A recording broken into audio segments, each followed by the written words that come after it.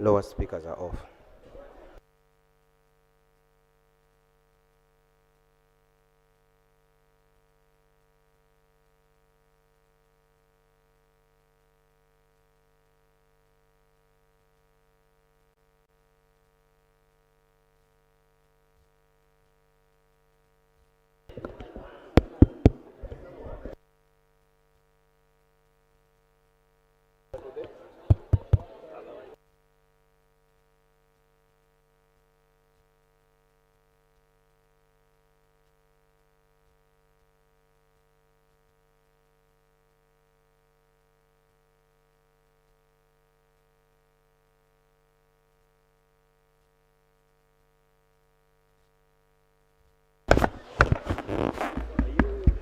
George? Yes, please. Oh, you're my vice. Okay. Science. Okay. Yeah. Yes, thank you. Yeah, nice to meet you. Okay, thank you. How is everything? Everything is okay. Hey, that's good. This is you. Okay.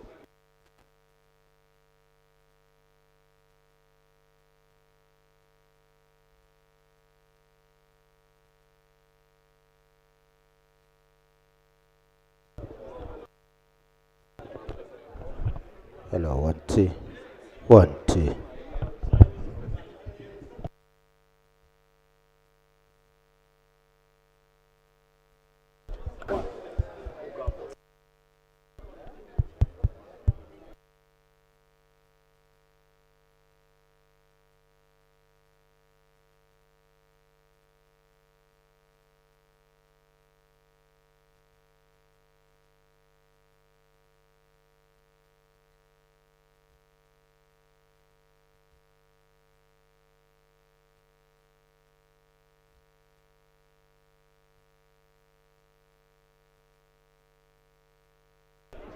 Check 1 2.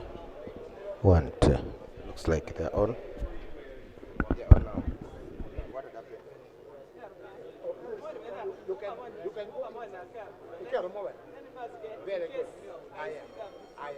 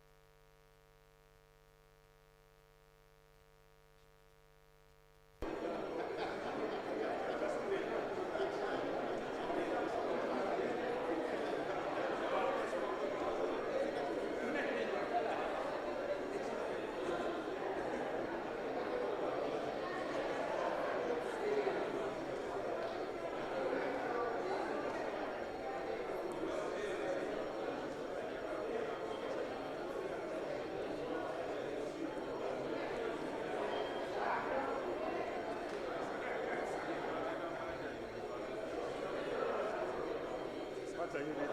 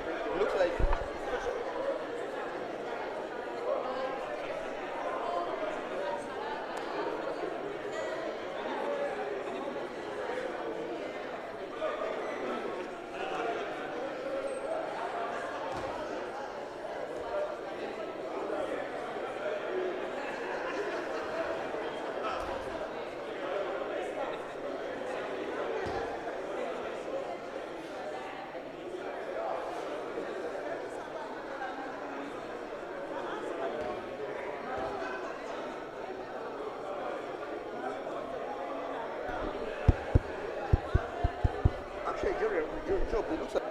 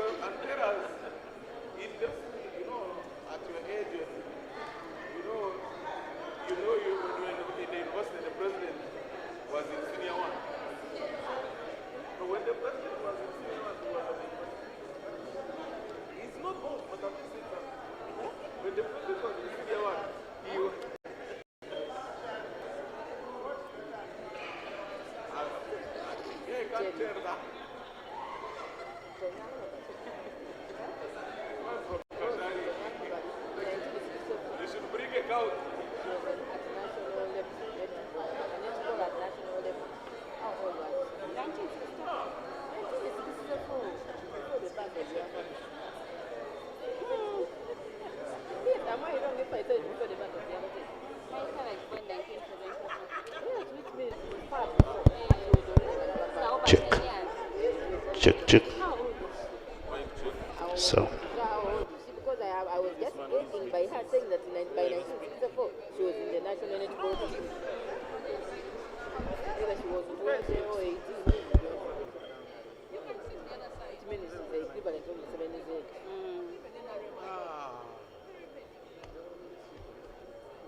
Anyway. So and Baraba are now officially in opposition.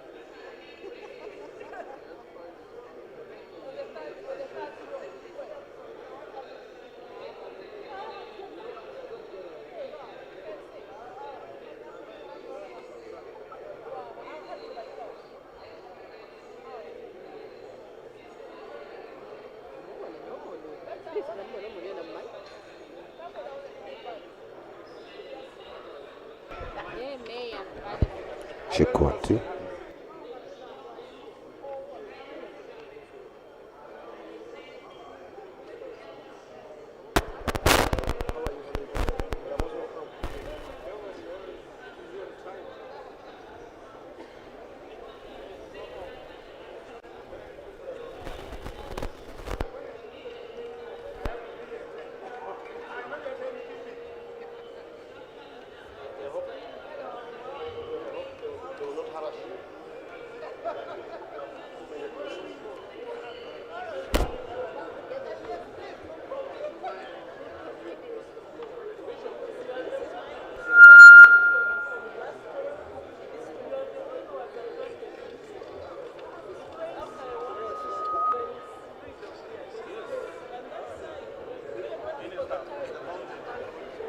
How is the mountain?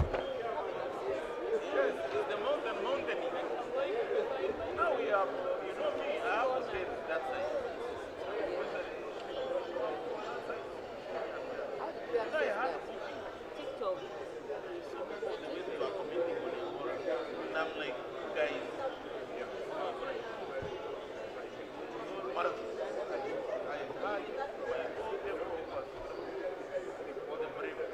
even ship cars for the vehicles that are being picked from the America in the morning. They go watch, do what? I come and pick them at 4. Wow. That's the service I was going to render. I lost more than 120 million. So when I saw someone going to the media and you are criticizing that, no, it's only one case. Congo has I don't know how many cases and they are not doing anything. Rwanda here, Kenya, have they seen Kenya doing? They think Kenya there is no Ebola. There is. Because of Serengeti and what, they are managing it. Right now, if you don't go to India, you can't. You have a patient. I have a patient, one of my friends has been diagnosed with cancer. We are struggling on where to take him. We have all the money. Where to take him is not a problem. We have inquired the Take are saying, Dubai is saying 21 quarantine. What? I wish guys, before they release it, when I was working in Kenya, before any release of information of an outbreak, how come they are not releasing the outbreak of this malaria that is killing children? They will release that. They have grades. Yes, it wasn't Rwanda. Then now, let them, the minister say now it's clear there's nothing. So then, now, tell Kasuja, who is caring about the reporting of 2 cases? One, Ebola. This one. Oh, the function. Yes. Oh. The situation is now getting back to normal. Now, Kenya, the other day I was in Kenya, I was being told, show us, you have to feed in one. We are back to square one like as if it's home.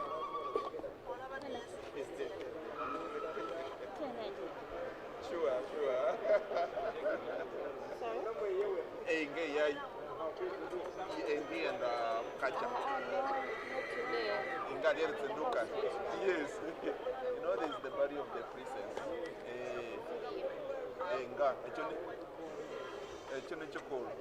Nga tat. Bete vya hivi no washinja kwa sababu. Veno. So when is the princess?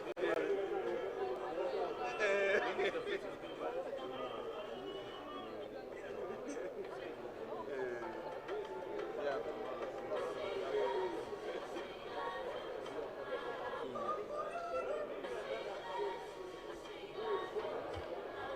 Ulianzia asubuhi, utaenda kama saa hii, tena uende jioni.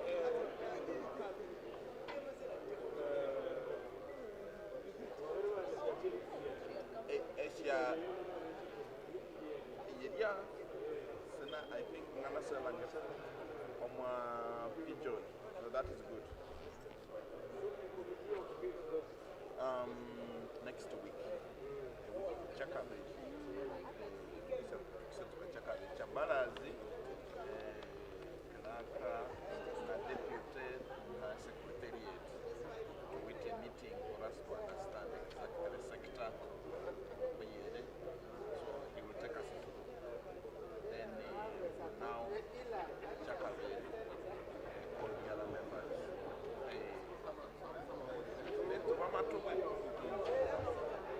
Yes, there are 3 other doctors. The other health professionals.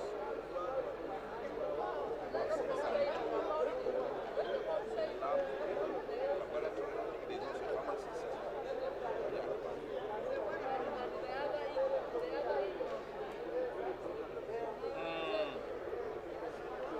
Yes.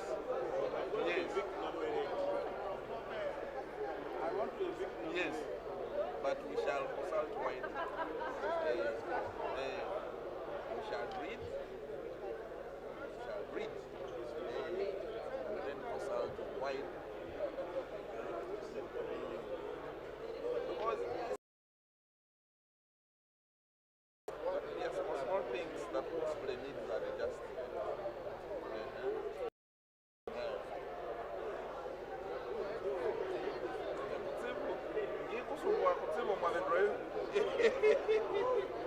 Yes.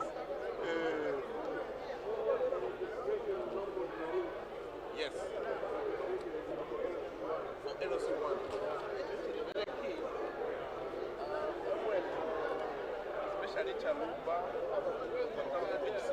those areas where we had a strong position. I think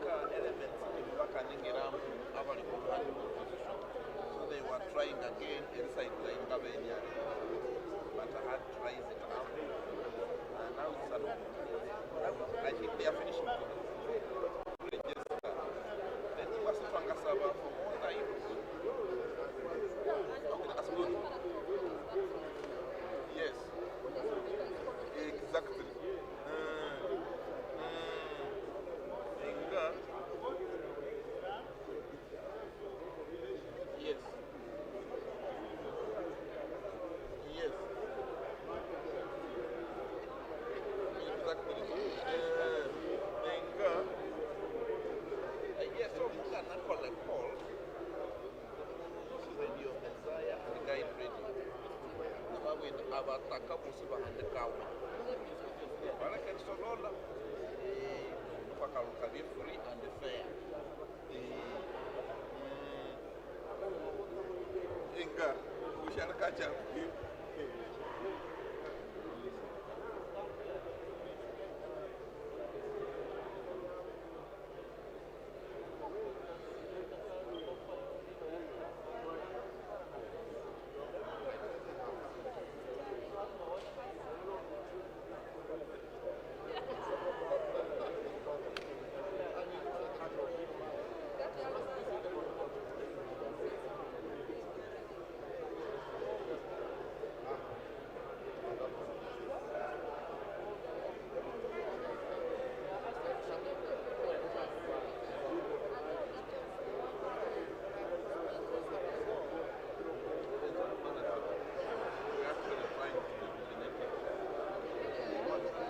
Place with it maybe for next time.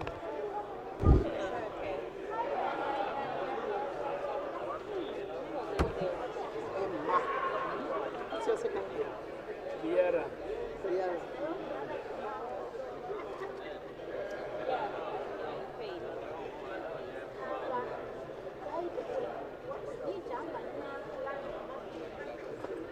Vuma. Yamwekawo empampadde information ennungi nnyo. Yangambye eyo wa mazzi. Bw'oba onoonya mazzi genda wuuyo. Oyo Madina njagala bwagazi.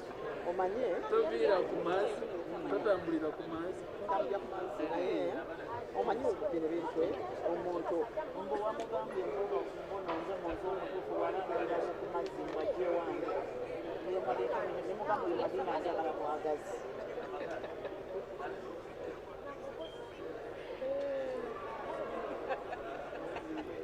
I want to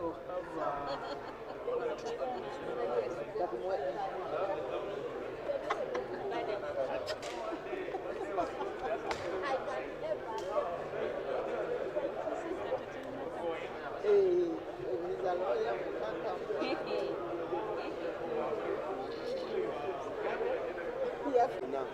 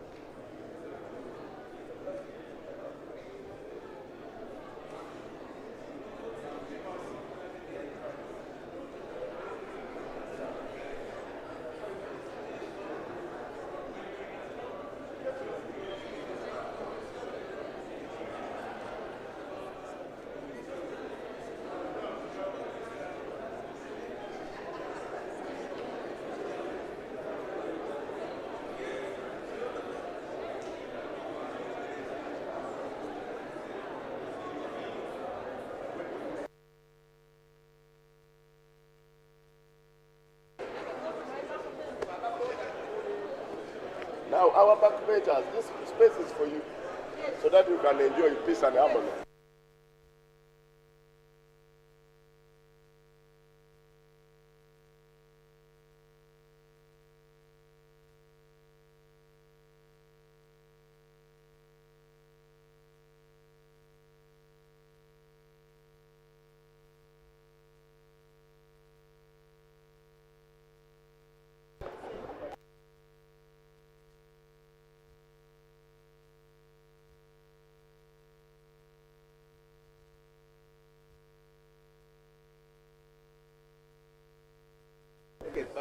You still have a few colleagues like this one.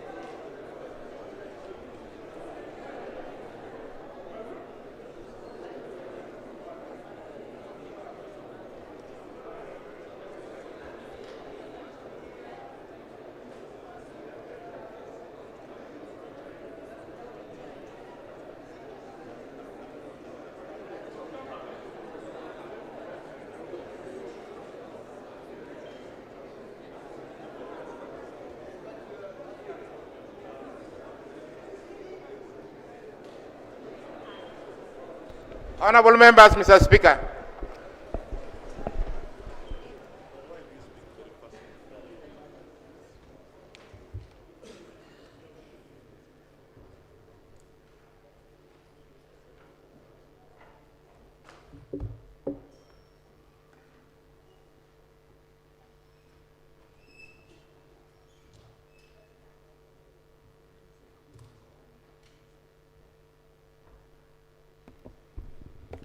Prayers. Almighty God, who in your infinite wisdom and providential goodness have appointed the office of leaders and parliaments for the welfare of society and the just government of humanity, we beseech you to look upon with your abundant favor these your servants, whom you have been pleased to call to the performance of such important trusts in this land. Let your blessing descend upon them here assembled, and grant that they may, as in your presence, treat and consider all matters that shall come under their deliberation in so just and faithful a manner as to promote your honor and glory, and to advance the good of those whose interests you have committed to their charge. Amen.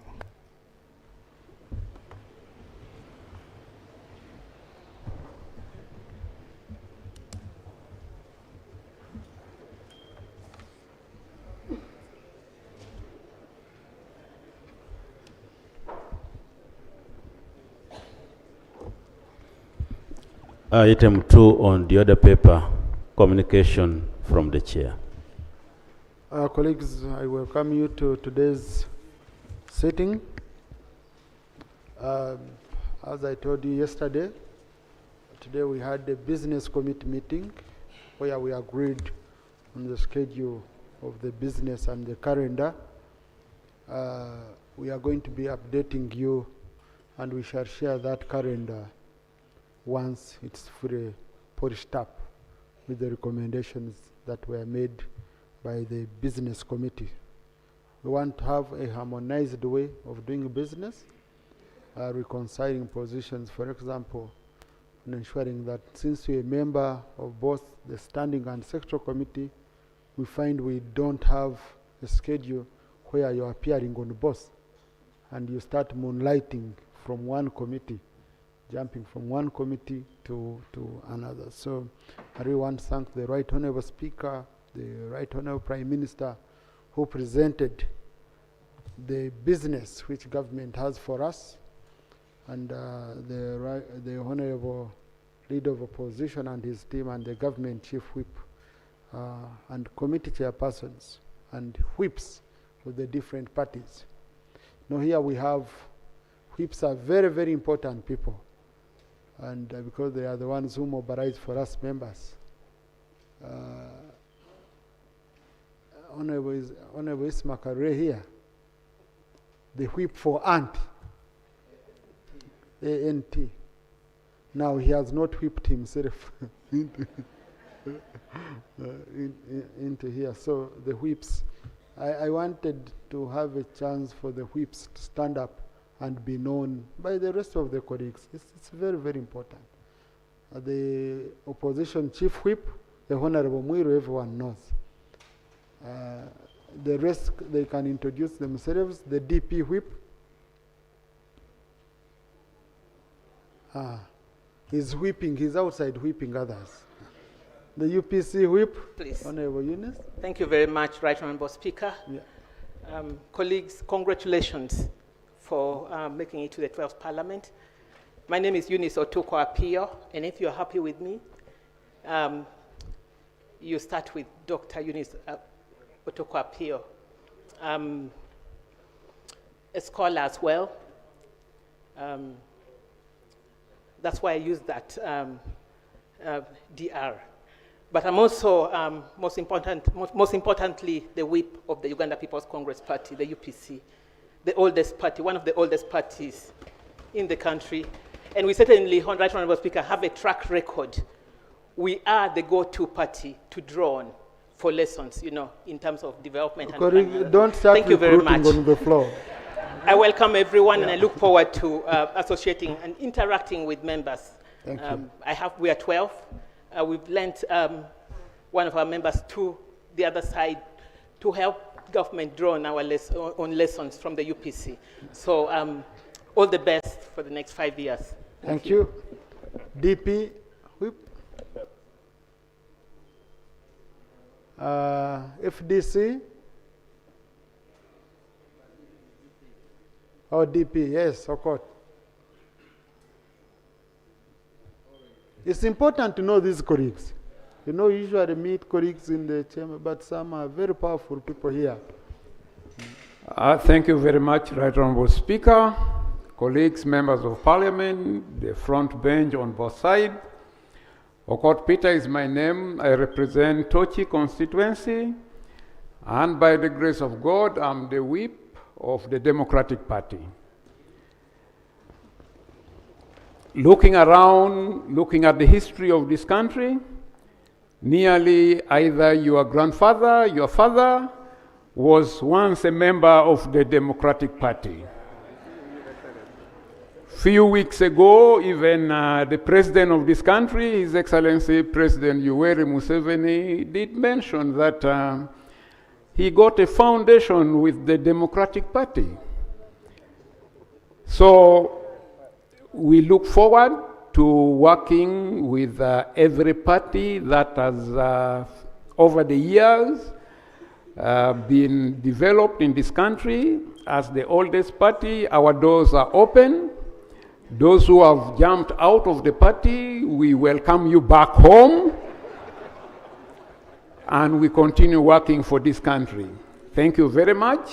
We join hands with you to see that the 12th Parliament delivers for this country. Thank you. Thank you. Yeah. The whip for NUP, I think, is Honorable Betty Namboze. Achireke. No, sorry. Chair of the caucus. Oh, okay. The chief whip whips his party and then other opposition parties. Okay. And then the one for FDC is Honorable Anne Adeke Ebaju. I'm sure you'll be seeing them very often. So we had a very good business committee meeting, and we shall be giving you updates along the way on how. One of the issues, of course, we discussed and we looked at is reinstating some of the business that, PFF? PFF has two members? Oh, yes, yes. And who is the whip? Oh, Honorable Betty Awol. Yes, yes. No, she's always here. When I don't see her, it's because of some very critical reason. Yeah, so we also have PFF. So, honorable colleagues, the issue of reinstating business which had elapsed with the 11th Parliament. So we've assessed all the business, and next week on Tuesday, one of the commissioners will move a motion with the support of colleagues from the business committee to have that business reinstated. The most critical business being the Auditor General's reports. Because between now and December, because the next report from the Auditor General will come in December. So between now and December, the accountability committees would be having no business. So we are going to reinstate that, the reports. They start afresh for 6 months. They had done around 100 and a few reports out of a report of around 500 reports. So now they will be having around 400 reports to process. From our interaction, we are going to work out a mechanism of having as many reports as possible processed by the committee. Honorable colleagues, also Rule 244 of the Rules of Procedure requires that a legacy report for the previous Parliament should be presented. Yesterday someone sent it to me. Today it was again raised in the business committee. The report is prepared by the clerk. It's ready. Of course, by our Rules of Procedure, Rule 244, it should be presented in the first sittings of the House. First seven sittings of the House. So, but the challenge we got, Honorable colleagues, and you'll bear with us, is because the commission was not yet fully constituted. So when the clerk prepares this report, it's first submitted to the commission, and then the commission adopts it, and then it's laid on the floor. So the report is ready, and we are going to have a parliamentary commission, first parliamentary commission meeting where it will be adopted, and we bring it here as a requirement of the rules. So you will have to bear with us, honorable colleagues. For matters of national importance, today is Prime Minister's time. That's why I put a few items on the order paper so that we can have, I can have around 2 hours of you colleagues interacting with the Prime Minister and the honorable ministers present. You have a lot of issues to do with your constituencies, to do with the country. So today is your day. So let's go through this quickly so that we go into an interaction where you raise your issues to the minister. You don't need to have booked, it will be spontaneous. I'll be just picking on you, depending on how you look at me. If you, yeah, yeah. And now I see some have started winking, some are doing what? No, please, just be, okay? Yesterday I was chatting with Honorable Nambozi, an MP was raising their arm. It's not a classroom, but that is for, we have MPs with disabilities who are not able to stand up. For example, that's a sign they use. But for you, other colleagues, you should be, you stand up, you look at me with mercy and a smile, and then you immediately attract my attention. Okay? That's how we are going to do business. In a very, very, yeah? Now, I thought we were moving very well. Honorable Timugiri, because I wanted us to go to the next item, so that we do these 2 items and move quickly. Thank you very much. Right Honorable Speaker, it's a brief one. On the, just a slight issue on the Parliamentary Commission you mentioned earlier. It is within the President or within parliamentary rules and procedure that the Commission should actually be updating the House, or we receive some reports from the Commission of this Parliament. But to my surprise, the entire 11th Parliament, we hardly received any report from the Office of the Commission here in regarding to the activities and how they are managing our House. So I would like information from you whether the reason as to why we could not do that, because we do trust the Commission, they work for us, and why is it that as a House we cannot get a report on their duties and activities that they do, because we give them a lot of powers. So are we going to be getting those reports in this 12th Parliament so that we keep them in check? We all know what happened in the 11th Parliament regarding our commissioners. We want to keep these commissioners in check in the 12th Parliament so they do not embarrass us. Thank you. Why are you poking me on the rope? No, but honorable colleagues, we are going to have the first commission meeting, okay? And I can tell you, we are going to follow the law and the rules to the letter. Whatever we are required to do under the law, we are going to follow. That's a commitment I want to give to you. And you'll be here to assess us, okay? You'll be here to assess us. And we are open. We are open because we are just... Honorable Mwira has turned me into a target, honorable colleagues. So, next item. Item 3 on the other paper, statements by ministers on 1, the local council and women council elections 2026. Yeah, thank you. Now, before I call the minister, I just wanted to add on something which Honorable Nambozi raised. And I touched on it yesterday, but I think I needed to have brought it out clearly. So she raised it today in our business committee meeting. I'm sorry for diverging some of the details here. So it's been a practice whenever we start a parliament. It's always good to give members a chance to make their maiden speech, okay? Without interruption, even if it takes how long. But you see, Parliament is a house of record. I don't want to force you to speak and you end up standing here and you send greetings to your voters. And you just, So it can also be described as maiden, but we are a house of record.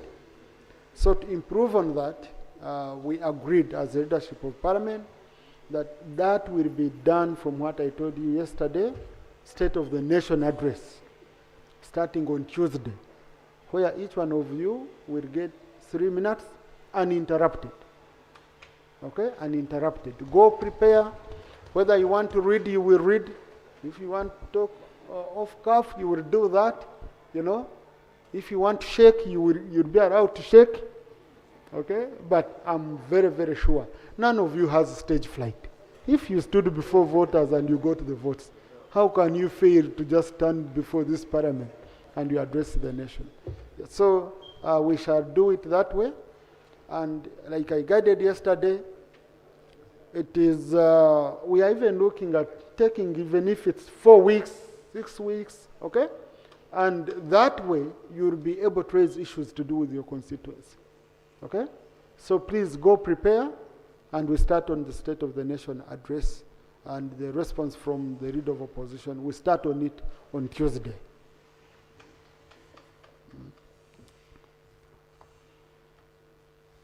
Now, yesterday I guided, and I appreciated the Minister for Local Government on the statement she presented on the floor, and I requested that it should be enriched by the Minister for Justice, and I requested the Deputy Attorney General to go because they are in the same area. Because yesterday I didn't want the Minister for Local Government to be made to make commitments on issues beyond her ministry. Some of the questions I was getting, we had to do with the Electoral Commission. I don't want the Minister of Local Government to make commitments on behalf of the Electoral Commission. She does not supervise.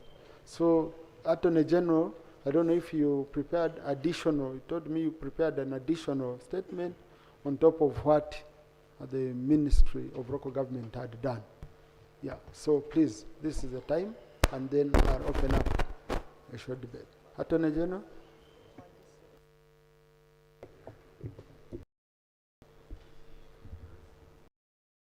Thank you very much, Right Honorable Speaker. This is my maiden speech for today. I had not yet finished. Right Honorable Speaker, honorable members, I wish to express my sincere gratitude for the opportunity to make this statement on the program for the conduct of elections of administrative units, councils, specifically LOC1, LOC2, and women councils, committees.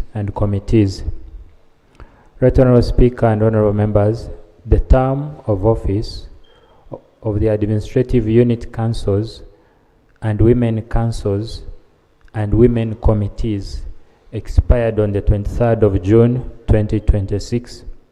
The government has since the 10th of July 2023 extending the administrative unit councils and women councils and committees for a period not exceeding 180 days at a time in accordance with Regulation 12D of the Local Government Council regulations specified in Schedule 2 of the Local Government Act, Chapter 138.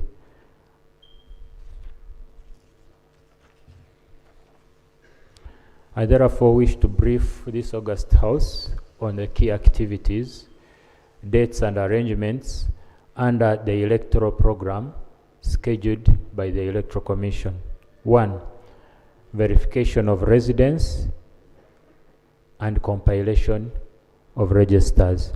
The Electoral Commission appointed Monday 6th July to 10th July 2026 as a period for registration of willing village residents who intend to participate in the administrative unit council elections at village level.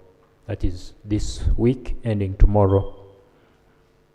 During the same period, the Commission is compiling the Village Women Council Register for purposes of conducting elections of women councils and committees.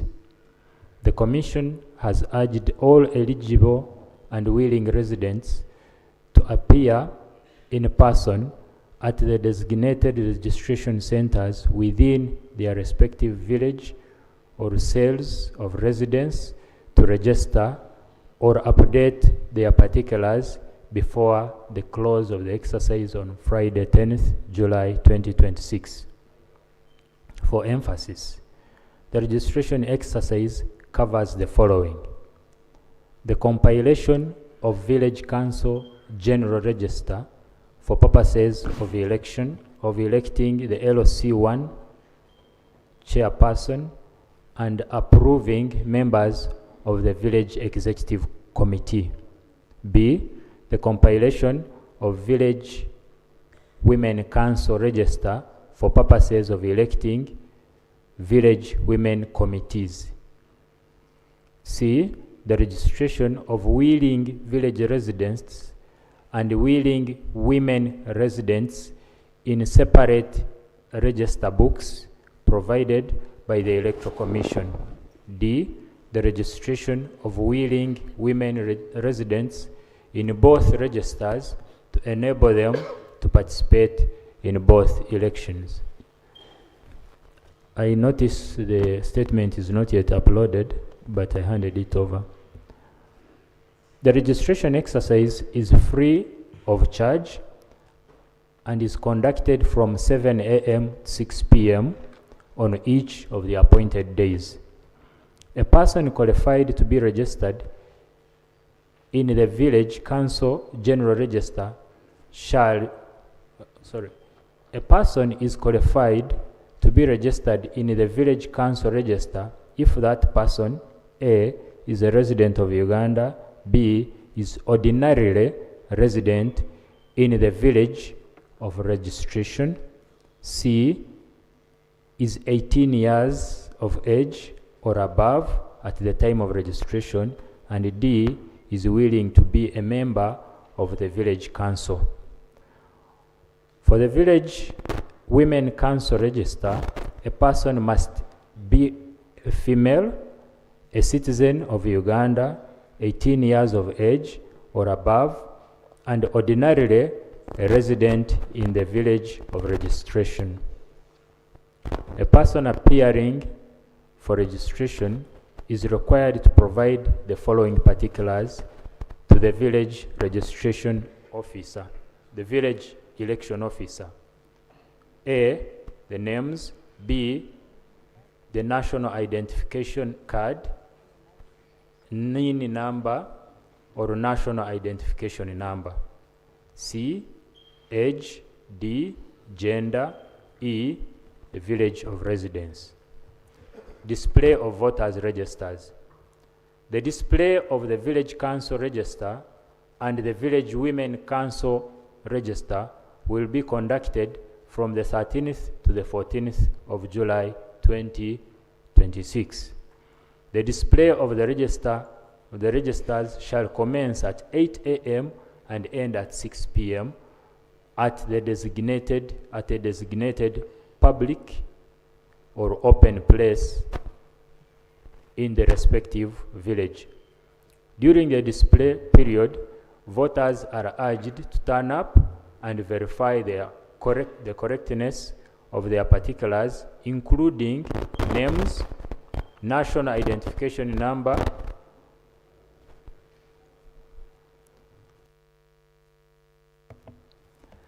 or application number, age, gender, and village of residence.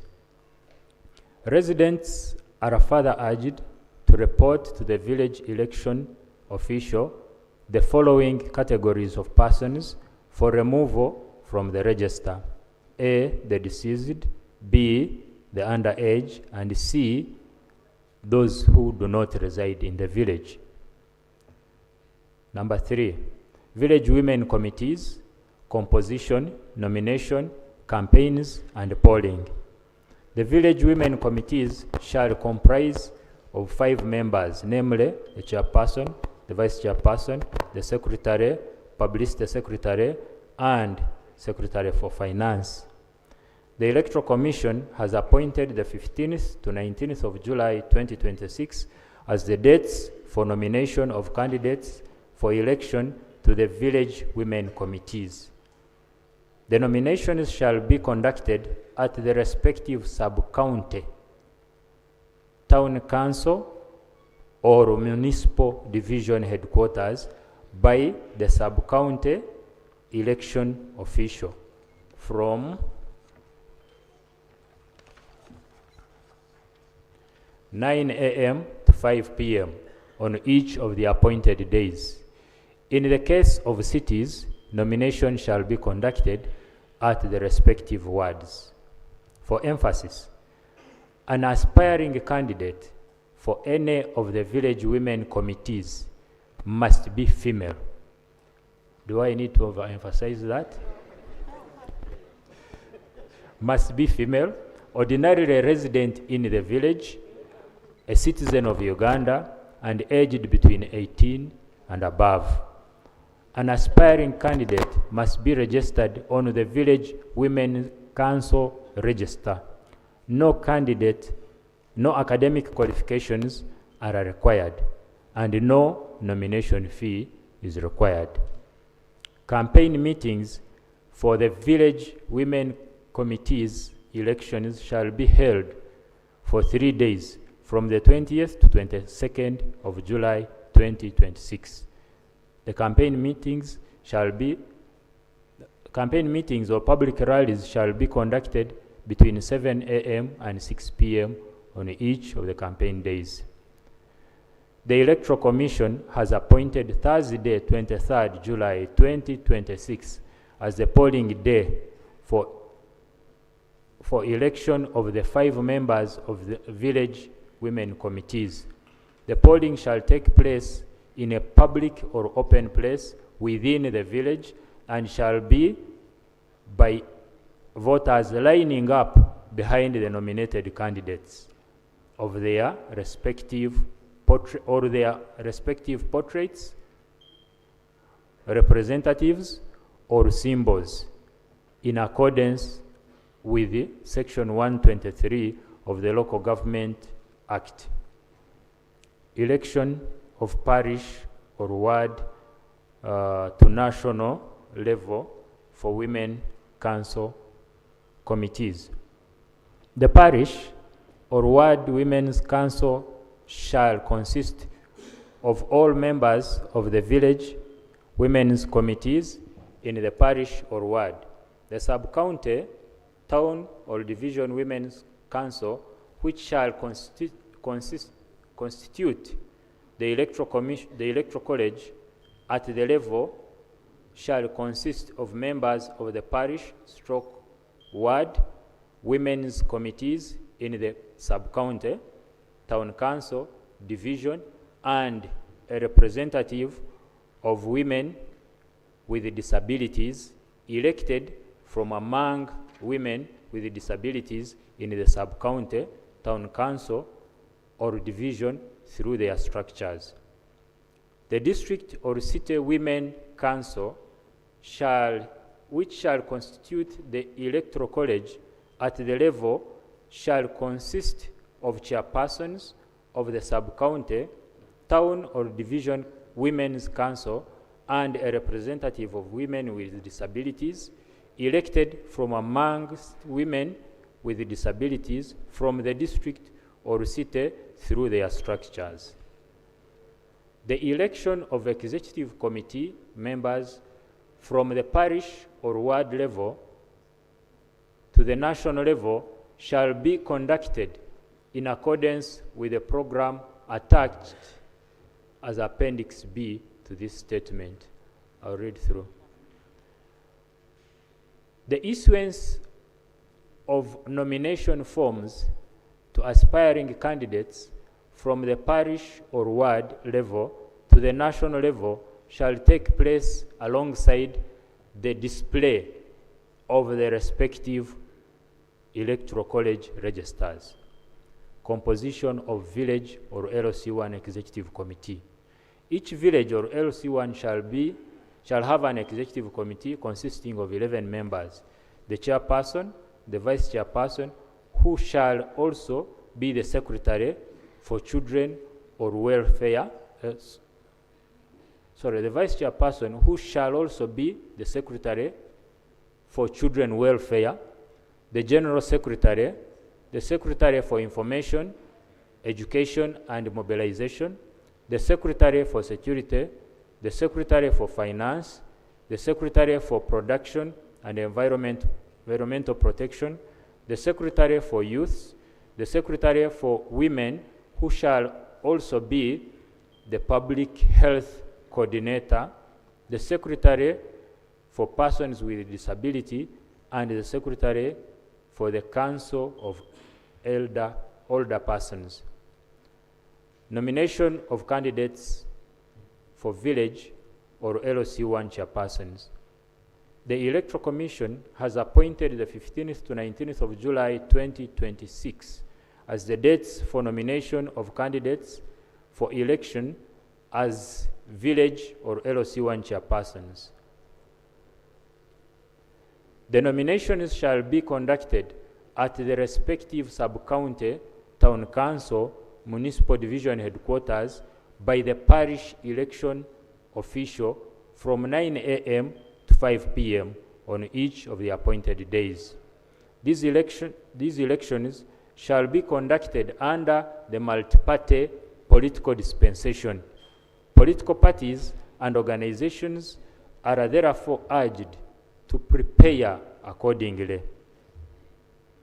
Aspiring candidates for election as village or LOC1 chairperson may collect nomination forms from the parish election official of the parish in which the village is located on the 9th to 14th July 2026.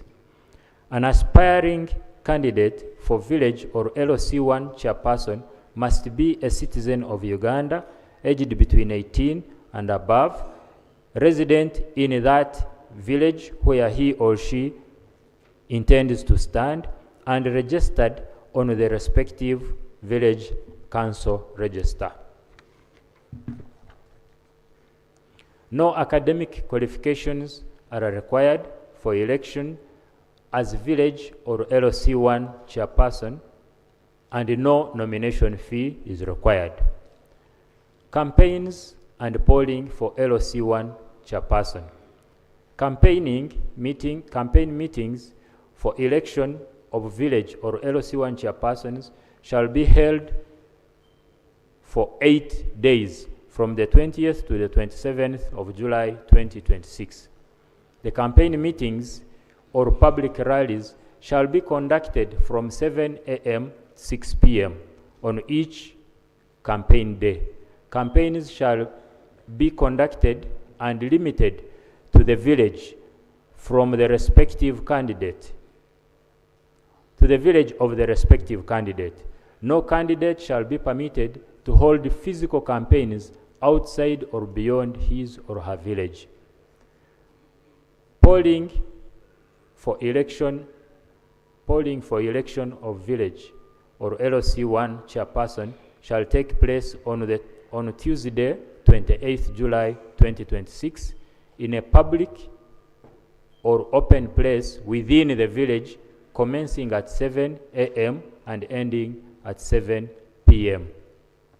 The election shall be conducted by voters lining up behind nominated candidates, their respective portraits or symbols in accordance with Section 123 of the Local Government Act. For clarity, the following programs shall guide the voting day. 7 a.m. to 10 a.m. assembly and verification of voters by the village election official or presiding officer. 10 a.m. to 11 a.m.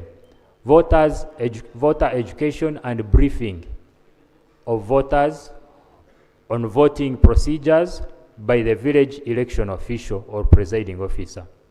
From 11 a.m. to 11:30, voting by the electorate lining up and counting the votes. From 11:30 to midday, sharp, filling of Form EC10 and declaration of chairperson-elect. From 12 to 4 p.m., nomination and approval of executive committee members by the village council and filling of Form EC11. The following members of the village executive committee shall be nominated by the elected village chairman from among members of the council present and approved by the council, one by show of hands. The vice chairperson, who shall be the secretary for children welfare, the general secretary, the secretary for information, education and mobilization, the secretary for security, the secretary for finance, the secretary for production and environmental protection. The following members shall join the village executive committee by virtue of having been elected chairpersons of their respective village committees for special interest groups. The chairperson of the youth council at village level. Let me repeat. A, chairperson of the village youth council, who shall be secretary for youths. The chairperson of village women council, who shall be the secretary for women and also public health coordinator. The chairperson of the organization for persons with disabilities at the village level, who shall be secretary for persons with disability affairs, and the chairperson for the village council of older persons, who shall be the secretary for the council of older persons. Election of parish, ward or LOC2 chairpersons and executive committees. Members of the village executive committees in the respective parish or ward shall constitute the parish council for purposes of election of the parish or ward LOC2 chairperson. The election of the parish or ward LOC2 chairperson and the nomination of the parish or ward and approval of the parish executive committee members shall be conducted in accordance with the following program. 1. Compilation of parish or ward LC2 voters register, 29th July 2026. Display of parish voters register, 30th to 31st July 2026. Nomination of candidates for LOC2, 3rd August 2026. Campaigns for parish LOC2 chairperson, 4th to 9th August 2026. Polling day for election of parish or ward LC2 chairperson, 10th August 2026. The issuance of nomination forms to aspiring candidates for parish or ward LOC2 chairpersons shall take place alongside the display exercise scheduled for 30th to 31st of July 2026. Compliance with the law and electoral guidelines. The Electoral Commission has issued comprehensive guidelines to enable stakeholders to participate in the entire electoral program. The program is progressive in nature, moving from village to parish level in the case of administrative units and from the village to national level in the case of women council committees. I therefore urge all aspiring candidates, political parties, organizations, voters, and stakeholders to acquaint themselves with the relevant laws and guidelines in order to appreciate their respective roles and responsibilities before, during, and after the elections. Facilitation of ad hoc election officials. The following is the payment schedule for the ad hoc election officials handling the electoral process. Sub-county election official,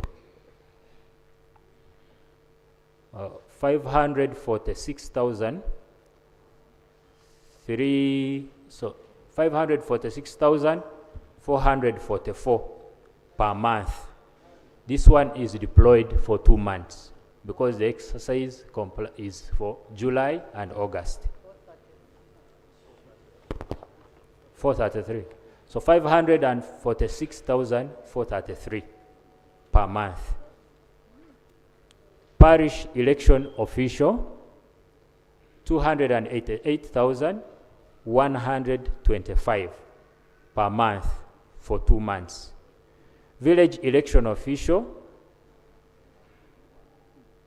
who does the registration and display of the register, is paid 10,000 per day for 5 days, which is 50,000 per person during registration, then 10,000 per day for 3 days during the display exercise. The presiding officer is paid 30,000, the polling assistant or enumerator is paid 20,000, and the election of orderly is paid 20,000. In conclusion, Right Honorable Speaker and honorable members, government remains committed to ensuring that the elections of administrative unit councils and women councils and committees are conducted in accordance with the law and the program issued by the Electoral Commission. I therefore urge all Ugandans to participate in this electoral program peacefully, responsibly, and in accordance with the applicable laws and guidelines. This will ensure smooth and lawful, orderly elections. Thank you. Thank you very much, Doug. And we are going to debate. I'll pick 8 people maximum, because these are things which are very, very clear and straightforward. Okay?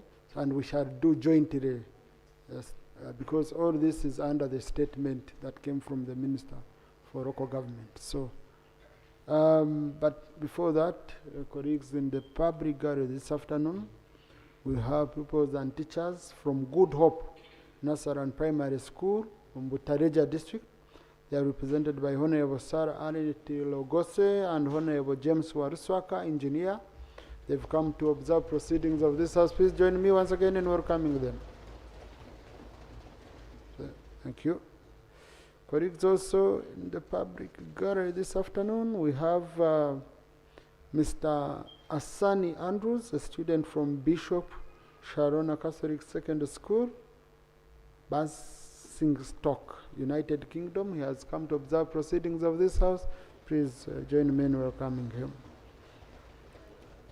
Colleagues, also in the public gallery this afternoon, we have members of the Uganda Parliamentary Forum on Mental Health, a cross-party platform established by members of Parliament to strengthen parliamentary leadership, advocacy, policy action, and accountability on mental health matters in Uganda.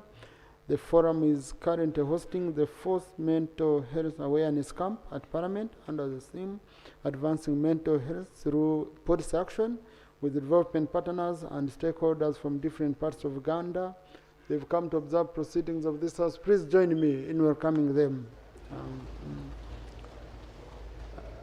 And in a special way, I want to thank the chairperson of the forum, Honorable Biga Rose, for the good work.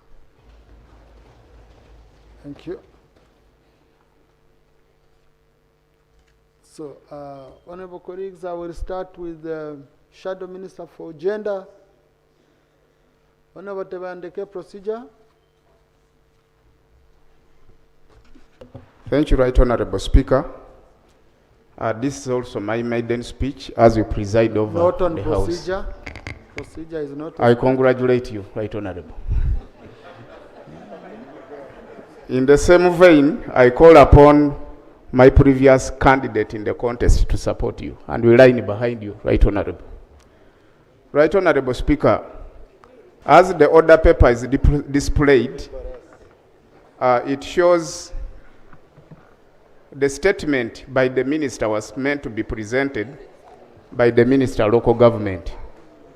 I'm aware of the collective responsibility, but in the presence of the Minister for Local Government, isn't it stampeding over the rights and the responsibility of the Minister of Local Government, who is even available in the House, the Honorable Namere, and the Attorney General goes ahead to present the statement? Is it procedurally right? And is it in the confine and the honest faith of my sister, Honorable Namere?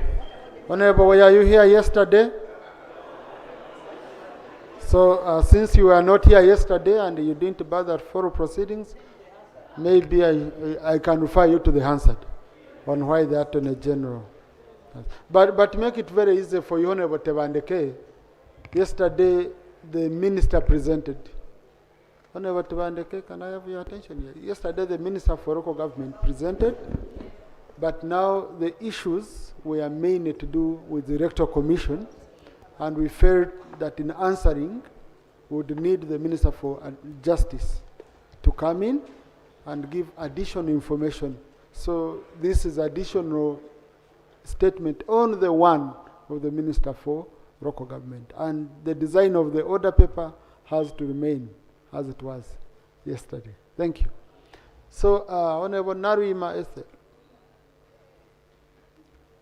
followed by Honorable Paparu Lilian, and then Ruchiga Woman MP. Yeah. And then Honorable Zahara. Yes. I'm going to pick you, Honorable colleagues. I'm going to pick to balance off. Thank you so much, Right Honorable Speaker. Right Honorable Speaker, allow me to appreciate the ministers for their presentation on this matter, but allow me to draw the attention on matters, especially on women councils. Right Honorable Speaker, first of all, I also add on to the prayer earlier on forwarded by the Minister of Local Government. We really need this public holiday, and now public holidays. Let also that day for women councils, the 23rd July, let it be dedicated for the women of this country who make over 51% to also have a public holiday in order for them to elect their days. And Right Honorable Speaker, I also pray and plead for the working population of this country, given that I'm also the Shadow Minister for Labor. Several of us here, when you cross-check, Right Honorable Speaker, how many of us have been able to go back to their village, the preferred villages, so that they're able to register themselves? You cross-check amongst us here, many of us have not yet registered. And there is no option for e-registration. I pray and request that let the Electoral Commission at this hour, on this 4th day, replan how best they can handle the working population so that it is provided for and members are able to register in the shortest time possible. I also request that we reconsider the fact that we are talking about an ordinary resident. Are students in boarding section also going to be considered as boarding as ordinary residents? And what mechanism have we put in place to ensure that someone, for example, the URGE, who has like 3 residences, on that very day of polling day, he only goes to 1 residence. During youth councils, we could see some people voting from one area, then they are quickly rushed by a van, and they go to another area and they vote. How are we controlling such elements to occur? And finally, Mr. Speaker, we are requesting for the Electoral Commission to take keen eye on to their presiding officers and the electional managers who are already moving. Instead of locating at one place, they are already moving to certain residences. They go and ask for all those people they would wish to enter into that register. I'm having such instances. It was in Nakaseke. Then also there are some election officers who have decided to hide away the main register. We are having it in Machinde Sabagabo. They only provide for people who come. They put a very simple exercise book and decide that for these ones, they are going to register in this. So we are praying that we get a mechanism to handle some of those matters and such issues are rectified. I beg to pray. Thank you. Arua. Thank you, Right Honorable Speaker. Right Honorable Speaker, mine first is an inquiry from Attorney General. I read on one of the addresses of Electoral Commission that they will be using the old electoral officials that were already trained and they will not retrain them. Right Honorable Speaker, some of these officials are no longer residents in the areas. They have moved on. I wanted to know what plans they have in case they pick new people and they don't intend to train. How will these people perform? Secondly, Right Honorable Speaker, I have a university in my constituency and the students in that university are intended to be registered as members of the nearby village, not necessarily the university village. I wanted to know how that can be handled. Thank you. Thank you. Yes, Ruchiga. Thank you, Right Honorable Speaker. Dr. Sylvia Tumiru Alini, it is my name from Ruchiga.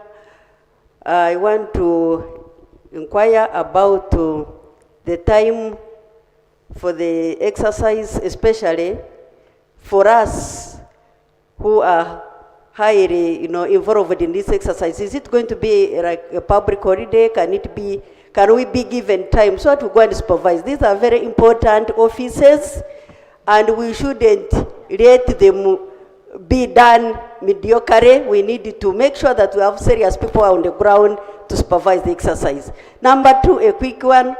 These offices, for a long time, they have been run not well facilitated in terms of the pay of the LC1s, chairpersons, and also the press they call office. Most of the LC1 offices are run in people's homes, under trees, in bars, alongside roads, and so forth. Isn't it high time government gave some budget for rent or construction of a space to call LC1 chairman office? Most of us have been pushed to build offices for these villages, and yet we are also financially constrained. We need to respect these offices and give them a place to work from, so that they stop working from their homes and risking the family resources in terms of when visitors come, you have to provide for what to eat and drink, but also making the people who go very comfortable. My father was an LC1 chairman for many years, and his office was a dining table, and it was an inconvenience to all of us in the family. Thank you. Thank you. That's a very critical point, Honorable Sylvia. But I would request that we limit ourselves to electoral matters as of today. Okay? But that's very, very critical. And I'm sure the Committee on Public Service and Local Government has taken note.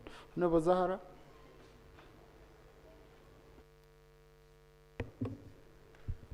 Thank you very much, Right Honorable Speaker. Now I can see all of you look at me when you're smiling. Yeah? For record, my name is Zahara Lirika, the Member of Parliament for Machinde West and the Shadow Minister for Kampala. Right Honorable Speaker, it is on that note that I rise to seek clarification through you, Right Honorable Speaker, from the Attorney General.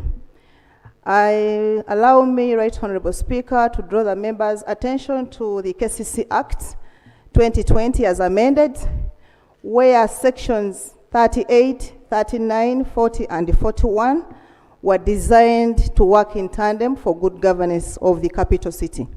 Right Honorable Speaker, it is on that note that I seek clarification.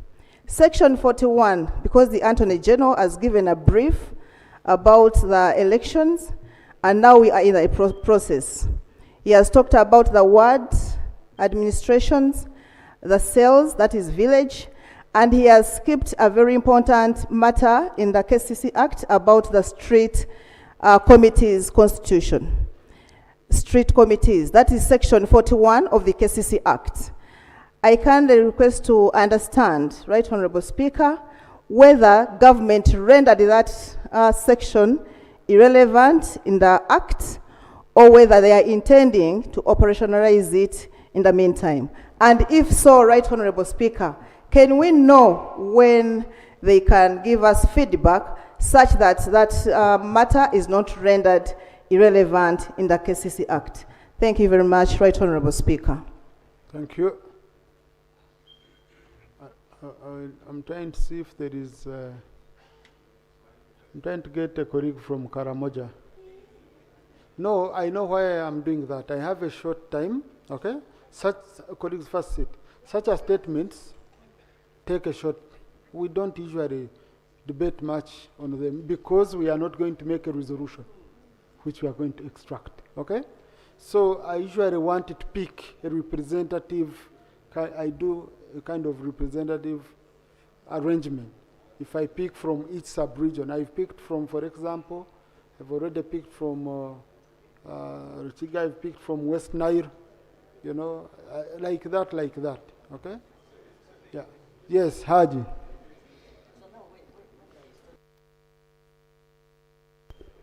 Thank you, Right Honorable Speaker. My name is Ilukol Emmanuel, Member of Parliament, Bokora County. I want to also emphasize on the registrar, the registration bit. It has happened that I lead a county that is bordering Abim, Kapelebiong, and Kotido.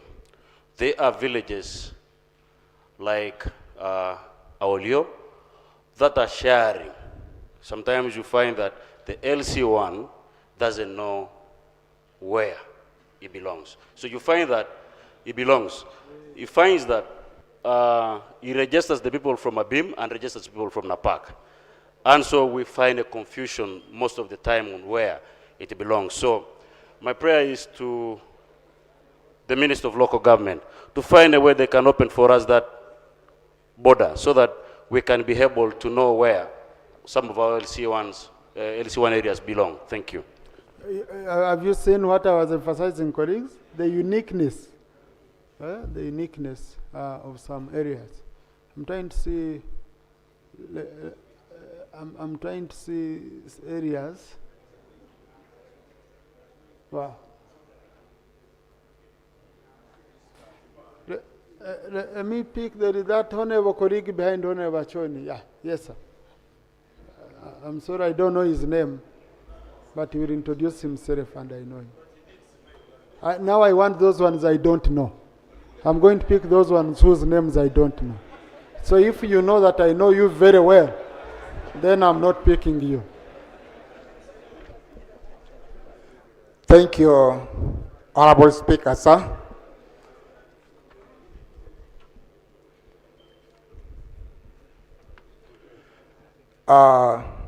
Utobe Wellborn Odia is my name. Yes.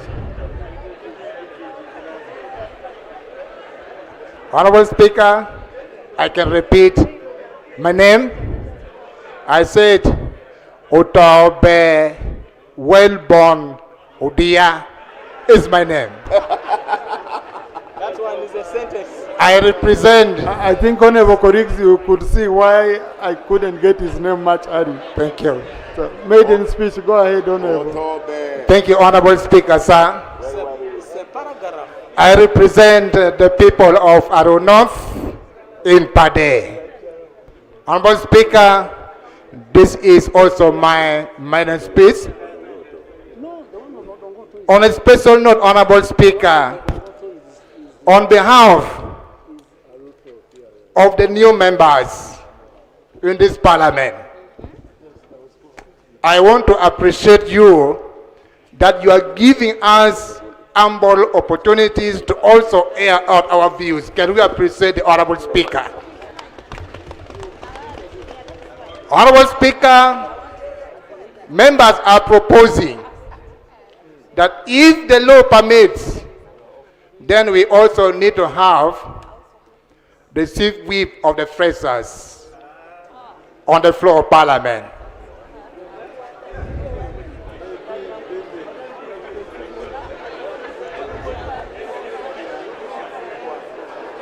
Honorable Speaker, I come from Pade. I want to raise some important issues in respect to the matter we have on the floor. Honorable Speaker, in my constituency, I have got 2 parishes, Gotokong and Omeda. I also have got 12 villages. Honorable Speaker, these villages, they are in a Chulibu sub-county. This government, I want to appreciate that they are paying all the chairpersons there on an area. They all have their official stamps. But on a sad note, Honorable Speaker, these villages and these 2 parishes, their names are not appearing on the list commission for to be conducted in administrative units. Honorable Speaker, it is my prayer that these villages and these parishes be considered. Thank you, Honorable Speaker, sir. Thank you. Mubende is on Grania. Okay. Honorable Numbers. Numbers, Betty. Election, people would go and register some in areas where they don't reside, but they originate from. So I wonder, some people don't have these IDs, and even some have not even turned up to apply for them, but still they are eligible to become voters at their villages. So what is the Attorney General proposing for such citizens? 2, Right Honorable Speaker, I've observed in this House, we have an MP for workers. At the district, we have a councillor for workers. But at the lower governments, we don't have councillors for workers at LOC3 or at municipalities. And then even we don't have a secretary for workers at the LOC1. I want to inquire from the Attorney General when they intend to give workers representatives on all councils, on all administrative units. 3, Right Honorable Speaker, the issue of elections for women councils. I've seen at number 7, on polling day, the Attorney General and the Electoral Commission are proposing that voters will converge at polling stations by 7 and continue undertaking activities until 4 p.m. I don't know what provisions are there to manage these polling stations, because people are going to camp at polling stations for a whole day. However, if we are consulted, I would have proposed that instead of having the village council sitting on the election day, we would instead have the village women council elections on that day, so that if we are given a public holiday, even the ladies, the women would utilize the same opportunity of having our elections on a public holiday. And then the village councils would be, the chairperson is so elected, would be encouraged to organize for the village council meetings where they would appoint their ministers on other dates, Right Honorable Speaker. If you would permit me, Right Honorable Speaker, I would also use this opportunity to give notice to this House under Rule 59 of our rules of procedure for a notice of motion. And this notice, Honorable Speaker, is based on the fact that for over 20 years now, local governments at the lower level the Electoral Commission has not been acknowledging the creation of new administrative units for a long time. Where we have new districts, where we have new municipalities, where we have new sub-counties and new town councils, we have a few villages, very big villages which are not easy to govern. And then whenever our people gather and resolve to create a new village, the Electoral Commission does not recognize them. So, Right Honorable Speaker, I intend to move a motion urging government to acknowledge and recognize the creation of new administrative units. You would consider something like a LOC2. At parishes, Right Honorable Speaker, today, these are the points of service delivery. Because at the parish, we must have, this is where our government provides for a primary school. Honorable, time. So just because you've given notes for the motion, now you're going into its detail. Why don't you bring the motion, and then I'll give you space on the order paper, Honorable. Okay, thank you. Now, colleagues, we have a colleague from Rengo who was a parish councillor. Let me give him an opportunity first. Thank you so much. And then I also get workers. Yes, parish councillor is now a member of parliament from parish council. Thank you so much, Speaker. Since it is my maiden speech, allow me to take this opportunity to congratulate you upon retaining that seat, as we are also retaining these seats. Congratulations.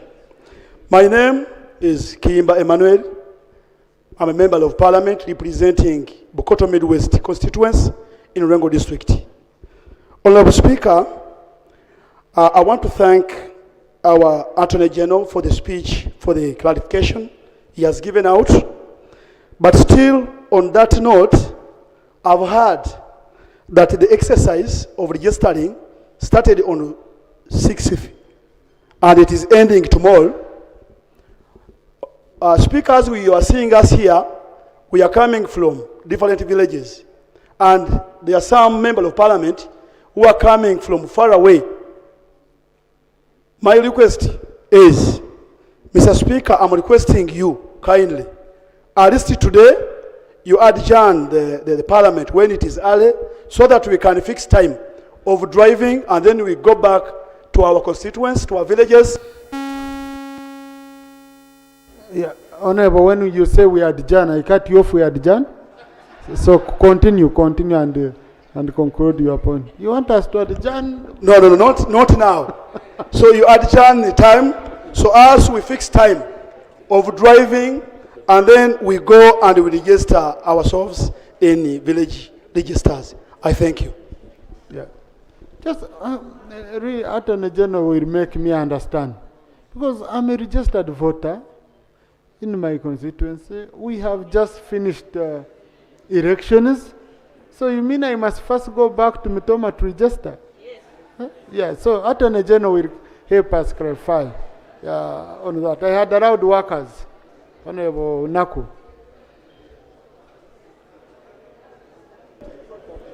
Thank you, Right Honorable Speaker. But through you, I seek clarity from the Attorney General to know on whether the government has undertaken civic education for the general public, because people are calling us, our constituencies are calling us to know what positions are there. Starting forward, I would request if there would be a robust civic training on the LC1 elections. Thank you. Honorable Maria Chambade.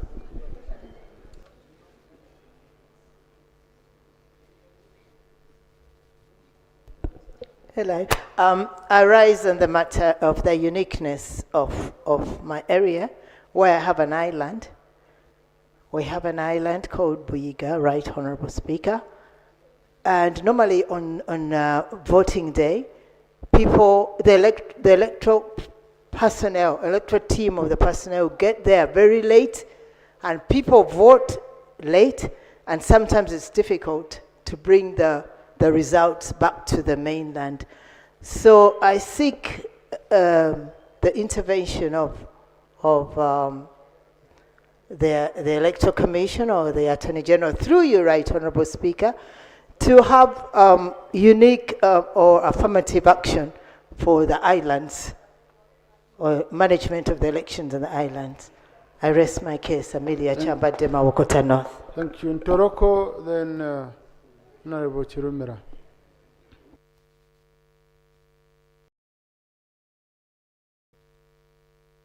Now, honorable colleagues, I can see many of you are really, really anxious. Yeah. It's like a rotary, so kindly.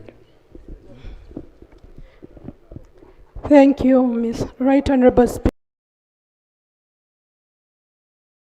Woman Representative in Toroko District. I want to thank the Attorney General for the statement, but I would like to inquire from the Minister of Local Government. We've been having a long-time dispute, a border dispute between Kabarole District and Ntoroko District. And this border dispute involves a parish called Nyamisingiri Parish. Nyamisingiri Parish has got 5 villages. Right Honorable Speaker, we've been to the local government ministry. We have met the officials. It has been on for a very long time, over 15 years. This dispute has never been resolved. But the recent, when we were in the Ministry of Local Government, they promised to take quick action so that that matter can be resolved, and especially during this time of election of the local councils. So, Honorable Minister of Local Government, I'd like to inquire, how far have you gone with that dispute of Nyamisingiri, Kabarole, Ntoroko district border? The people of Nyamisingiri are eagerly waiting because they wanted this matter resolved before we go into election. Thank you so much. Honorable Hassan Chirumira. Thank you, Right Honorable Speaker. Right Honorable Speaker, any period of election attracts violence. Our just concluded elections, we had so many cases where goons were beating up people and polling stations were swept away. And in some areas, elections never took place. Honorable Speaker, our villages have a peculiar situation because LC1 elections are very competitive. And as we speak now, there's a lot going on in campaigns at a village level. My question maybe to the Attorney General, maybe the line ministries, local government, how are we prepared in terms of security to man village elections? And lastly, Right Honorable Speaker, it is on record that some public officials are threatening people at village level that this election is for NRM. And I was very happy when the Deputy Attorney General mentioned that it's multi-party dispensation and democracy.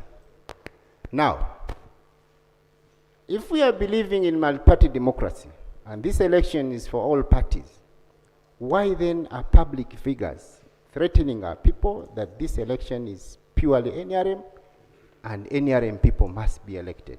And this, I have evidence for it. Thank you, Right Honourable. Thank you. Attorney General. Please.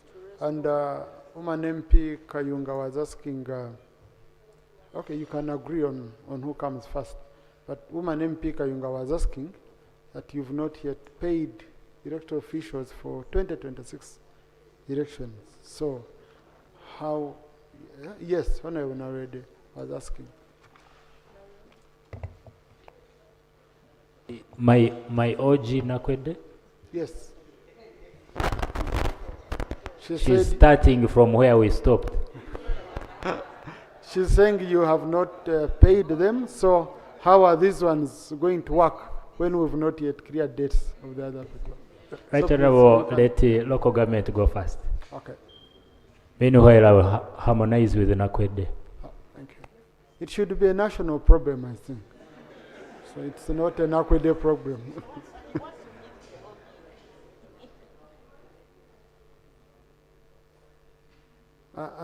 Let's just be quick.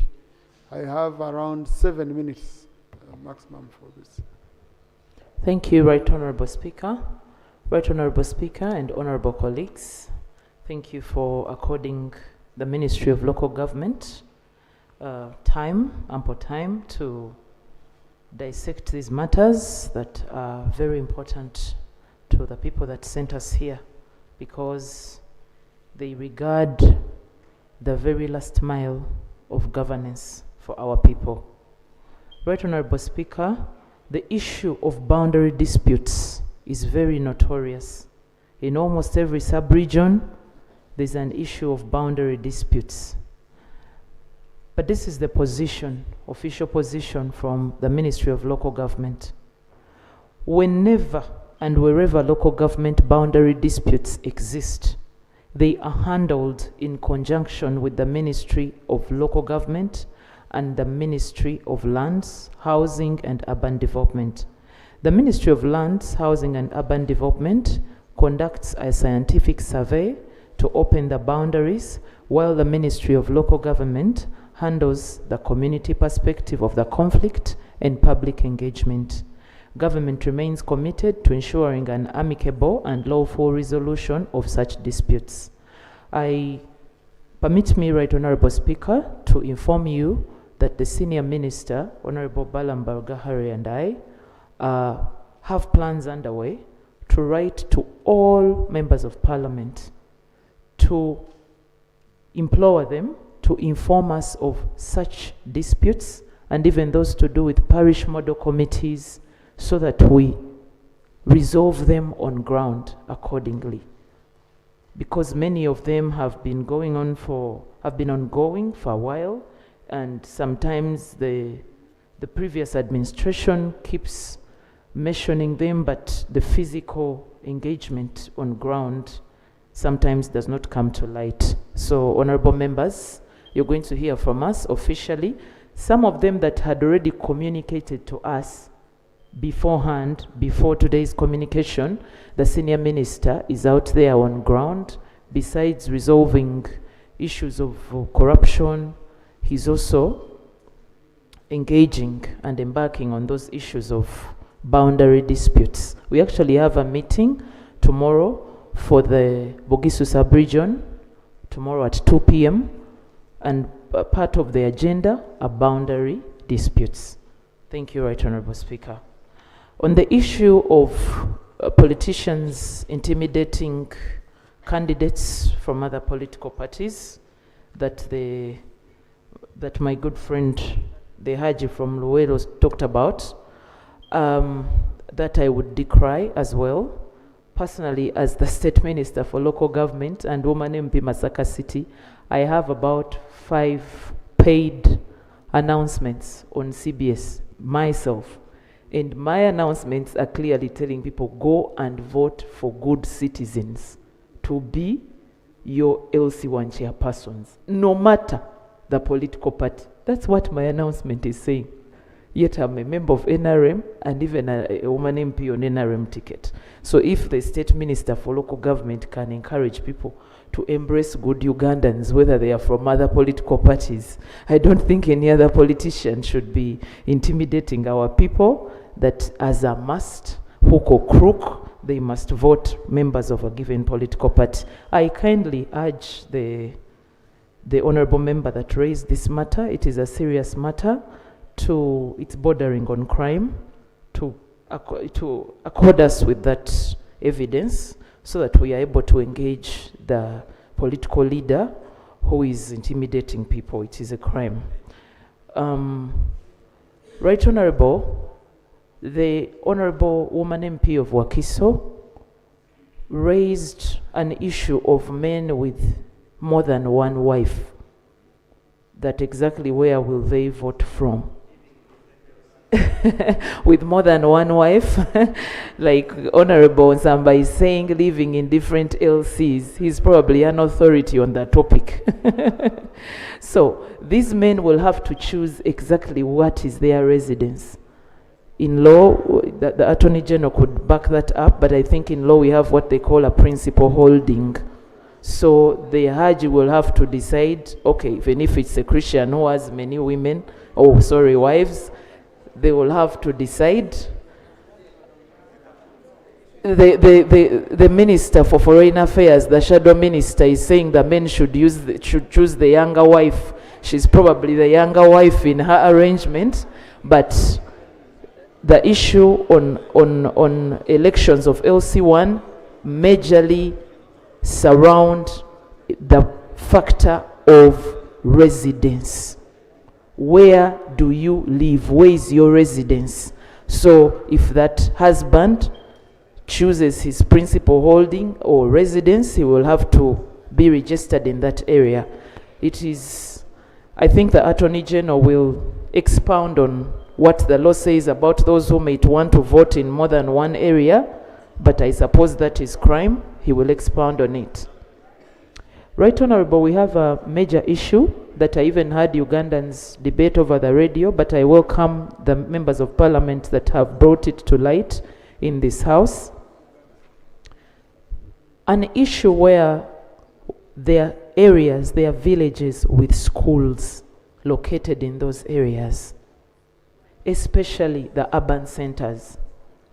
Now, we don't want a situation where a candidate is going to use the numerical strength of schools to unfairly outpower a genuine leader, an organic leader from the village. For example, I intervened in an issue in Masaka, in Kumbu, where somebody wanted to register students of a certain university so that they come and vote for that particular chairman. But some of these students come from far as Tanzania, Kampala, Mbarara to come and study at that university. In 1-2 years, those students will be gone, and the village shall be stuck with a bad candidate who was as a result of unfair numerical strength from aliens. So the village chairperson and the village leadership strictly shall be voted by residents of that village. Members of Parliament, honorable colleagues, I kindly request you that in case this August House permits a time for recess or a break, please use it to pass on this information that the people that are going to vote for the LC1s or the committees, both at LC1 and 2, are strictly members, people that reside in that village. Most of the legal questions shall be answered by the Attorney General, but I wanted to mention... Honourable Minister, can we conclude? I wanted to conclude by answering Honourable Zahara. She raised a very important question that many times is not addressed, and I can see even in this document it wasn't addressed, but I happened to have an idea. She's talking about the street committees. Right Honorable, in the Local Government Act, sections starting from 50 to about 57 grant the councils, the village councils, delegated power to appoint given structures, small structures, depending on the role. Some of those structures are to help in sanitation, bulungi bwansi. Some of the structures are to help in security. Right Honorable, this country was thrust into indescribable pain when a person playing for the national rugby team was mistaken for a thief and murdered in cold blood. If the street committee of that particular street where that border stage was, if they had an active street committee with an active defense secretary, probably an alarm would have been made and that activity would have been brought to a halt. So they are very important in countering mob justice, in dissemination of information to do with sanitation, And I want to assure the Honorable Yulika that they are not provided for by the law in a court. However, they are provided for under the delegated power of the local councils. The KCCA Act does not, the KCCA Act also provides for them in terms of delegated power. It grants those councils the right, the village councils, to form different committees for specific roles. Thank you, Right Honorable Speaker. Thank you, Honorable colleagues. I think what Honorable Zahara wanted was that as a government, you look into that issue, okay? And that's what I expected that you confirm. You're going to look into it. Yes, Right Honorable, we're going to look into that issue, and I want to assure her that even the border stage leadership is exactly under that line of leadership of those delegated committees under the local councils. So we're going to look into it. Please write to us and invite us to your jurisdiction, and we work together to buttress these committees in your area of representation. Thank you. Thank you, Attorney General. Thank you very much, Right Honourable Speaker.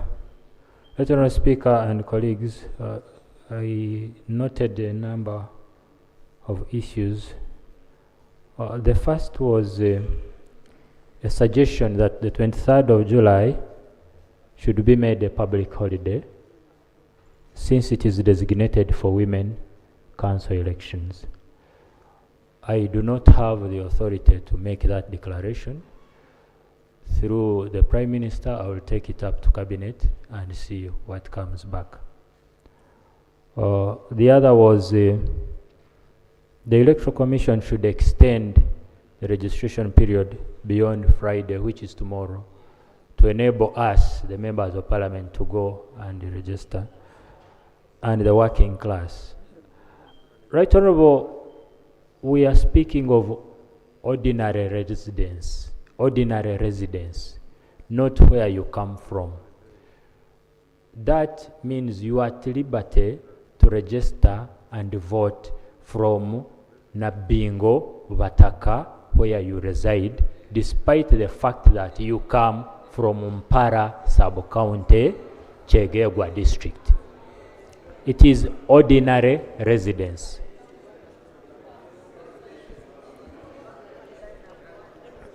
No, but Attorney General, we expected the members of Parliament to go and mobilize on top of, so is it possible to extend, or it might not be possible? Right Honourable Speaker, Right Honourable Speaker, extension would have financial implications.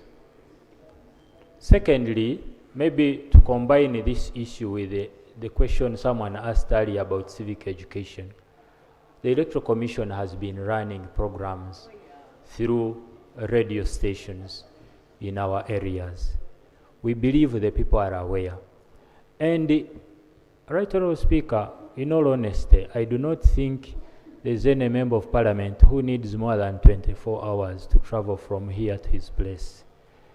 It is possible that any one of us can leave Kampala tomorrow and go to Moroto and register within your place, if you think you should register from your constituency. But for purposes of this exercise, ordinary residence is where you reside. You reside in Vataka village, Nabingo, that's where you register.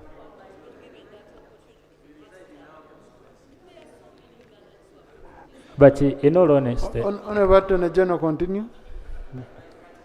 Thank you, Right Honourable Speaker. My brother and Samba,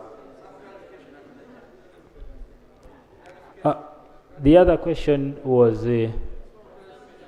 No, honourable colleagues, you see, you should remain in your position when you're asking for clarification. But when you when you're asking and then at the same time going for the microphone, you know? Honorable Zahara Ruyirika indicated that in Machindi Sabagabo, someone has hidden the voters register. It was my sister.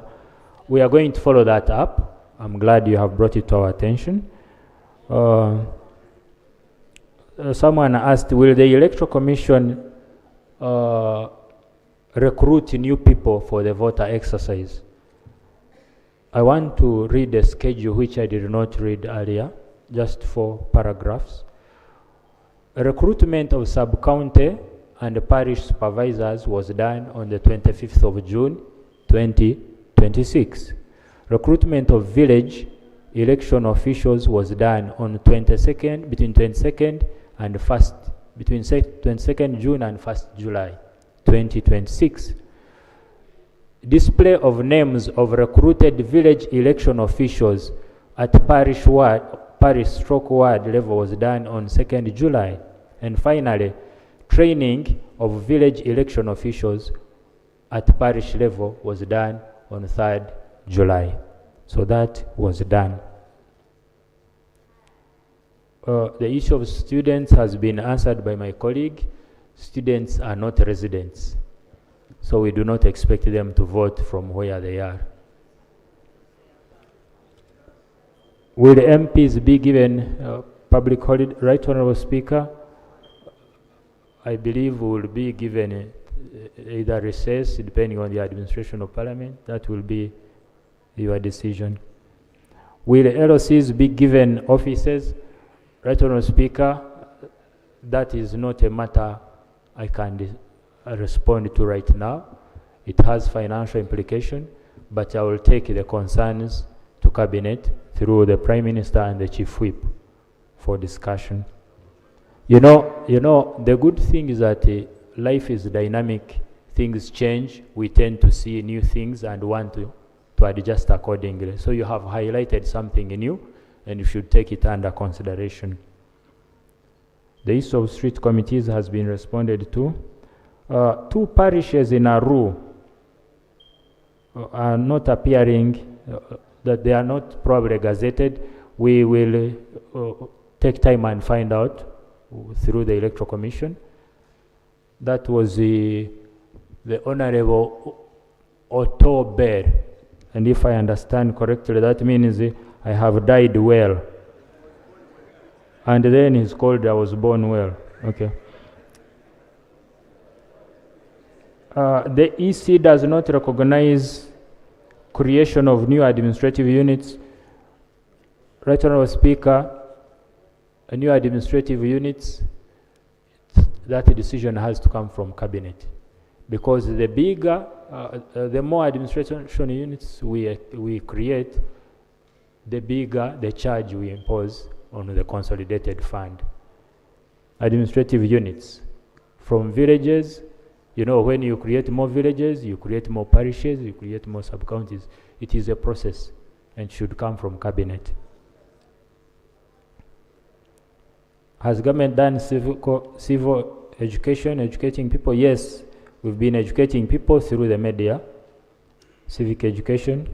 Luiga Island, the Honorable Amelia Chambade says polling officials arrive late. This is not just for that particular island and probably other areas, but we have taken time to train them. We believe this time we'll be more vigilant to make sure they arrive on time for the exercise to be conducted smoothly. The border dispute between Ntoroko and Kabarole in Nyamisingiri parish, yes, there might be a border dispute, but the parish is known and the villages are unknown. So the elections in the village will take place and the election in the parish will take place. Meanwhile, local government will go ahead to determine where the parish falls, whether it is Kabarole or Ntoroko. How are we prepared security-wise to manage the election?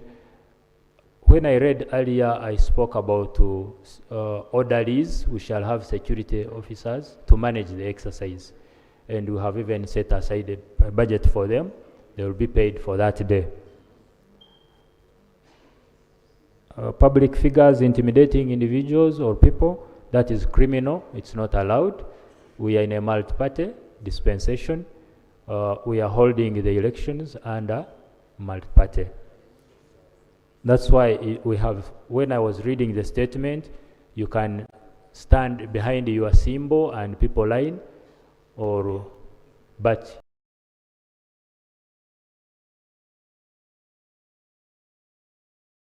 at least the parties will be represented. One with many wives, come on. Whether you have many wives or not, they're adults, they make their decisions, okay?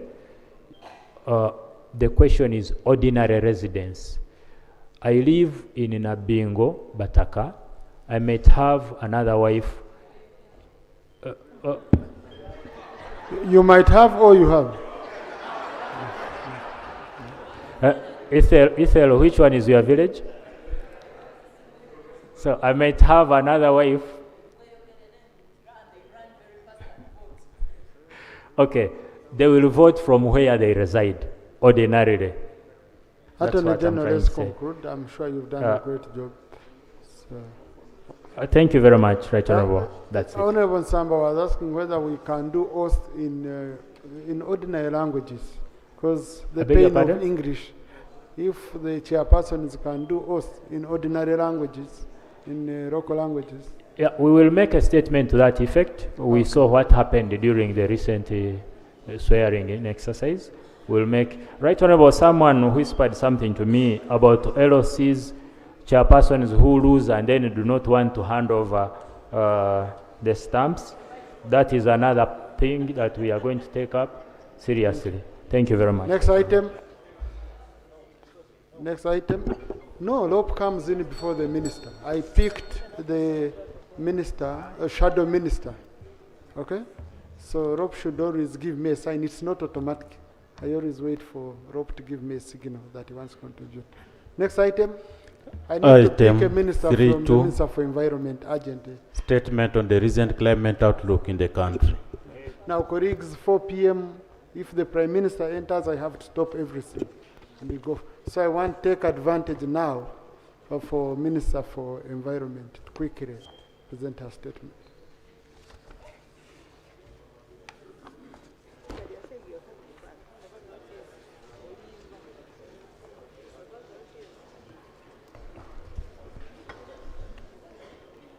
Thank you very much, Right Honorable Speaker,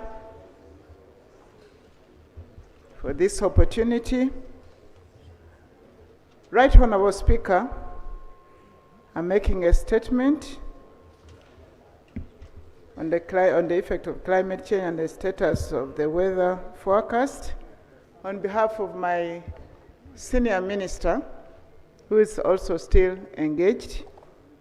And Right Honorable Speaker, I have a big version which has been uploaded to the iPads of the honorable members of parliament, but for the purpose of time, I have a summarized version that I'm going to present.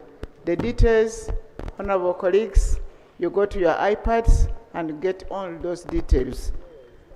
And on the onset, Right Honorable Speaker, I want to notify the honorable members that we are going to put the members of parliament on our list, whereby you get daily update on the weather forecast.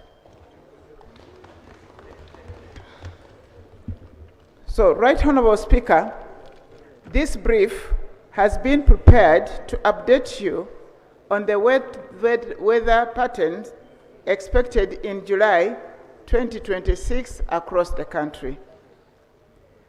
My Ministry of Water and Environment, through the Department of Meteorological Services, produces weather and climate forecasts and information for different sectors, including aviation, marine transport, water resources management, agriculture, health, national defense and security, disaster preparedness, and other developmental activities to support the planning and decision-making for sustainable development.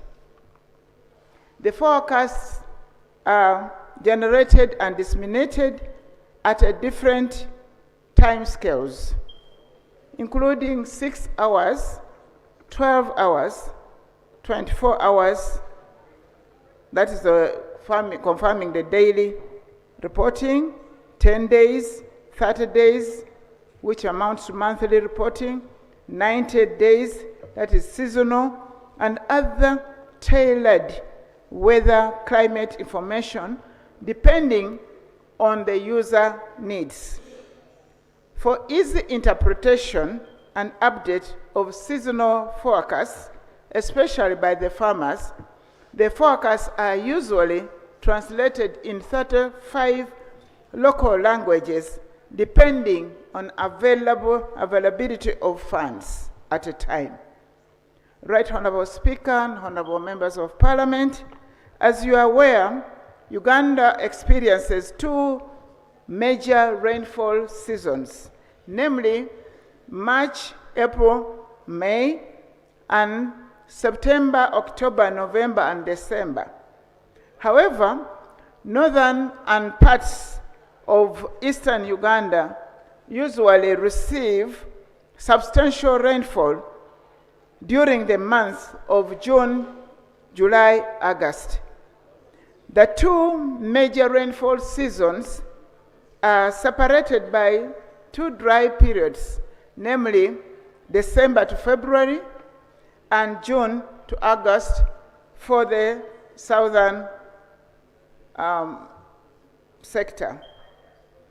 Honorable Speaker, sir, on the 28th of May 2026, my ministry released a monthly weather update which follows the June, July, August 2026 seasonal forecast.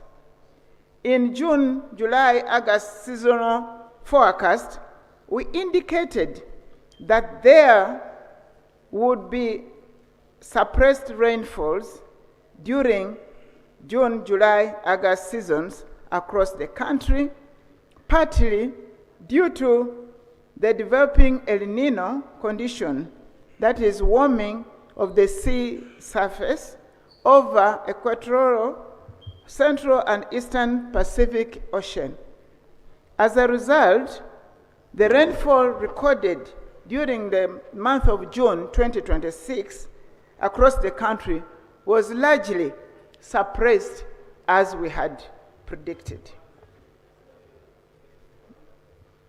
Mr. Speaker, sir, the rainfall outlook for July 2026 over Uganda indicates that northern and some areas of eastern Uganda are expected to receive occasional, and that is on and off, light, isolated rainfalls. In contrast, central, southwest, and some parts of eastern are expected to remain predominantly dry. Overall, some parts of the country are expected to experience below the average rainfall during the month of July 2026. How would the temperatures be like, Right Honorable Speaker and Members of Parliament? The temperatures are expected to be higher than average during the month of July due to the predicted dry conditions, which is largely influenced by the ongoing development of the El Nino condition over the equatorial, central, and eastern Pacific Ocean. And that would be the impact. Right Honorable Speaker, the expected weather conditions in July 2026 are expected to result in several impacts, particularly on climate-sensitive sectors like agriculture and food security. Here, we are likely to have reduced crop yields, livestock stress, and chances of increased pests and diseases that thrived in warm and dry conditions. 2, water and environment will be affected. The expected impact include the water shortages, increased risks of wildfires, and loss of biodiversity. In health sector, the expected impacts will include heat-related illnesses, waterborne diseases, and poor nutrition as a result.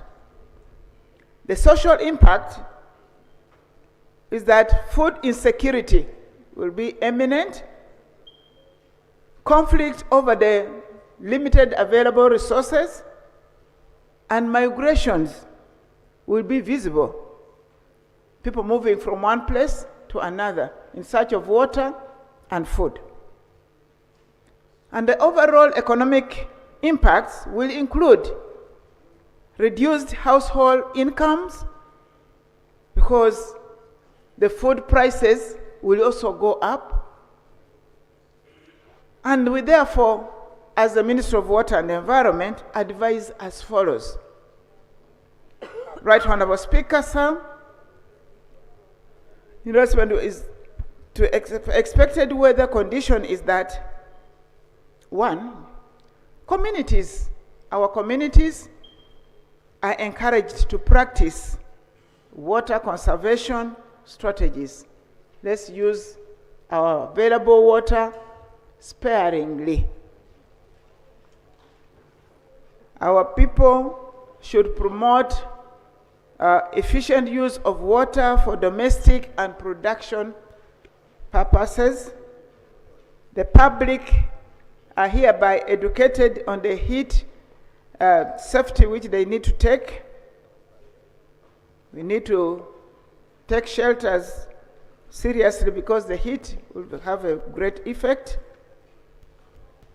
We are encouraged to use supplementary irrigation for those who are still lucky to have some water sources nearby. We are encouraged to use the available food sparingly or efficiently. Maybe we stock some if we still have granaries like northern Uganda, and that's if we have the food.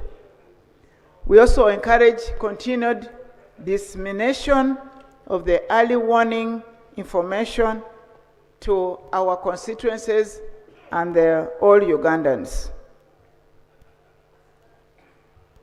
Right Honorable Speaker and Honorable Members of Parliament, the future outlook indicates that the dry and warm conditions are also expected to prevail in the month of August 2026. So as we shall have this one, we also the outlook is that we expect also dry season in August. In conclusion, Right Honorable Speaker, Honorable Members of Parliament, the dry and the warm conditions are expected to affect agriculture, water resources, public health, ecosystems, and the livelihoods of our people. Effective planning and adaptation measures need to be engaged now to reduce the impact. I encourage all of us to make good use of this forecast for planning and decision making. This information should be used to guide rain-fed economic activities, that is the planting season, to improve livelihoods and economic welfare in our communities. It should also be considered alongside other weather updates regularly provided by the Ministry through Department of Meteorological Services. And I'm happy, as I said, colleagues, that members of Parliament, we have discussed with my team, you are all going to be put on the list and be updated daily.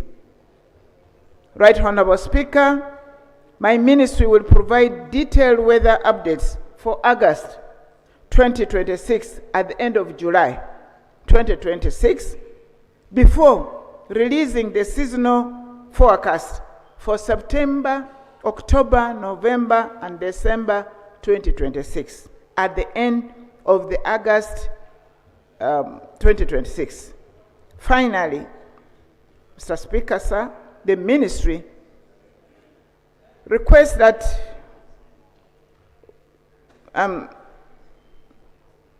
we appeal that we are supported with enough resources to acquire specialized equipment, to put in place a comprehensive, those ones will be done. And I think when we are sorted from the cabinet, we shall bring it still to this house so that we are given that opportunity to acquire updated, scientifically machines that can give real time forecast to our people. I thank you very much, Right Honorable Speaker. Thank you, Honorable Minister. Our colleagues, we are going to suspend this item for now, debate on the item for now, because it's already time for Prime Minister. If you read the Rule 43, it's very instructive. I have nothing much I can do about it. Okay? So then after Prime Minister's time, then we can go ahead. Next item. Item number 4, statement by the Right Honourable Prime Minister on government business for the succeeding week, 14th to 16th July 2026, pursuant to Rule 28 of the Rules of Procedure. Right Honourable Prime Minister.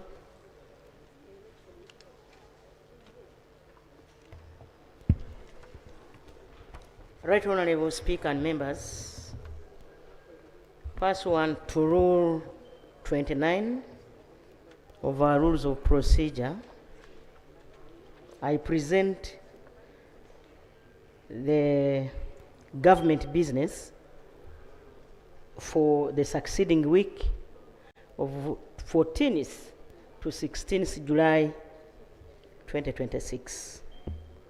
Right Honourable Speaker, like I told you in the Business Committee, that the Food and Agriculture Regulatory Authority Bill 2026 is ready, and I will present that next week. We shall have statements by the Ministers of Health on the status of Ebola virus disease outbreak in the country, and then a statement by the Minister of Gender, Labour and Social Development on the results of investigating or investigations into the recruitment company which allegedly lured Ugandans with false employment in Thailand. Right Honourable Speaker, I beg to submit. Thank you, Right Honourable Prime Minister. Next item. Item number 5 on the other paper, Prime Minister's time. Right Honourable Prime Minister. Right Honourable Speaker and members, as you are aware, our rules provide that we have written responses and those that are instant. I will begin from those that are written. Question number 1 came from Honourable Tommy Ali Kandea, Maracha East County, that some districts are surrounded by refugee host districts like Koboko, Yumbe, Terego. As a result, refugees access public and private services in these non-refugee hosting districts like Maracha, Moyo, and Arua. On top of that, the non-refugee host districts have a number of unregistered refugees settled in their districts. And his prayer, Right Honourable Speaker and members, is that why don't government change the policy and support refugee impacted districts in major projects that benefit refugee host districts. They also need to benefit from projects such as Dr. Deep that support social protection and social economic transformation. Right Honorable Speaker and members, this is my response. The development projects under the refugee hosting windows are designed for all districts, cities, and urban councils, transit areas, and communities that host refugees. But these keep changing depending on our open door policy. Refugees are free because you know that refugees are free to move. Where assessments confirm refugee settlement in new areas or districts, such areas are included in the refugee programs. And both refugee hosting and transit districts provide integrated services such as health, education, water, livelihoods to benefit both refugees and host communities. Right Honorable Speaker and members, transit districts do not permanently host refugees, but provide passage, and so funds are there for allocated for health, education, water, and other services. And so, Right Honorable Speaker and members, Maracha district qualifies as a transit district and is eligible for support. Government shall undertake an assessment of the current number of refugees in Maracha and take appropriate action. Question number 2 came from Honorable Dennis Namara.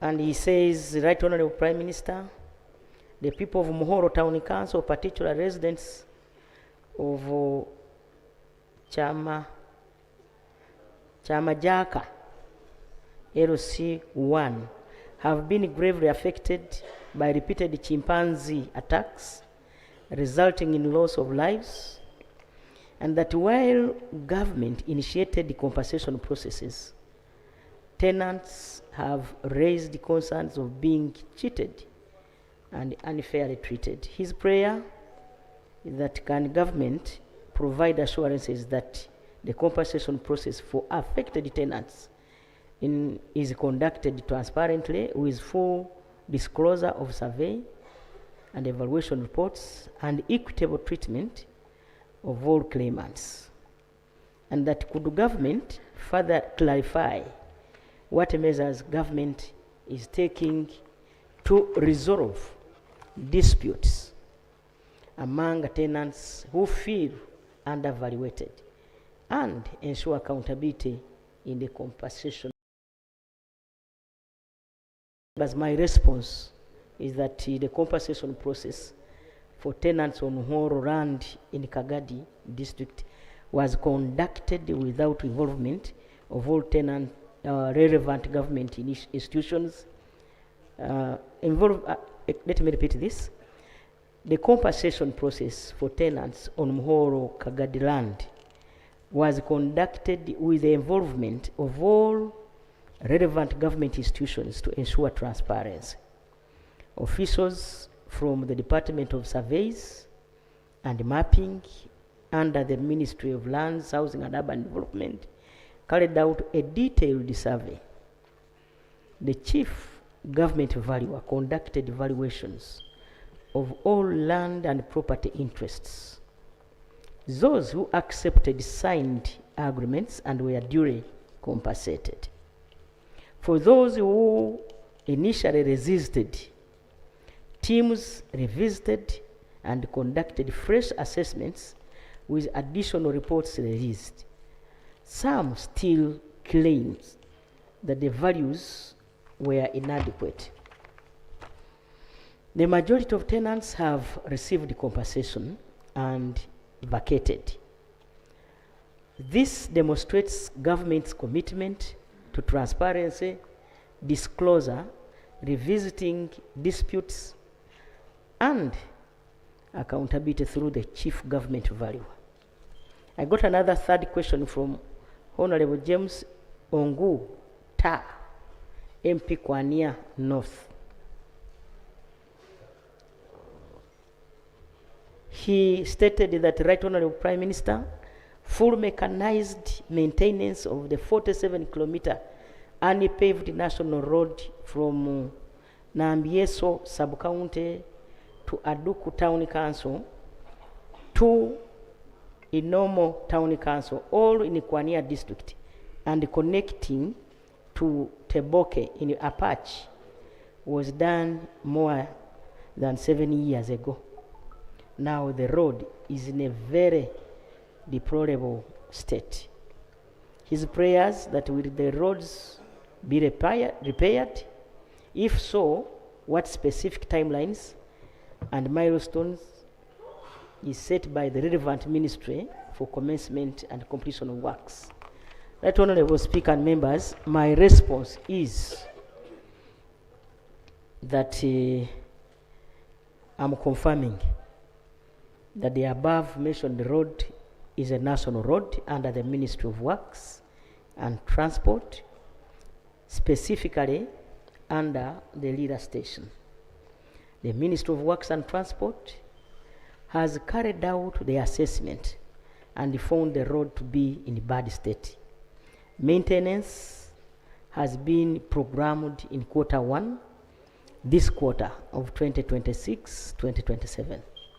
Mobilization is currently ongoing and works will commence on Wednesday, 15th July 2026. The work will include 1, grading the entire 47-kilometer stretch. Number 2, support graveling or marraming and drainage improvement works. Right Honorable Speaker, the question number 4 came from Honorable Kitty Peter, Torch County. On the issue of escalating shortage of primary school teachers, which he attributed to the implementation of the National Teacher Policy of 2019, the delayed operationalization of Uganda National Institute for Teacher Education, the phasing out of grade 3 and grade 5 teacher qualifications, the closure of some primary teachers' colleges, and the need to restore teacher training capacity, recruitment, development, welfare, retention. Right Honorable Speaker and honorable members, my response is as follows. The National Teacher Policy of 2019 was intended to professionalize the teaching profession by raising standards for the teacher education, training, management, and continuous professional development. The review of the policy is due to the review process to address the raised concern, including restoration and expansion of primary teacher training capacity. The Teachers Act 2026, which was assented to on 25th May 2026, on 21st May 2026, provides a legal basis for strengthening the regulation, professional development, and management of teachers. The Act also supports the restoration and expansion of teachers' training capacity. Implementation will be undertaken through the National Teachers Council, whose establishment process has commenced. Government wishes to clarify that unit is operational. Right Honorable Speaker and members, government remains committed to ensuring an adequate, professionally trained, and equitably deployed primary teaching workforce to support our human capital development. Right Honorable Speaker, I beg to move. Thank you. Thank you, Right Honourable Prime Minister. Honorable colleagues, I referred you to Rule 43 of our Rules of Procedures. Very important you read it. With this session we are going in. Now, this session maximum, you have 1 minute, and it's one question. Just please, be seated. Okay. Yeah, the modus operandi for this. Yeah, yeah. So, maximum 1 minute. The Prime Minister, this is the only section where I limit the Prime Minister in terms of answers, because I would encourage you to write to her if you want structured answers. So even the Prime Minister has 1 minute of answering the question. Now, I have members who came early and registered that they want to ask these questions as matters of national importance. And so, but don't mind. You see, the problem is we always want, I want to speak now, and you leave me here. We are going to remain here together. No rushing. If the Prime Minister is tired, the ministers are here. You can see, welcome, Right Honorable Mumba. You can see the ministers are here and they are ready to answer the question. So I'll start with, you'll first forgive me, I first read from the list I have. Then I pick more from you, then I again read, because most of you, you're already here. Okay? So I'll start with Honorable Awanyi.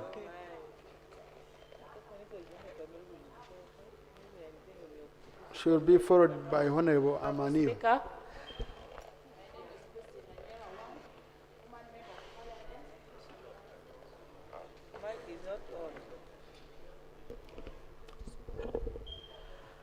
I'm a woman member of parliament, Noya district. I rise under Rule 56, the rule of Honorable procedure colleague, we are on of Rule parliament. 43, Prime Minister's time. Just Okay. shoot the question right away. Okay. Honorable Speaker, I rise on the matter of national importance. About the elephant, I come from Noya district, which is bordering Masishon National Park. Honorable Prime Minister, we have been having elephant terrorizing our place, our residents, our neighboring districts, and our road users. Just on the 26th, You see? No, so, Honorable, just switch on and conclude. Switch on and conclude. Ask what you want. Thank you, Honorable Speaker. My prayer, let me just wrap it very fast. You people forgive me, it is my first time in Parliament. My prayer is number one, I would pray that the ministry in charge should expedite the electrical fencing around the park area. Number two, enhance funding to Uganda Wildlife Authority so that they may employ more rangers and buy more equipment to help them fight the elephant, not to come to the road and to the community settlement. Number three, to expedite compensation for the affected people. Thank you. Right Honourable Prime Minister. Right Honourable Speaker and members, Maxon Falls covers the districts of Noya, Pakwach, Chiriandongo, Bulisa, and so far 100 kilometers of electric fencing, more than 100 kilometers has already been done, and the work is still ongoing. And the two, on compensation, honorable members, especially those who live in areas where we have wildlife, once somebody has been affected by either elephants or anything, you need to report to police. Once you report to police, it is easy for investigations to begin. And Right Honourable Prime Minister, we try to use maximum 1 minute in answering. remember, you gave her 3 questions. No, Right Honourable Prime Minister, it's just one question on elephants, okay? No, the rest but you I can have to get educate me. detailed. She brought 3 issues, which I'm repeating. If Okay. it was one issue, for me, even half a minute. Just to do one, the rest we shall do later. Okay, members, there is need for us to go through that process so that compensation can be done. Thank you so much. Thank you, Right Honourable Prime Minister. Now, honourable colleagues, I'm going to pick around 2 or 3 senior colleagues who will show how it's done. Okay? We pick from them. Honourable Kwizera Eddie.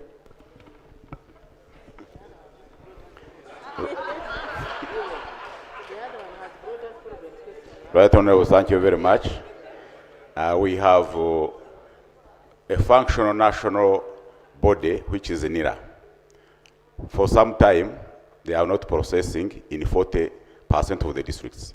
I would like the Prime Minister to tell us when they will be fully functional in the whole country. I thank you. Right Honourable Prime Minister, that was not more than 30 seconds. Right Honourable Speaker, it is only 24% or 24 districts where we don't have NIRA offices. The challenge has been the wage bill. We need 7 billion to cover the gap, which I believe we shall cover in the next budget. Thank you, Honourable Sekabira. Thank you very much, Right Honourable Speaker. Right Honourable Speaker, DOT Services was contracted to construct Luero, Chiwoko, Butalang Road at a cost of 93 billion, but to date, the road is not completed.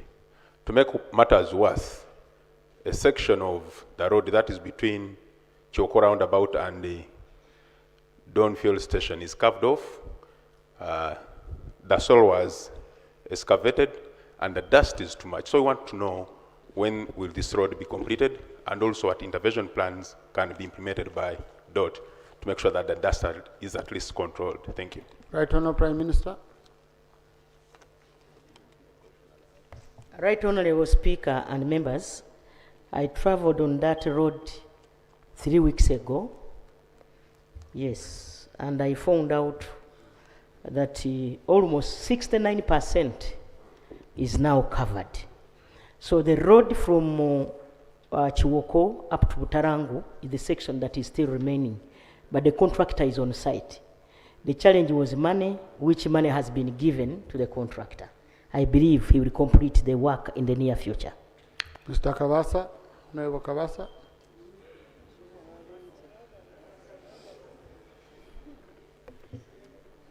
Right Honourable Speaker, Rwanda District General Hospital is being constructed by the UPDF Engineering Brigade.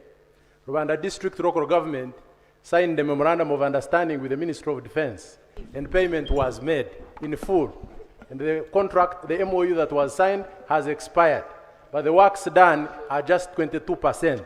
We want to know, Right Honourable Speaker, when the UPDF will renew the memorandum and continue construction for the people of Rwanda to get services.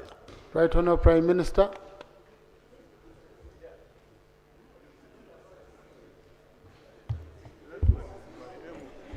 Right Honourable Speaker and members, the fact is, when we started with UPDF Engineers Brigade, there were a few challenges here and there.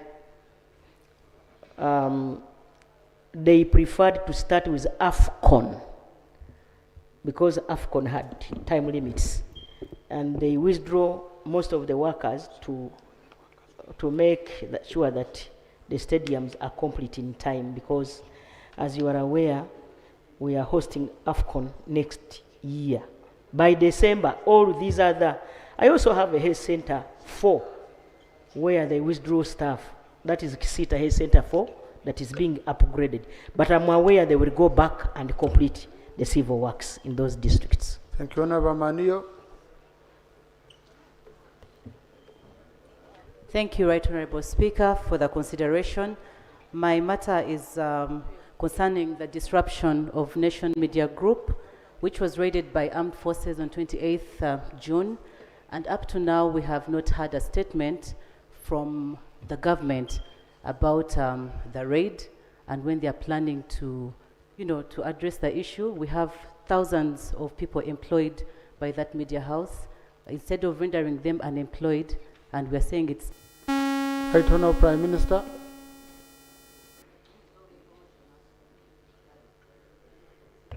Right Honourable Speaker and members, I am aware that the Minister of Information and National Guidance has held a number of meetings with National Media Group. And now that she's here, can I request that you allow me invite her to give an answer? Right Honourable, I request when a minister is here, you don't need to walk over, you just direct the minister and they move, we save time. Honourable Minister. Thank you so much, Right Honourable Speaker, and thank you so much, Right Honourable Prime Minister. Right Honourable Speaker, it was a security-led inquiry which was instituted by His Excellency Yoweri Kaguta Museveni, the President of the Republic of Uganda. So we've held discussions and we are coming to the conclusion, because Nation Media Group was sold to Mirambo Holdings and Tarifa Limited. So the takeover by the new investor is ongoing. Thank you. Rakai.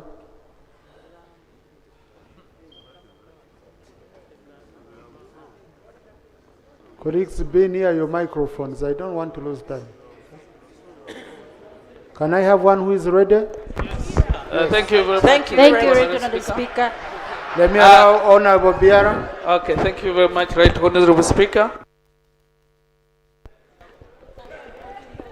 My question to the Prime Minister is that for the people who have been resettled in the Bulambuli constituency, Right Honourable Speaker, these people have been promised to be compensated for the last 2 years, and they were shifted to Kweni district without proper accommodation and no clear demarcation of the land that has been promised to be given. But what I am hearing is that there are about 57 billion shillings that was allocated for compensation. Instead of looking for land which has even encumbrances and other difficulties, why can't you give this money directly to people to look for land and other basic needs? Thank you very much. Right Honourable Prime Minister.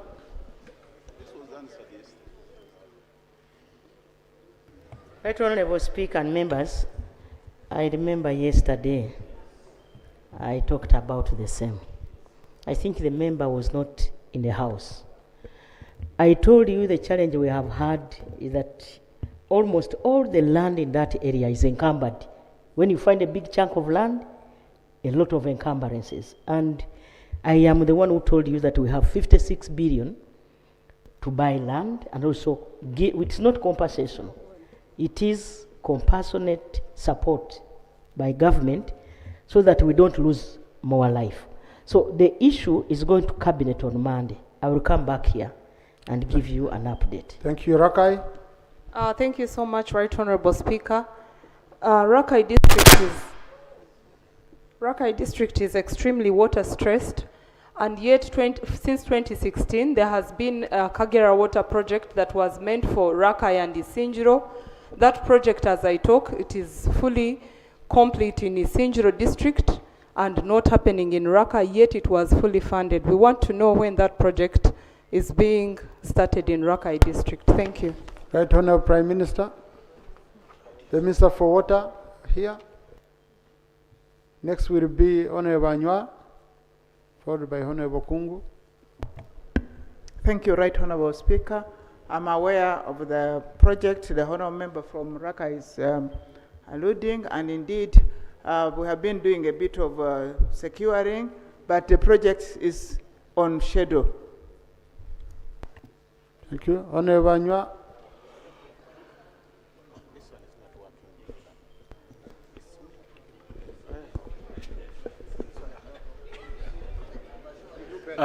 Thank you, Right Honorable Speaker. Right Honorable Speaker, we have a major economic roads stretching from Gulu City to Moroto Town. It covers over 10 districts.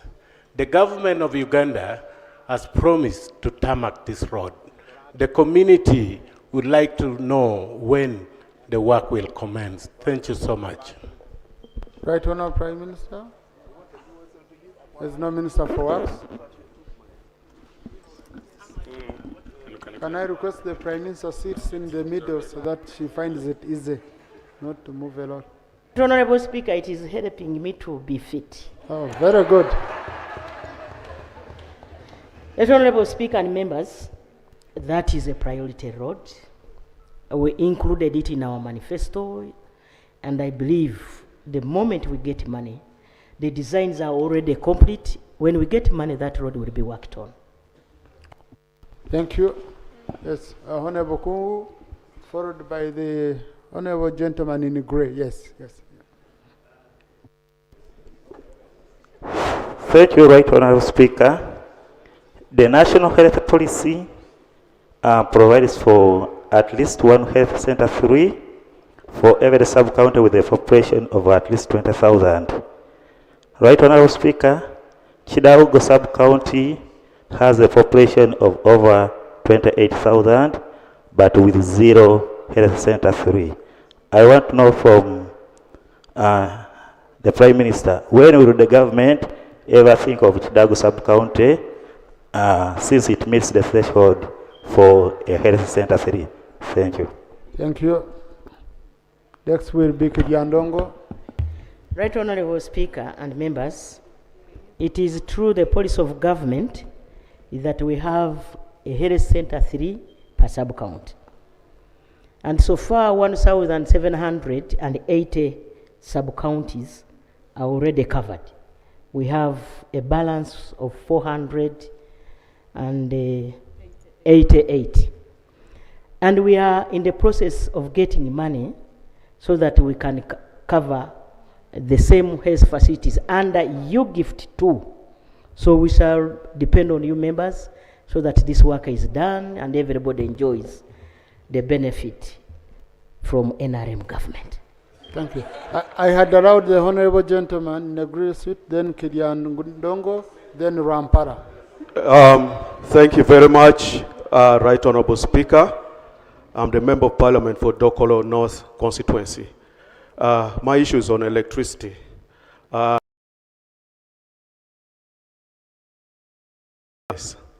Less than 30% of the constituency has benefited from the rural electrification program. And my people are asking, they voted massively for NRM at 82%. Why is it that electricity cannot be extended to Dokolo North constituency? At the moment, Right Honorable Speaker, education is very poor. Honorable Rule 43 requires you to raise only one issue. Right Honorable Prime Minister? Kindly read the Rule 43 to make it very easy for this. Right Honorable Speaker and Honorable members, the government of Uganda is committed to make sure that we take electricity up to the parish in this Kisanja. So that district will be covered, and therefore I want to direct that the Ministry of Energy goes to that district to ascertain the gaps that are there, and then we see how to handle. Thank you so much. Thank you. Kidiandongo, followed by Rampara. Thank you so much, Right Honorable Speaker. My name is Katusime Jovia, Woman MP Kiryandongo. Kiryandongo District, Right Honorable Speaker, it is hosting close to 200,000 refugees.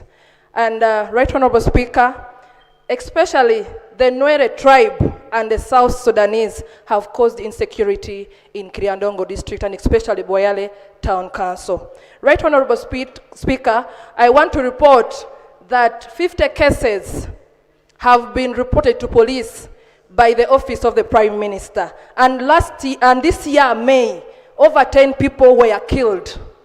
Right, Honorable Speaker, my prayer is the government to provide Kiryandongo District and especially Boyale Town Council a army detach to. Right, Honorable Prime Minister, will you be able to give Boyale an army detach? You have the power. Right, Honorable Speaker and members, security is paramount for every Ugandan. And therefore, I will conduct a meeting with the Ministry of Defense and Ministry of Internal Affairs to ascertain the threat and then whether it needs a police post or it needs a detach. That will depend on how we see the situation. Rampara, followed by the Thank you. Honorable Lady. Thank you, Right Honorable Speaker. Mine, it is very simple to Prime Minister. In my district, at the beginning of this year, we got a disaster which destroyed the schools, properties of the people, crops, and homestead. Now, the district wrote to the Minister of Disaster and Preparedness on 12th of Feb. Now it is taking almost 8 months. People, they have not got any response. I wanted to know, it takes how long the Minister of Disaster and Preparedness to rescue the people. Thank you. Thank you, Right Honorable Prime Minister. You shouldn't ask how long it takes. You should ask that the Prime Minister delivers on what you need. Right, Honorable Speaker and members, it is true we got reports that the district of Rwampara got a problem. But we got this through Parliament here. The district delayed to send a request through the necessary departments up to the PS, from the COW, who is the chairperson of the disaster committee in the district. We received this letter around April. And you are aware that that was almost a transit period. But now we are back in office, we are going to handle that issue. Thank you. Now, honorable colleagues, I'll be sorry, because of how we are moving quick, I might not get your names quickly, so in the interest. So I have my, yes, I had allowed the honorable lady, then my brother who represents MPs with disabilities. Thank you very much, Right Honorable Speaker, and congratulations. My name is Eunice Namatende, the woman representative, Bujiri District. Prime Minister today is, I have a bridge in Bujiri District. The bridge connects Bujiri to Butaleja. The government of Uganda promised us to work on that road 30 years ago. But I visited the bridge recently. They had only worked on it 50%, abandoned the bridge, abandoned the resources, whatever the materials there, and nothing is taking place there. I request that the Prime Minister comes in and answers that, and then also government takes action. Thank you very much. Right Honourable Prime Minister. Right Honourable Speaker and members, that is a strategic bridge. I direct the Minister of Works and Transport to go to Bugiri specifically for that bridge and come up with a report of what happened, and of course get an answer and act on it immediately. PWD, followed by the honourable gentleman. Yes. Thank you, Right Honourable Speaker. I would like to get data from the Ministry of Gender. There is a project called GROW. My concern is women with disabilities have never benefited from that project. Can we, Right Honourable, get data from the Ministry of Gender through the Prime Minister? Right Honourable Prime Minister, the Minister for Gender, Honourable Jackie Mbabazi.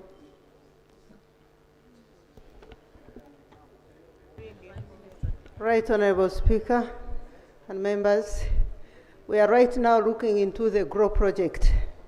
The GROW project has $20 million to be spent by December next year.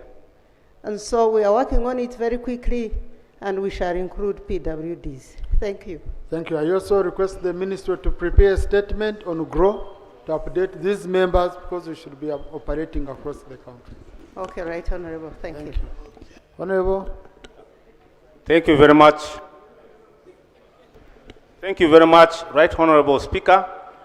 My name is Tom Aliti Chandia, Member of Parliament for Maracha East Constituency, Maracha District, West Nile Region. I am now the chairman of the District Roads Committee for Maracha District. The Maracha District shares 40 kilometers of the National Road, International Road, and Security Road with the Democratic Republic of Congo. That road for many years was being maintained by the District Road Fund. Yet it is a national road and international road. This year, when I became chairman, I said we shall not finance the maintenance of that road. I would like to request that Ministry of Works and Transport takes over the maintenance of that DRC Maracha road effective this financial year. I thank you very much. That's our Vice Chair budget. Yes. And congratulations, Honorable. Right Honorable Prime Minister, followed by the lady Honorable Honorable Speaker, at the back. my brother from Maracha has already directed. So it is simple for me to transfer that direction to the Ministry of Works for action. Thank you. Thank you, Right Honorable Speaker. My name is Mastula Namatovu, Kamuli Municipality. My concern is on the issue of the stalled development of the modern markets that the government had started on for all municipalities. Now that there is the issue of the implementation of the trade order, many have been displaced and without an alternative space for them. Now, when are we getting the modern markets for municipalities that didn't get an opportunity? Like Kamuli, Iganga, thank you so much. Right Honorable, followed by Honorable McMott. Finance or local government, whoever, let the Prime Minister handle. Local government. Colleagues, I'm now going this side, so this side you can be seated, I'll come back here. That's how I do. I have to balance both sides. Right Honorable, there are 20 new markets that are underway.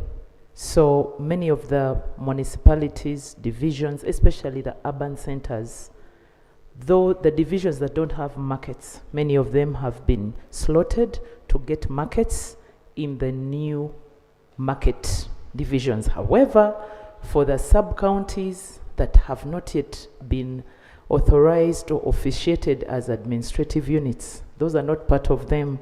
There is a moratorium from Cabinet on pausing new administrative units. Thank you. Government is concentrating on.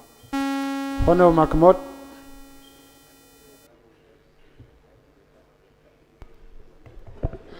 Right Honorable, in the Greater North, there's looming famine. And we have reported that some people are already starving, and so there's imminent threat of death.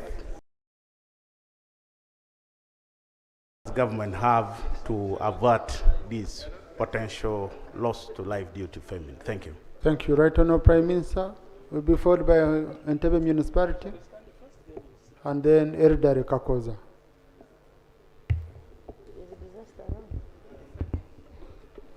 Right Honorable Speaker and members, like I told you when we were in the business committee, that we already have a problem of famine in Karamoja, because for them, since April, they have not seen a drop of water or rain. So we are currently handling Karamoja and the neighboring districts. We have already prepared a cabinet paper which is on agenda on Monday. But now that I have got this information, I will also inform Cabinet that the problem is bigger.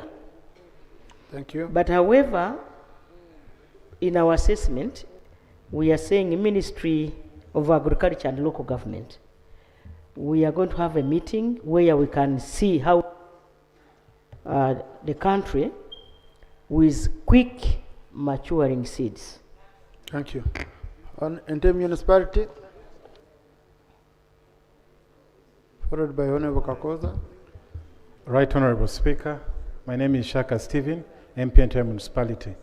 Our children are dropping out after primary 7 in Chigungu Ward. We don't have a nearby government secondary school. The students have to walk over 12 kilometers. The other thing we're also seeing, the fishermen in Chigungu, Bugonga, Guda, and Chiwogo are having a challenge with the 12 million or 8 million shilling boat or gears, the engines and proper nets. I would recommend that government consider a special support window for fishing communities just like PDM and Emyoga. Thank you very much. Right Honourable Prime Minister.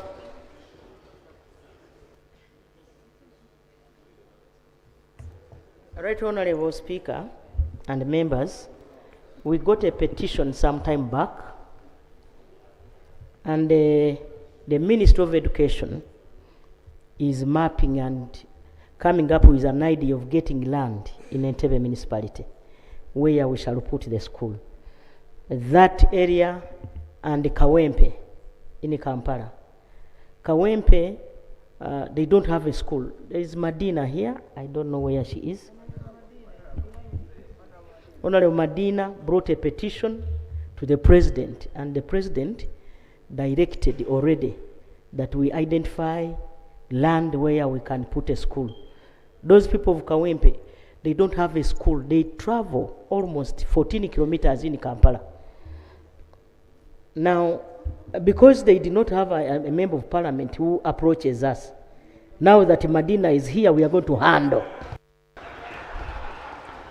Honorable, yes, Honorable Kakoza.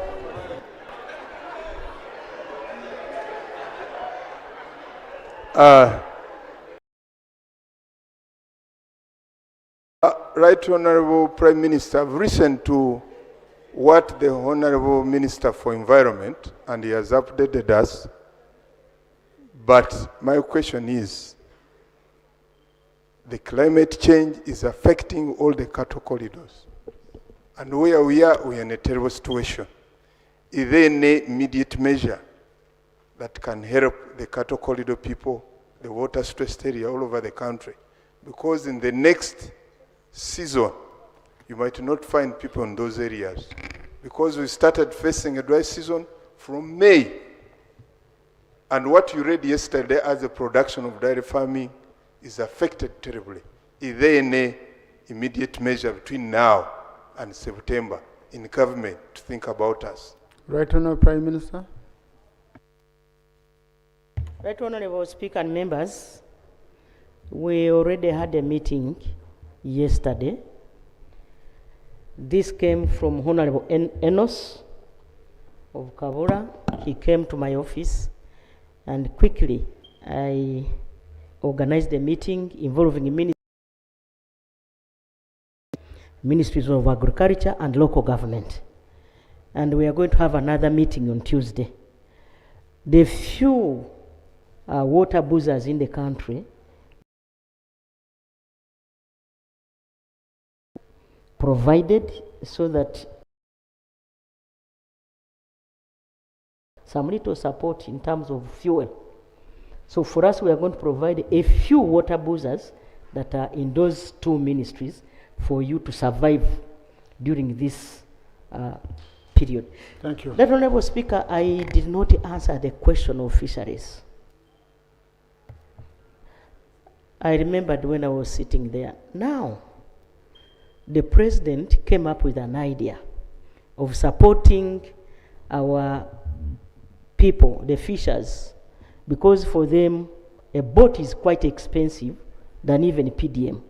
And we are currently organizing them in circles in groups so that government can give them support to buy a boat, and this will help us to also buy the right fishing gears. Thank you. There's a honorable gentleman at the back, he's being covered. No, at the back, those seated behind. Yes. No. The next one. Yeah, sure. Thank you. Wait. No. I see. That's that honorable colleague. Thank you so much, Right Honorable Speaker. By name, I'm Haji Wandera Sadala, representing people of Bugweri. Before I came to Parliament, there is a drainage system, a trench that was put by Ministry of Works in Idudi Town Council.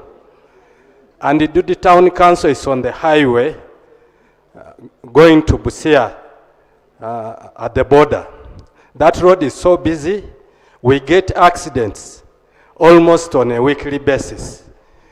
I talked to the ministry before I came here. Actually, it was UNRWA by that time.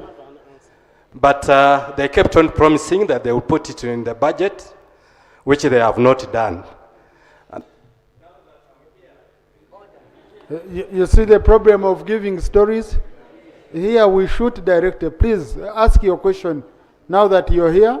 Now that I'm here, I want to ask the Prime Minister, Right Honorable Prime Minister, to ensure that something is done so that we avoid the death of our people on this road.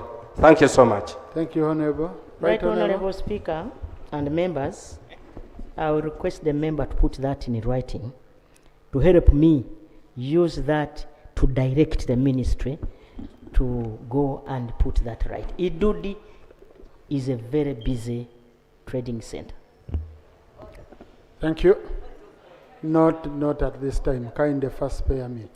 The honorable colleague, there is a lady on the front bench, the first lady on the front bench. Yes. And then Makindi Sabagaba.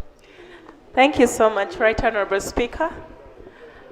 My name is Joyce Makamoy. My question to the Prime Minister is, on the 15th of May 2025, a budget proposal was laid in this House, and there was a debate on the compensation for restocking. Among the restocking districts, Abim was included on the 80 billion. But on the final list, Abim district is not there. My question is, why was Abim removed, and when will Abim be restocked? Thank you. Reinstated. Thank you. Right Honourable Prime Minister. Right Honourable Speaker and members, the restocking program is in 3 sub-regions. That is Acholi, Lango, and Teso. To the best of my knowledge, I've been to Abim. Abim is in Karamoja. And so Abim is, that was a lie. Abim has never, yes, Abim was not on the list. And it is my office that is directly charged with this responsibility. Now, honorable colleagues, in Prime Minister's time, there is no information, no clarification. Those are your rules. Makindi Sabagabo, followed by Honorable Tebandeke, then Honorable Kayagarati. Thank you then so Honorable much. Karuya.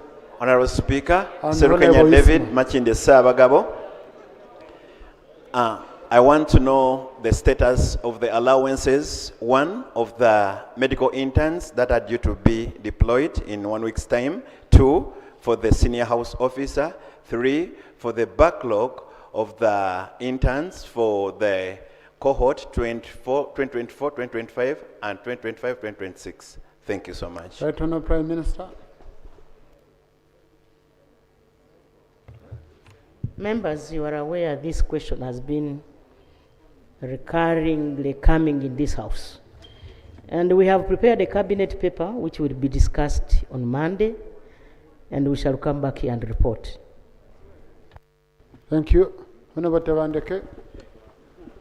Right Honorable Speaker, UPDF operations have intensified on the water bodies across the country. Section 13 of the Fisheries Act provides surveillance to be done by the surveillance unit. The intensification is more so on the number of boats per landing site.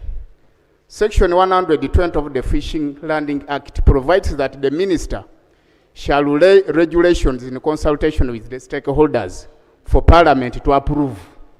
I want to know the legal implications for such operations by UPDF, and also the mode and the tool used by the UPDF determine the number of boats per fishing landing site, and when are the delayed regulations to be laid here on the floor of Parliament for approval. Thank you. Thank you. Honorable, you answer one question only among the three. Choose which one. That's how PM's time works. Thank you very much, Honorable Speaker. Honorable Speaker, this is true. These cases are rampant. On the 24th of June, I had a meeting with the Deputy CDF and the Commander 155 Battalion on the same to harmonize on how we work, but also as far as regulations are concerned, the Director of Fisheries is going for a retreat on 16th up to 17th and conclude on the regulations. By end of this month, regulations will be ready. Honorable Karuya and Honorable Ismail.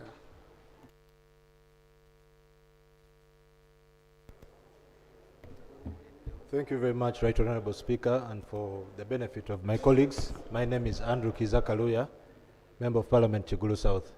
Right Honorable Speaker, there seems to be a new strain of malaria that is affecting largely children below the age of 15. And it seems this malaria strain is being resistant to the current medication, and children are beginning to lose lives. Right Honorable Speaker, through the Ministry, through the Prime Minister's office, I would request that the Ministry of Health comes up with clear sensitization information that we can use as a community to understand exactly what is going on, and also give us measures on how we are going to deal with this problem. Thank you very much. Please, yes. Prime Minister has assigned the government chief whip. Right Honorable Speaker, that is true. The malaria-resistant strains were detected more than 2 years ago. And mechanisms have been put in place, first of all, to revise the test kits to be able to detect them, and two, various medications have been introduced. But above all, the village health teams and the community health extension workers are sensitizing the population. I thank you. Thank you. Honorable Ismail Kasure, Honorable Yagarachi. Thank you very much, Right Honorable Speaker. For record, I'm Ismail Kasule, the whip of the Alliance for National Transformation. Right Honorable Speaker, I understand there are different projects going on that are not football related, but are to supplement the AFCON 2027 that Uganda is going to host together with the other countries, Kenya and Tanzania. Right Honorable Speaker, my attention is drawn to the infrastructure projects like roads, hospital, and hotels, especially in areas where the tournament will take place, like Hoima, Masindi, Lira, and Kampala. I wish the Prime Minister to inform us on the progress of the projects that are not football related, but are crucial for the tournament, for the AFCON to take place. Thank you very much. Right Honourable Prime Minister. Right Honourable Speaker and members, let me start with hotels. You are aware that we are supposed to upgrade our hotels to meet the international standards. 101 billion Uganda shillings was put in place through ADB, and we are encouraging UDB. We are encouraging our hotel owners to take that window so that they can upgrade their hotels, especially in areas of Hoima and some parts of Lira. Now, two, the upgrade of health facilities. Government is upgrading the health facility of Buseruka to a health center 4, which is almost at the level of a hospital, so that those who are traveling from Kabalega International Airport, in case of anything. Then 2, we are upgrading Hoima Referral Hospital to meet international standards. We are also upgrading Masindi Hospital, because we shall have the training ground in Masindi. We are also upgrading the training ground of Masindi. We are also upgrading another facility in Hoima City. In Irira, we are almost 80%. We have Nambole, which is almost at 30%. And we hope by the end of December, everything will be in place. Honorable Speaker, Uganda is committed, under the wise leadership of Yoweri Kaguta Museveni, to host the AFCON in 2027. Right, Honorable Prime Minister, if you find it helpful, you can bring a statement to update the nation on the floor. Honorable Yagarachi. Direct Honorable Minister of Education and Sports to come here with a statement to update the House. Thank you. Honorable Yagaraji, followed by Honorable Chikafunda. I am Ayagarachi Jamal, representing the people of Bukoli County, North Nigeria District. Right, Honorable Speaker, for the past 3 weeks, Bugiri Main Hospital has had no essential medicine, forcing many patients to buy medicine from the private pharmacies. Right, Honorable Speaker, my question to the Prime Minister, given the urgency of the matter, how soon can you cause the NMS to deliver medicine to the Bugiri Main Hospital so that our people get saved, their lives get saved? Because, Right, Honorable Speaker, when it comes to issues of health, this government must know. We don't need explanation, we need action. Right, Honorable Prime Minister.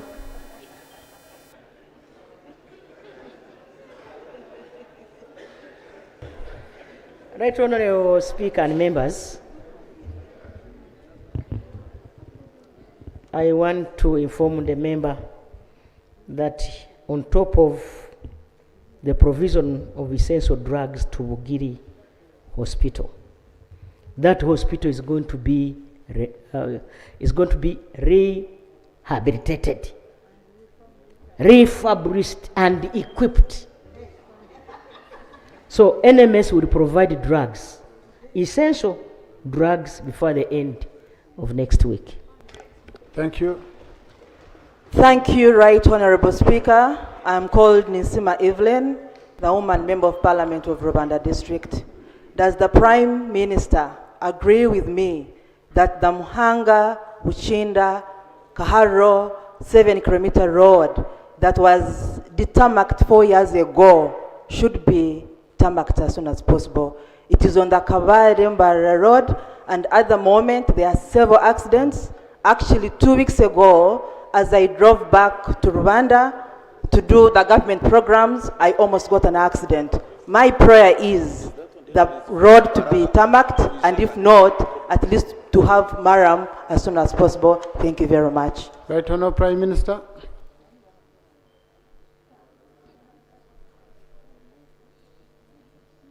Would be followed by the Honorable Lady from Karamoja. Is that Karamoja? Right, Honorable Speaker and members. Obongi from Obongi, sorry. The road my sister is talking then about. Then Honorable Emma. Right, Honorable Speaker and members, the road our sister is talking about is one of our priority roads. It's a tourist road. The minister will go there and check on the roads. And also, there is also another one that was talked about yesterday. The minister will go there and find out. And then my direction now is he should go and work on that stretch. Thank you. Obongi. Right Honorable Speaker, Zoyo Harriet, Dauma Member of Parliament, Obongi District. Obongi District is being linked with the Jumani to Obongi using the MVA ferry. And as I talk now, the MVA ferry is operating on only 2 engines instead of 4, which is a potential risk for the people, given the increase in the flow of the traffic.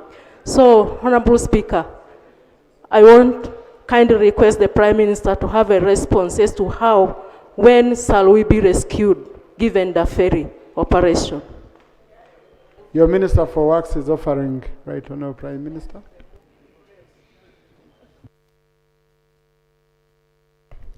Right Honourable Speaker, my name is Siraj Ali. I'm the Minister of State for Works. The Laropi ferry is currently undergoing maintenance. That is why we are getting these delays, but it will be resolved in about 3 weeks' time. The ministry feels that the safety of the people comes first, so they are making sure that the ferry is well maintained before it can be operationalized. Thank you, Honourable Emma.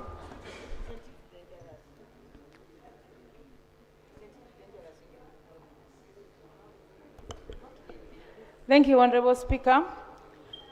I'm by the names Lokubal Emma, representing the people of Nablatuk, Karamoja. I have one request here. The request for the bridge to be installed in Lalachat, Seasonal River, Nataha River in town, Nablatuk Town Council. When these rivers are full, we can't access anything. Like I was seated here, I was not prepared to speak, but my people are sending messages. Please, can you get up and raise the problem of the bridge? Kindly, I am requesting the government to repair the bridge. You know, sometimes when we are raising problems in Parliament, we say we shall never wait for Karamoja to develop. We cannot develop when we are all struggling to develop. First, leave Karamoja to be handled. Right, Honorable Speaker, I request for the government to work on the bridge of Lalachat. Thank you. Right Honourable Prime Minister.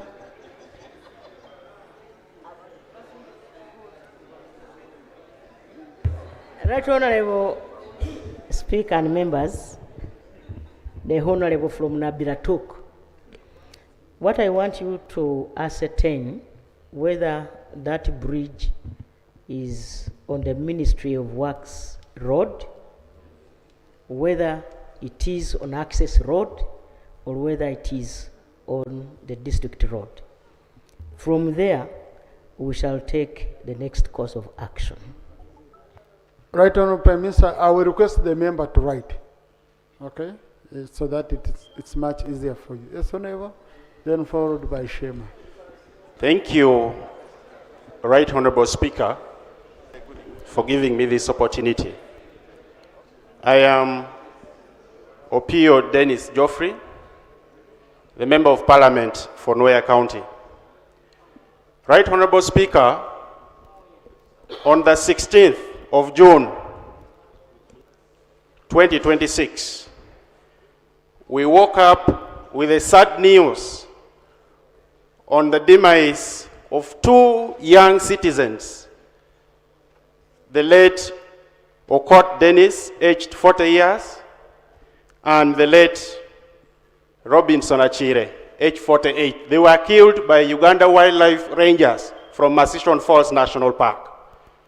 Right Honourable Speaker, this is just one of the so many unreported cases of extrajudicial killings by wildlife rangers. My prayer. See, Honourable Korio, you've been here listening. I request you, just go to the question. That long introduction is not helpful. Much obliged, Right Honourable Speaker. My question to the Right Honourable Speaker, Right Honourable Prime Minister, is that a statement be presented to this Parliament. Honourable, that's for me to decide, not the Prime Minister, okay? Prime Minister has understood your point. Right Honourable Prime Minister, you need to look into issues of alleged killings, extrajudicial killings by wildlife rangers. Right Honorable Speaker and members, these questions have been here for long. That's why we came up with the standard operating procedures. Once somebody is attacked either by wildlife or they have been arrested poaching, because some of your people go poaching. Now, once they are there, they are arrested, taken to police. So I request that members going forward, we report these matters to police, and then compensation will be done. Thank you so much. Shema, followed by Honorable Namtawe Joan. Thank you, Right Honorable Speaker. And mine is on food security. Right Honorable Prime Minister, Shema and maybe other districts that do plant matoke, we are currently experiencing severe drought, and our bananas are ripening at an abnormal, time. And I do request, I have had a honorable member from North saying that they are suffering from famine. Can we have alternative markets? Can we have how to keep our food safe? The fridges, so that our matokes in time of such a glut like this, would have them stored or given to those markets or areas where they are suffering from famine. Kindly, Right Honorable Speaker, Shema, and so many other districts are suffering the same. Right Honorable Prime Minister.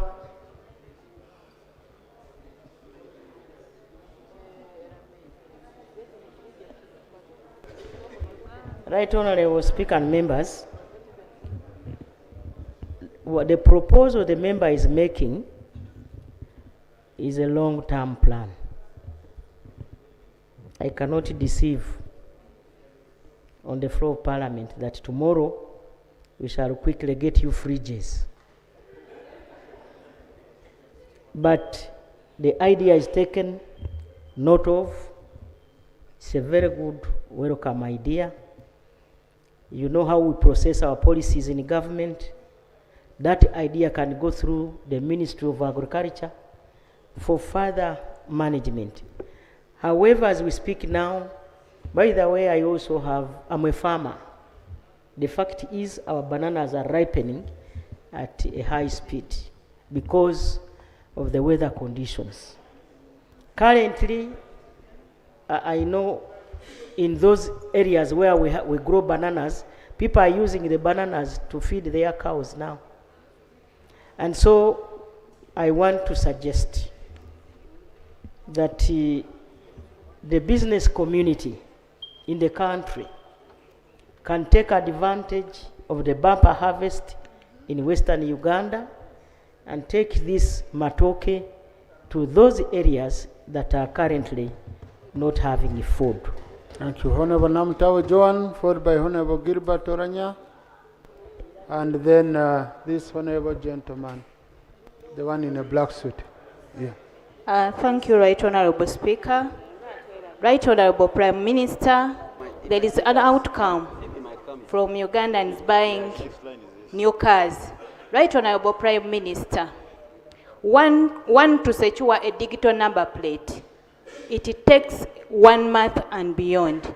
Right Honorable Prime Minister, can we know the cause of this problem? Thank you, Right Honorable Speaker. Minister for Works, the Prime Minister, Right Honorable Prime Minister helped me, the Minister didn't get it well. How can we have a quick processing of digital number plates, Honorable Minister? Thank you, Honorable Speaker. My senior minister was here and he indicated that the backlog would be cleared in a period of 2 weeks, and we stand by that position. Thank you. Honorable Gilbert Oranya. Thank you, Right Honorable Speaker. No, just a clarification. Honorable sir, you have just come and sat near me so that I can pick you. That's not how I pick colleagues here. So just settle. we shall see what to do for you. Honorable Gilbert Oranya. Thank you, Right Honorable Speaker. Right Honorable Prime Minister, we have our gallant sons and daughters who work diligently in Somalia. Others are brought back. Unfortunately, others were killed. I would like to know the government plan in paying the arrears of those ones who were not paid from Somalia up to now. And for those ones who were killed, I would like to know the government plan on the compensation of those families. I beg to move. Right Honourable Prime Minister. Next will be Honourable, the noble gentleman. Right here. Honourable Speaker and members, in February this year, I was delegated by the President to go to Ethiopia, meet the African Union, because, as you are aware, we had taken a long period of time when our soldiers were not being paid. I am happy to report that African Union and our partners have since supported the government of Uganda to pay our people. I would like to get the names of those people who were affected, especially those who died while on duty, so that the process of compensation can be done properly. Thank you so much. Thank you. And Honourable, you'll be followed by Quinn. Is that Quinn? Buko. Sorry. Thank you very much. Right Honourable Speaker, my name is Mzaidi Kemis, a Member of Parliament, Arua Central City Division. I have a question to the Prime Minister. We are aware on 27th of August 2024, this Parliament was given a report by Committee of Quality Assurance on the new cities. And one of the key recommendations that they had put was the issue of low allocations. That has got correlationship with service delivery. I wanted to know, up to now, how far have they reached? Because indeed there is a low allocation of resources for the new cities. What strategies have the Minister of Finance and the Prime Minister laid to address the problem of low allocation for the new cities that Just for record purposes, you said the report was by which committee? Just you can switch on. Government Assurance, okay. On 27th okay. Thank you. Of August. Thank you. Honourable Minister for Finance on behalf of the Prime Minister. Thank you, Right Honourable Speaker. Right Honourable Speaker, the question the member is raising is budgetary. And Mr. Speaker, appropriation is a process which starts with executive and ends with parliament. Therefore, the allocation we gave to the cities, municipalities, and all other votes of government was approved by this House. Mr. Speaker, there is a difference between what we need and what we can afford. I can say that we gave municipalities and cities what government could afford at that time. I thank you. Thank you. Buko. Thank you very much, Honorable Speaker. Honorable Speaker, I was in the Ninth Parliament and I was the Vice Chairperson of Greater North Parliamentary Forum that comprised Karamoja, Teso, Lango, Acholi, Sebei, and Bugisu. Honorable Speaker, sir, as we talk now, those other regions are being compensated, and Sebei has been excluded. Can I ask my friend, the Prime Minister, why is Sebei excluded? What criteria was used to leave out Sebei region? Right Honourable Prime Minister.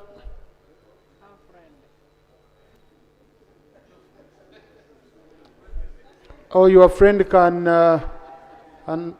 find you at office. I can also be getting another question from Busiki as the Prime Minister consults. Right Honorable Speaker, the cattle compensation, if it is the cattle compensation, we are compensating areas that had a problem of corn, and those areas that lost cattle during that period.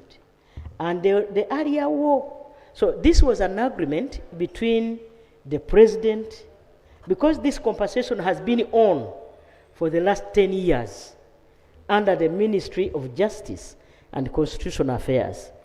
Now the president directed me to be in charge. That's because maybe we have done it quickly.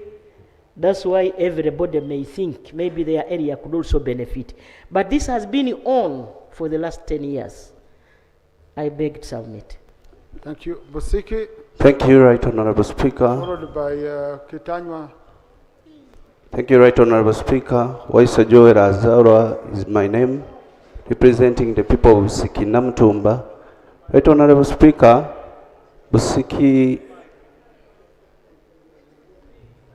Right Honorable Speaker, Namtumba district is composed of 20 sub-counties in Namtumba Town Council, being the business hub for Namtumba district. Right Honorable Prime Minister, I want to bring to your attention the Namtumba Town Council. It is coming to a close of almost 2 months when there is no power in the Town Council. Right Honorable Speaker, businesses are closing and the people operating machineries like maize processing machines and the rice processing machines are almost closing. So I would like, Right Honorable Prime Minister, for you to intervene in this matter so that... Thank you. Minister for Energy on behalf of the Prime Minister. Thank you, Right Honorable Speaker. We shall establish a team from UEDCL to go to Namtumba and take action immediately. Thank you. Kitanywa, followed by Bukedea, followed by Rugazi. Right Honorable Speaker, thank you for the opportunity. Right Honorable Prime Minister, NIRA is currently issuing out identity cards, national identity cards, to citizens in the country, but they are doing it at the NIRA offices in the different districts. Unfortunately, there are districts where people have to travel like 200 kilometers to reach the district headquarters. What plans are we having in government to ensure that these identity cards are supplied at either sub-county level or at parish level? Thank you. Right on. This is a country-wide problem. Right Honorable Speaker and members, there are some questions which I request members to write. And one of them is now like that. Thank you. So that we can give you a better answer to benefit the whole country. Thank you. So after here, I will get in touch with him. Then so you can answer on Thursday in written form. Bukedea. Thank you, Right Honorable Speaker. My name is Bicham Ukwere David, MP, Bukedea County. Right Honorable Speaker, as you know that Bukedea district is an open gate to Teso. We have been having a challenge of River Sironko, where water floods to Bukedea district. But however, there is a bridge between Sironko and Bukedea, which has become a death trap.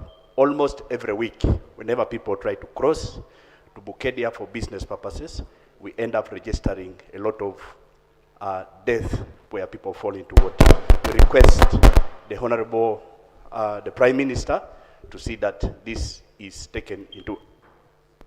Right Honorable Prime Minister. Wax? I think Wax didn't get the question well. It was...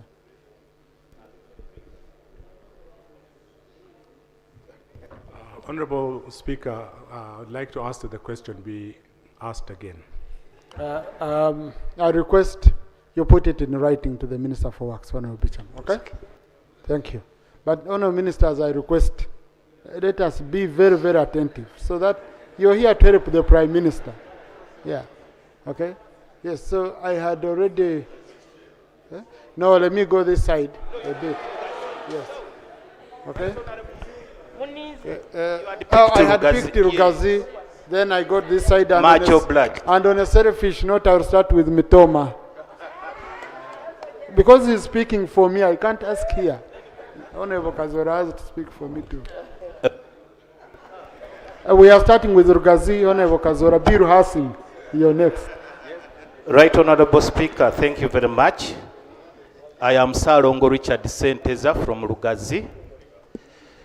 Section 16 of the Political Parties and Organizations Act, Cap 178, curtails certain categories of people from participating in elections.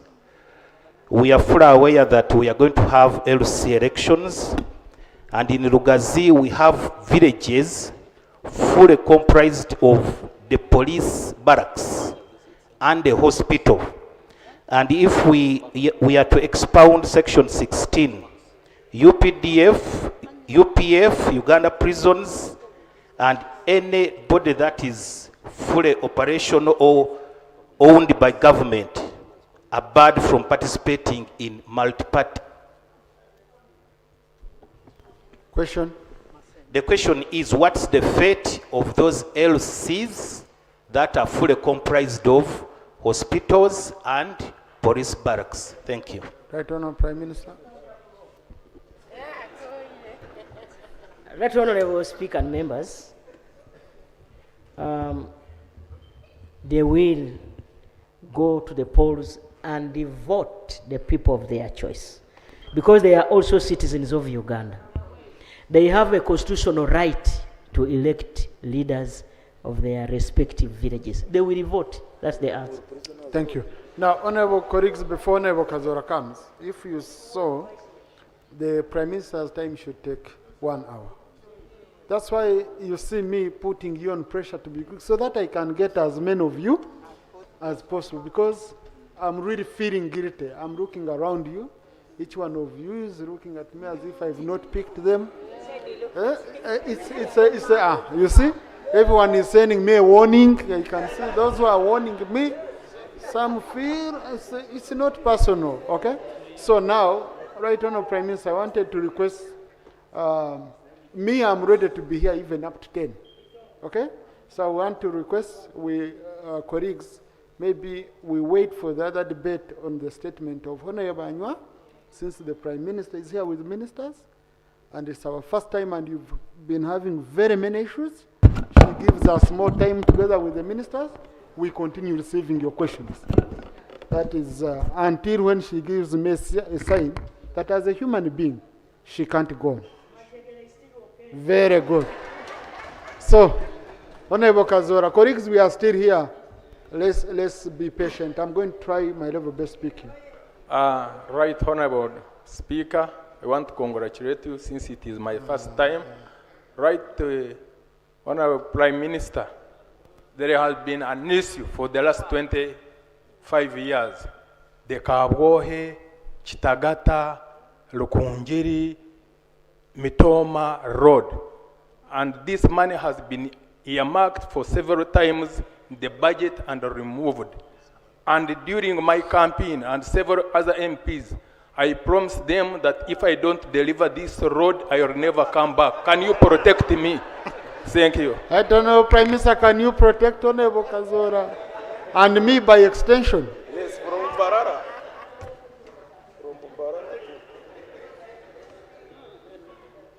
Right Honourable Speaker and members, the Speaker is protected and the member is protected. The road that they are talking about is one of our priority roads. It is in our NRM manifesto. It is in our National Development Plan 4, and I promise that that road will be worked on. Thank you. Now, I'll do Karamoja, Moroto, Honorable Frank. I do Namisi Indwa, okay? As, I remember Hoima was among the first people in my office. Then I also do cover. We continue, colleagues. The Prime Minister is still here. Thank you, Right Honorable Speaker. Moroto Referral Hospital, Regional Referral Hospital serves all the neighboring districts just within the close to Karamoja sub-region. Currently, they are faced with the challenge of oxygen. Yet, UPDF 3 years ago were contracted to construct oxygen plant, and they abandoned it right at the tail end when they're about to hand over to the hospital. So my kind request is to the Prime Minister to request the UPDF to come and at least complete the project so that we can be able to save the lives of the people that are in referral hospital. Thank you. Thank you. Right Honorable, do you want Government Chief Whip? Yeah, the Government Chief Whip is under your office, so it's the same team. But I want to save time. I can be getting another question from Namisi Indwa, they will be answered.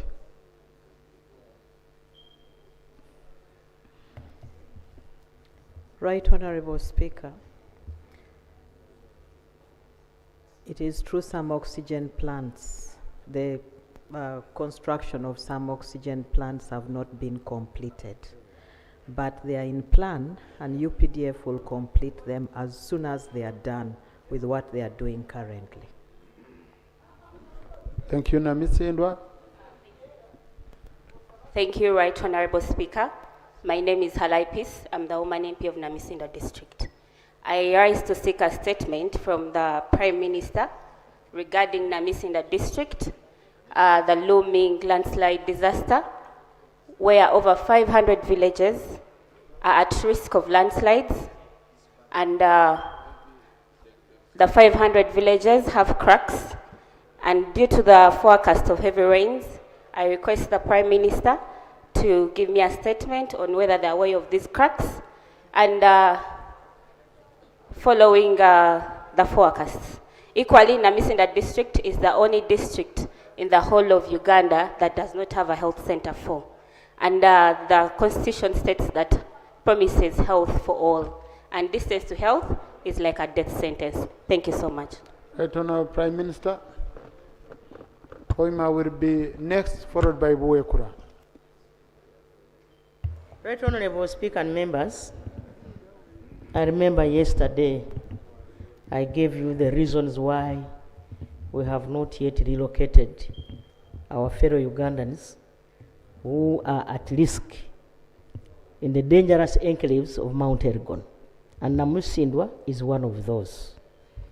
Right Honorable Speaker, Namusindwa Health Center 4 or Health Center 3 will be upgraded to Health Center 4 among those I've talked about under UGIFT 2. Thank you. Oima, followed by Buwekura. Right Honorable Speaker. Dr. Pio and Nyanzi. This being my maiden speech, I'm called Wembabas Beatrice, Woman Member of Parliament, Hoima District. I have come to raise a matter of national importance concerning the continued land conflicts and illegal land eviction happening in my own district, in the village called Ruabunyonyi in Uraru sub-county. Right Honorable Speaker, many people have been killed. 2 people were killed in 2024, and destruction of people's properties. And even when the Honorable Minister of Lands came to intervene and gave directives, gunshots were exchanged that day. Right Honorable Speaker, my plea to the Right Honorable Prime Minister is to take... Right Honorable Prime Minister, how are you going to help the poor of Hoima with the land problem? I hear there were even gunships when the minister went to... Right Honorable Speaker, I know the issue. That is an area where I also hail from. There has been conflicts in Hoima district because big people from here in Kampala invaded that area because of the oil discovery. So effects of oil, people have taken it within themselves. They want to grab land from the poor people.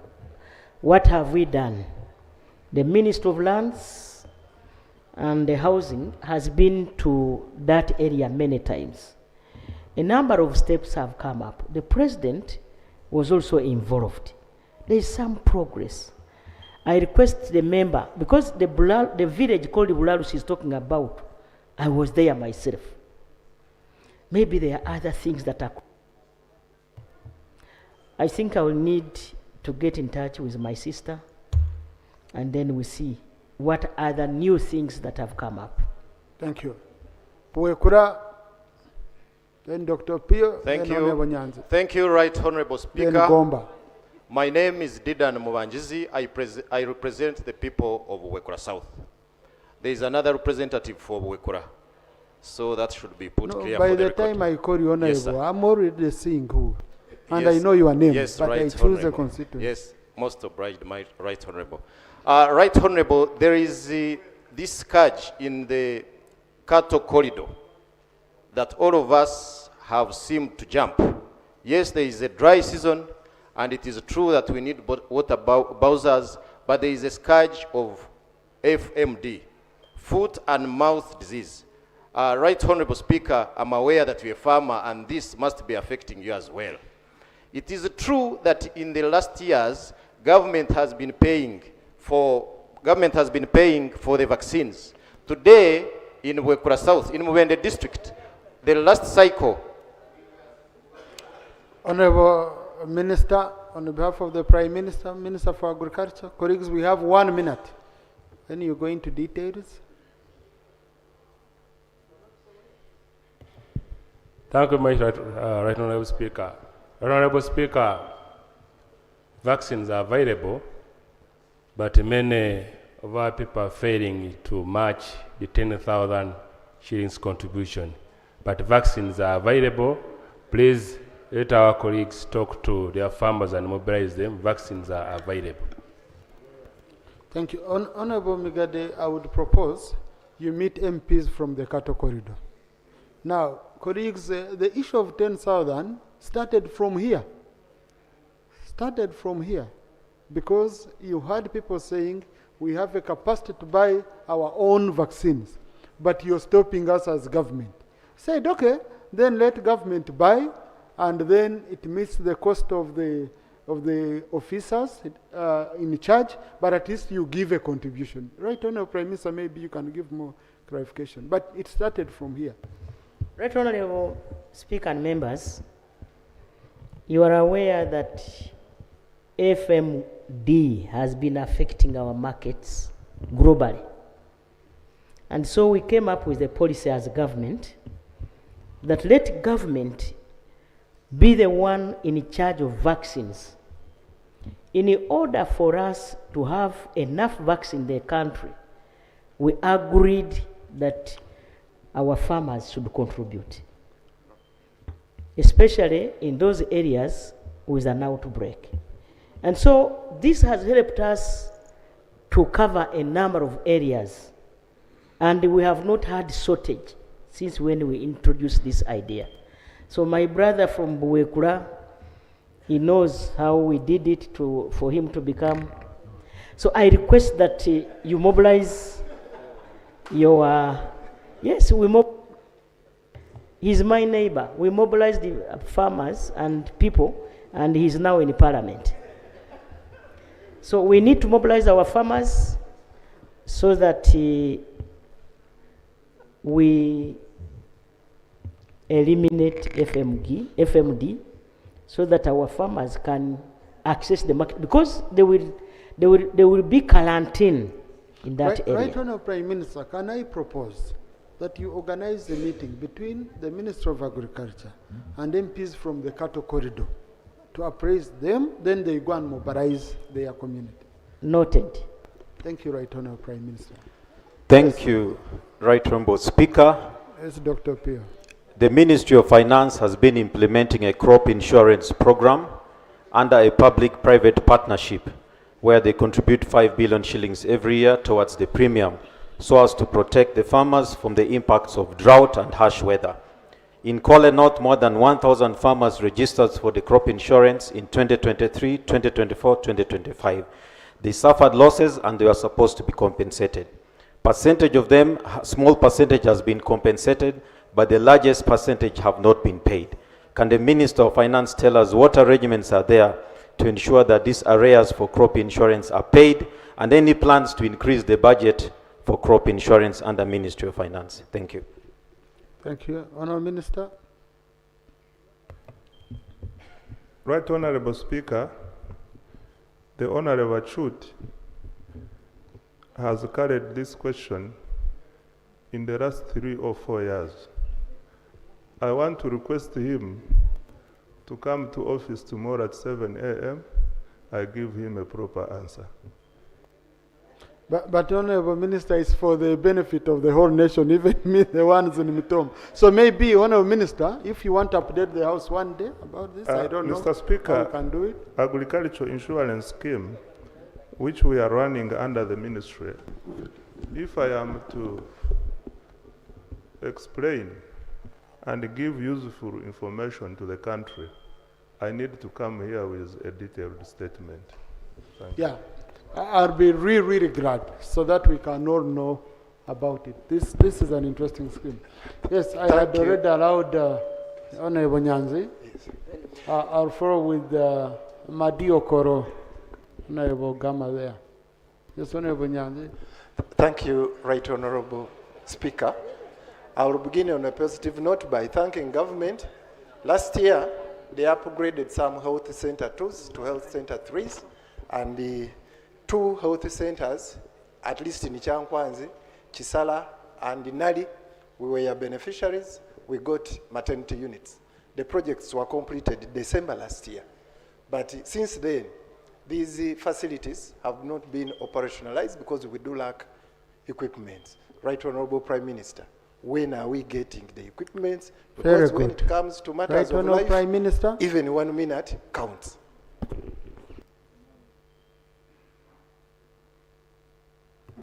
Right Honourable Speaker and members, Honourable Nyanzi is aware that I presided over the official commissioning of those facilities.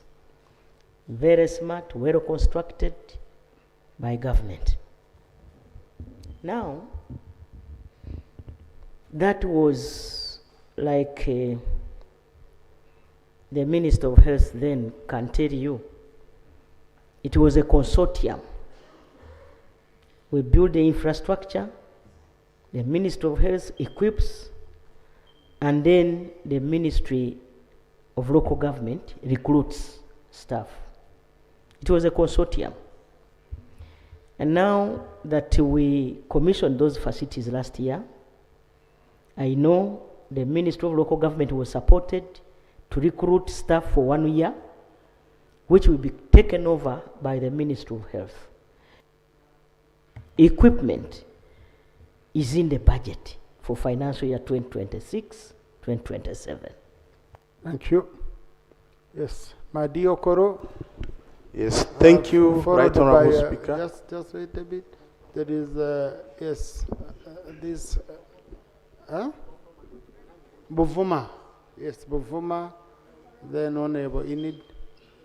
Then Masaka, Honorable Kitio. Then I'll do wage and the issue. Thank you, Right Honorable. I rise to raise a question pertaining the family of the late Abiriga. I'm glad I handled this issue of the Abiriga family with you here when we are all backbenchers. And I'm glad you're back as the head of the house. And I would like to know from the Right Honorable Prime Minister, it's over 8 years now. The last time we laid the late to rest in his ancestral home sub-county, there were about 5 pledges made to the family. And out of these pledges, only 1 was fulfilled within 3 months after the burial of the late. When do you intend to take action on these unfulfilled pledges? The Thank you. microphone, Honorable. Honorable colleagues, it was so sad. I used it to, in that corner where Honorable Ismail Ogama is, that's where we used to sit with the Right Honorable Birga. In that same corner. So it's a very, very painful experience reminding us really what happened to our colleague who was late. Right Honorable Prime Minister, the family has been reaching out to us, and I'm sure to you also. When can we help them out of the situation they are in? Right Honorable Speaker and members, Abiriga was our brother. May his soul rest in eternal peace. I request Honorable Ogama, he's my friend. Let him come to my office tomorrow and we handle this issue.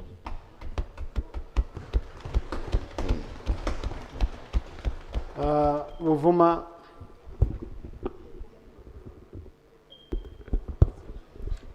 Right Honorable Speaker, Judith Naguja is my name. Government approved the solar mini grid project of which Buvuma is supposed to benefit. I understand work was supposed to commence last March. I would love to know what's causing that delay. Thank you. Energy, Mr. for Energy.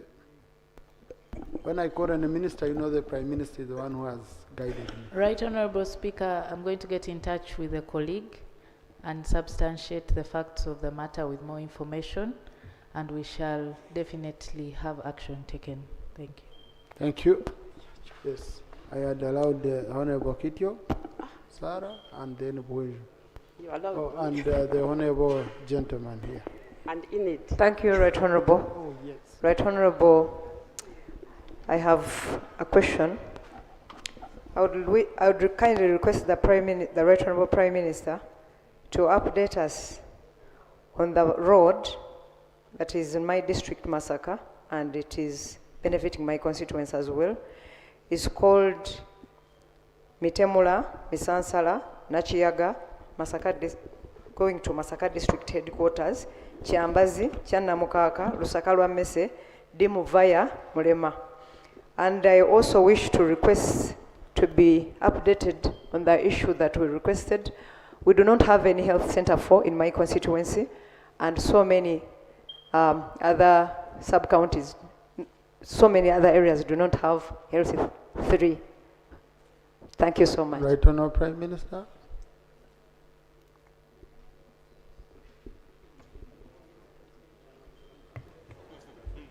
Right Honorable Speaker and members, I remember that word message yesterday. She asked that road yesterday and the minister gave the answer. So I will go to the health facilities. No, she didn't ask yesterday. I didn't give her an opportunity. She asked the Minister of Works was here. No, Right Honorable, allow me clarify. The road I talked about when the Right Honorable Minister was here was a different road that is meant to be for local government, and we are requesting it to be upgraded to be brought to central government. It's completely a different road. And the one I'm talking about is actually it is supposed to is a central government road. Thank you. Okay, Right Honorable Speaker, now that she has clarified, I direct the Minister of Works who is here to get in touch with a member. Honorable Ali, get in touch with a member and find out how we can handle that issue. Secondly, like I already told you, the 488 sub-counties without a health facility, we are getting a facility to work on them under UGIFT 2 once and for all. Thank you. Yes. Right Honorable Speaker. Okay. Kabari, that was Kabari. Then Buenju. My name is Enid Orugumisiriza, woman MP Kabale. Mine is unique and it's a national concern. We are seeing moral degeneration in our nation. Partly it is brought about by uncensored technology and uncontrolled use of language. A small spark set fire. Likewise, our careless words as leaders can do harm and divide our communities. Right Honorable Speaker, Right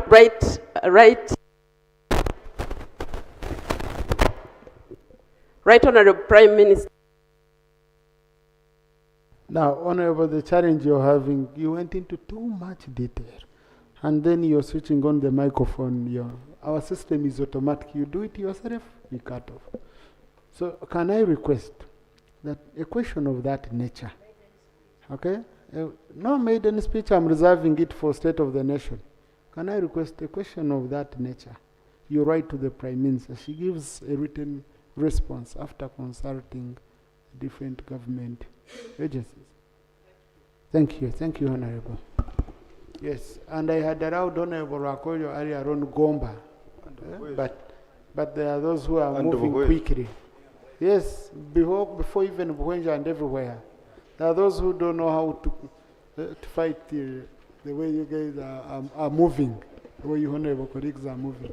So Honorable Robina, Abu Gomba, and then go to Buwenja. Thank you, Right Honorable Speaker. I'm about to come back here.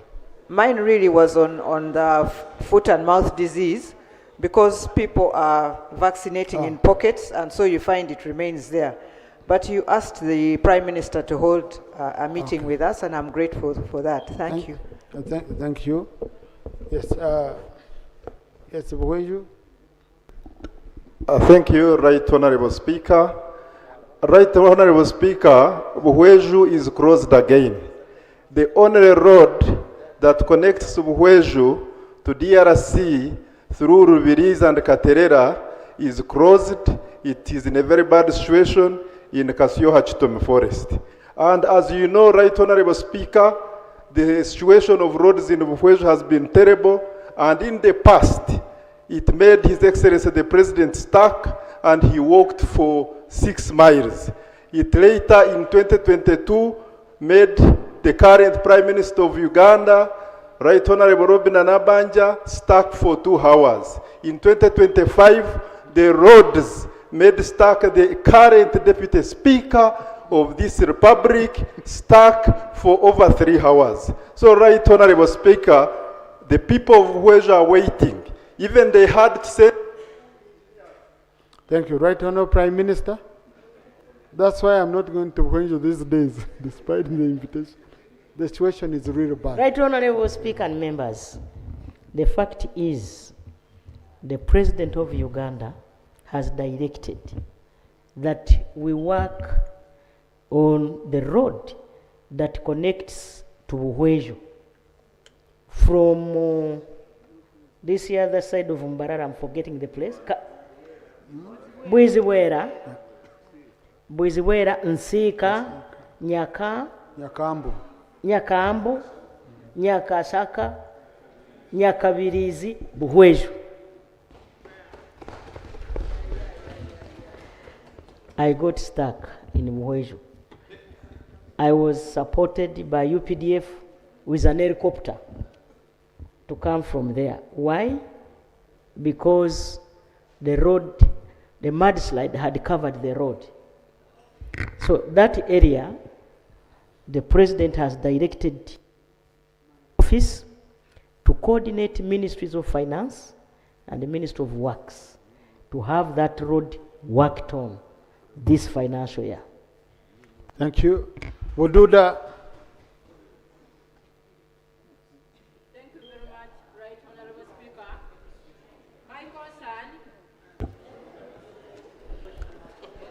Yeah, thank you very much. My concern is about it cuts across. Still about the bridge. The district headquarters, which hosts the district hospital, Bududa Hospital, is inaccessible because of a broken bridge which has taken years. The staff members or the staff who access hospital, some of them fear to come and report. Even the staff members who access from town, who reside in town, cannot access. Soon the Minister for Local Government is about to go there, Honorable Balam and Namere. The same is going to be faced. The divert or the other one which was sort of improvised, it's overdue. So this one goes to the Prime Minister. Is there an action which has ever been taken about this broken bridge or not? I beg Which to bridge submit. is that? It is it is on River Tutu as you cross from Manafa. Right Honourable Prime Minister? Oh, there is works here. Who should go there?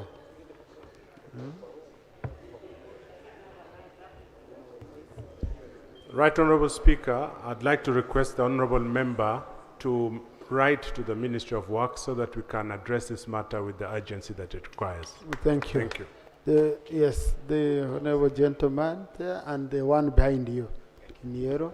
Right, And Honourable Speaker. I can see an elderly Honourable colleague beside the lady. Right, Honourable Speaker, my name is Wanyama Richard Hamala, a Member of Parliament for Samia Bugwe Central. Right, Honourable Speaker, I rise to urge government to address the issue of Busia town congestion and prioritize construction of Murwanda border point. Right, Honourable Speaker, the congestion in Busia town has paralyzed local businesses, has stifled the cross-border trade, it has even threatened human life. Accidents are there every other day. Right, Honourable Speaker, I seek to get your response. Thank you. To get my response, eh? The Prime Minister, right, Honourable Prime Minister. Okay.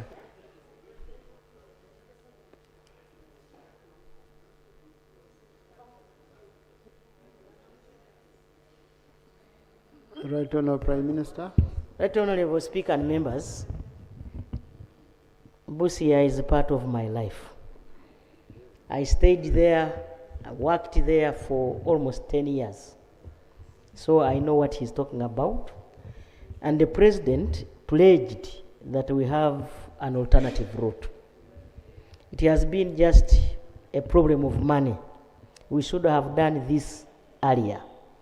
But I am going now to coordinate Ministries of Works, my brother, Minister of Finance, Immigration, and Minister of Internal Affairs, so that we can put our heads together, because the other side of Kenya was worked on. Thank you. Thank you very much, Right Honourable Speaker. Thank you for giving me this opportunity. My name is Patrick Obura, Member of Parliament for Yam South. Right Honourable Speaker, allow me pick the attention of the Right Honourable Prime Minister. Oyam district is a food basket for Lango sub-region. And right now as we talk, the abandoned national road, especially connecting from Minakulu, Mitacho to Kamdini, Loro to Oyam district headquarters is not accessible. Right Honourable Prime Minister, Lango sub-region is a supportive sub-region to other areas in terms of food. These roads are impassable. Trailers and trucks are stuck inside those sub-counties. We call upon you that you do something. Regrettably, also the road coming from Namasale, Ochero, Dokolo to Aleptong needs attention of Minister of Work. Thank you. Minister for Works.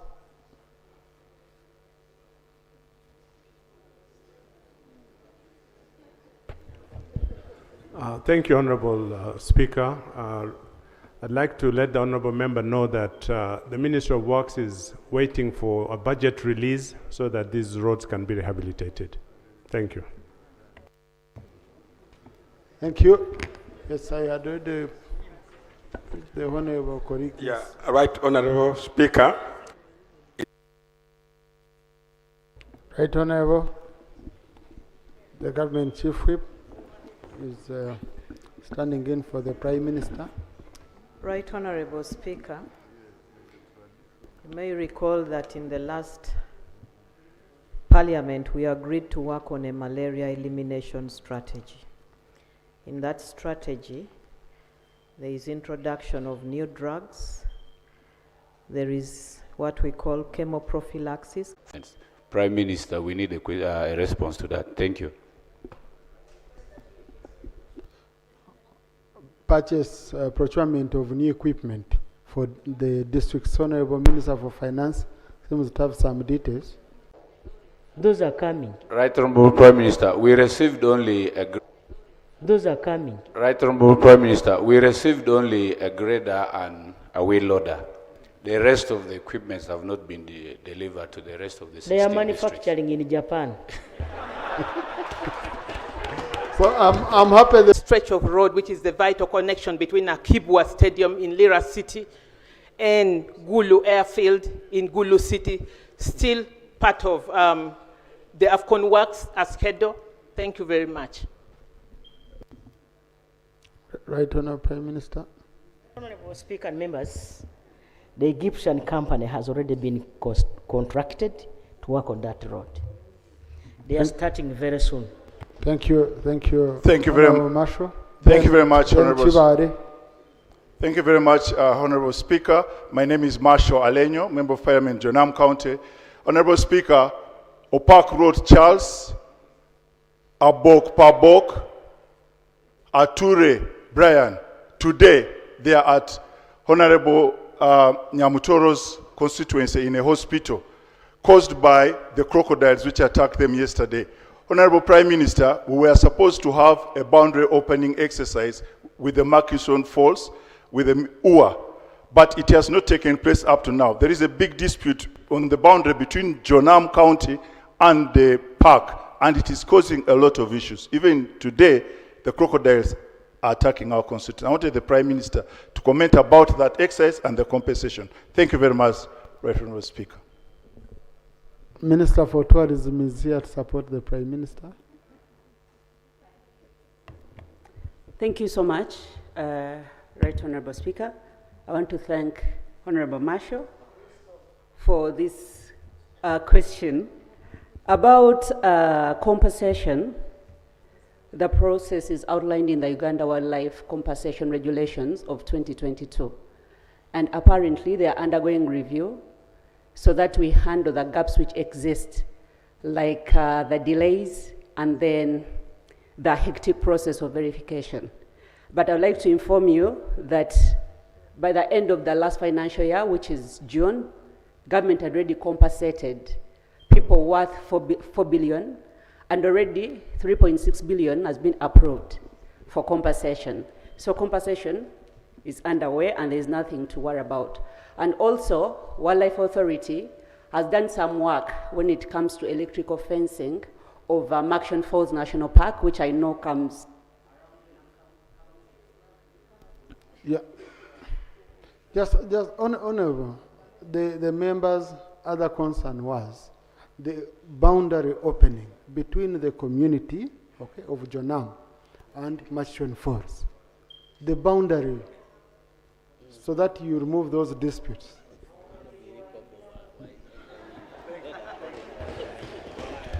Right Honourable Speaker and members, the ministry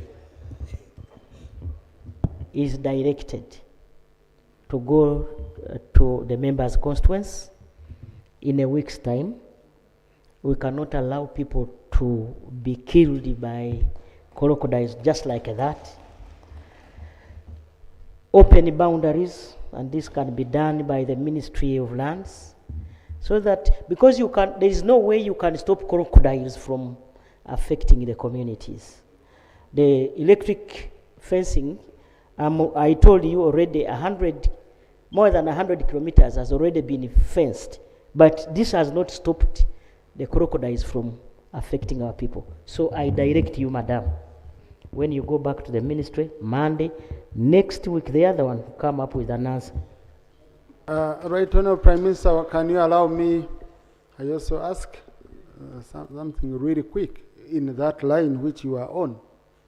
The issue of the boundaries between the Ergon National Park and the people of Sebei and Bugiso. I raised that several times. When I was a government chief whip, I nearly underwent Imbaru at Mount Wanari. These guys, they wanted to capture me, and they were like, sir, are you sorted? So even if you're sorted, if you don't sort our issue, then we can sort you another time. I said, hey, my goodness. So that's a very, very big issue. The dispute on which survey to go with, the survey of 1963 or the survey of 1992. And if you go to the one of 1960s, you'll find even the whole of Mbari City is part of Virgo National Park. So, and the president had promised, had said, yeah, and the president had said, if you go with the one of 1992, at least you would be able to protect the national park the way it is now. But as we continue failing to sort out, people are continuing to encroach. And then Ruhija in Rwanda, where the whole sub-county, the whole area, which is not even part of the national park, they just went and said this is a national park. So, and an area where you would be having 5-star resorts, okay, because of mountain gorillas. People cannot. Every developer, once they come, they run away. I've been there with Honorable Musasisi, with Honorable Kabasa here, with Honorable Chikafunda. So the issue of boundaries with the national parks, I think it's an issue, right, Honorable Prime Minister. You need to give serious attention. You will solve very many issues across the country. Thank you so much, Right Honorable. We know how I communicate. Once she makes a sign to me, I know this one is finished. So I had already picked Chibare, okay? Thank you, Right Honorable. Wait, I'm trying to see who is smiling best. On this side. So it is this honorable colleague in a blue. No, this in a blue, in a Kritan. Yes, the honorable Kritan, and the honorable colleague in a red. Okay. Oh, no, the ones on front bench. There is an agreement we made. It is, and I'm going to fulfill it. I communicated it through the opposition chief whip. Thank you, Right Honorable Deputy Speaker. Nabaduka Annette, Woman Member of Parliament from Kibale District. My prayer to Right Honorable Prime Minister is, since I was born, Kibale District has experienced land-related conflicts like land ownership, land grabbing, overlapping land titles, and these issues have greatly affected Kibale agricultural production, peace for the people of Kibale, and we really need the Office of Land to come in. Right Honorable Prime Minister, we seek for your hand in regarding land conflicts in Kibale. People even don't have where to eat. They are being vacated by those insecurity land owner occupants who are claiming. We have gaps is because the absentee landlords cannot be located. You know, our grandparents made titles in the 1900 and 1960s, during that time, which you know. And that these other people who inherit, they also don't know whether they have land titles. And so the president is coming up with a new idea, which idea maybe will solve our problem. But remember, we have systematic land demarcation. Already over 60,000 hectares of land has been compensated, which we are going to come and give to those tenants, Bibanja owners. So the process is on, but it will take some time because of those peculiar issues we have. Thank you, Right. The Ministry of Lands has been at it. Even now as I speak, people continue to identify these absentee landlords and take them to the Ministry of Lands. Ministry of Lands compensates through the other Uganda Land Fund, the Land Fund. Thank you. Thank you. Yes, Honorable Kitaranyi.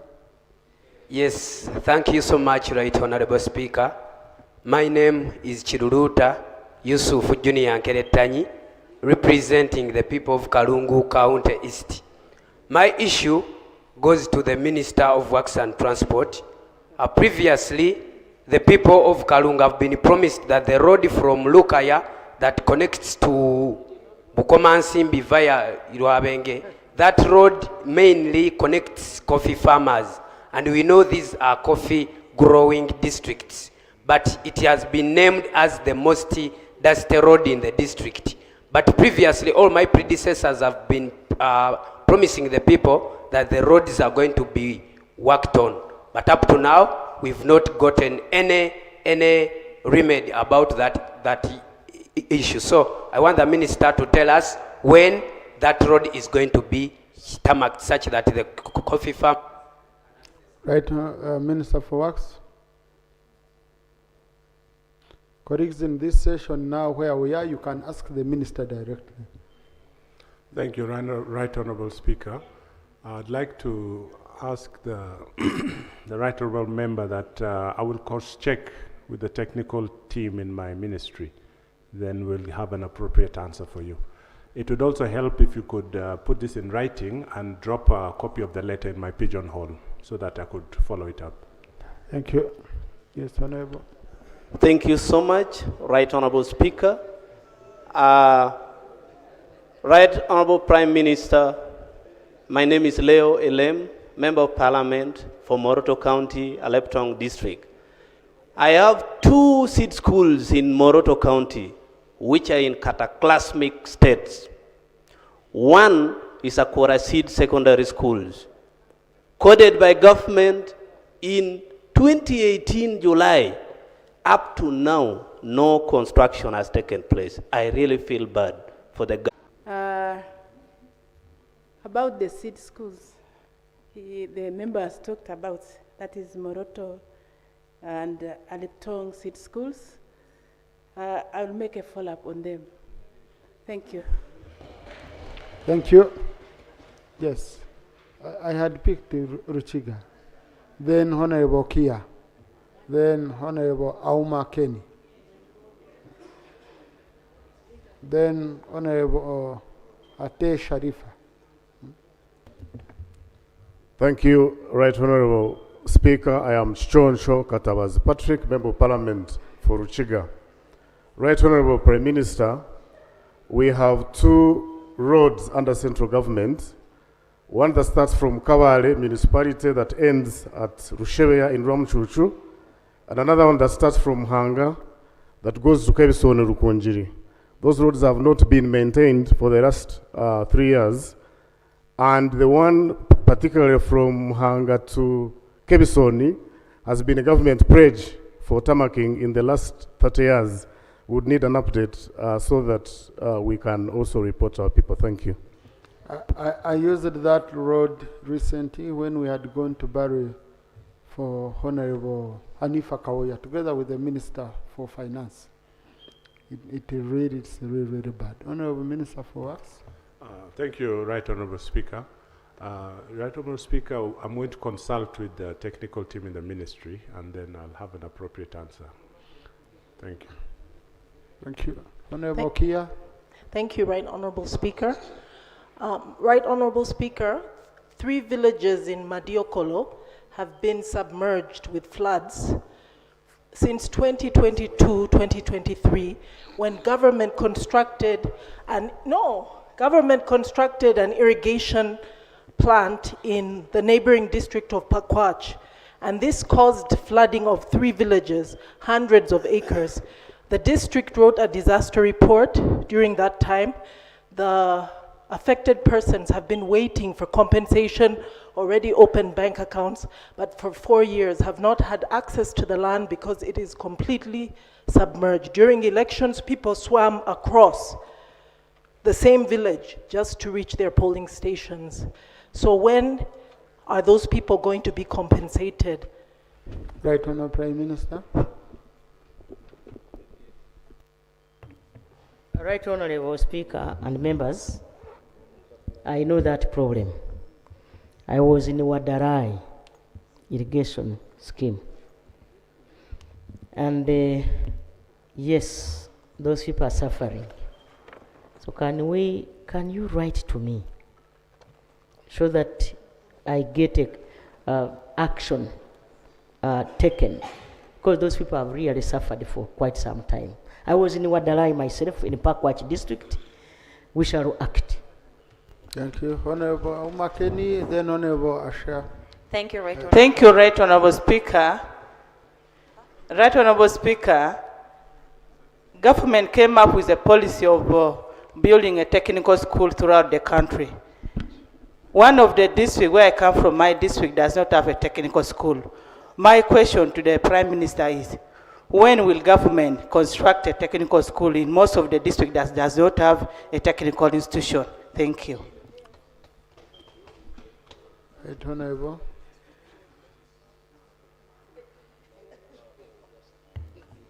Right Honourable Speaker and members, now that I have the Minister of Education here, and I know that the policy is a technical institute per district.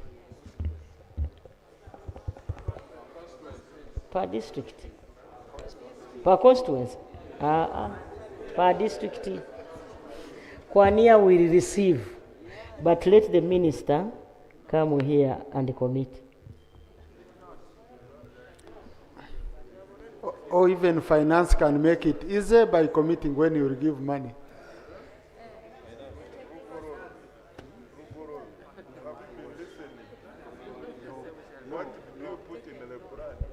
Thank you, Speaker. I know the policy for technical schools is there, but the problem is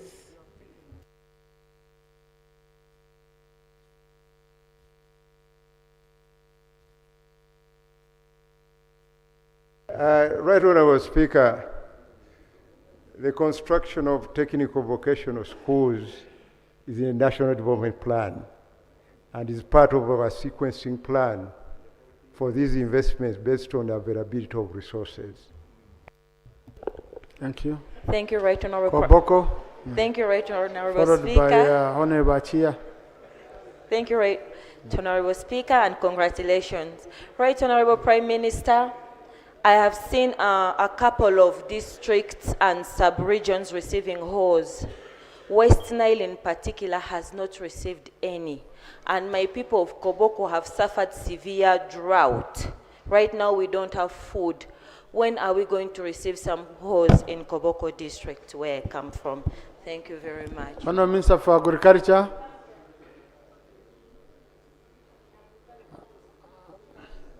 And then I'll follow with the Bugweri and Thank then you very Kasama. much, Right Honourable Speaker.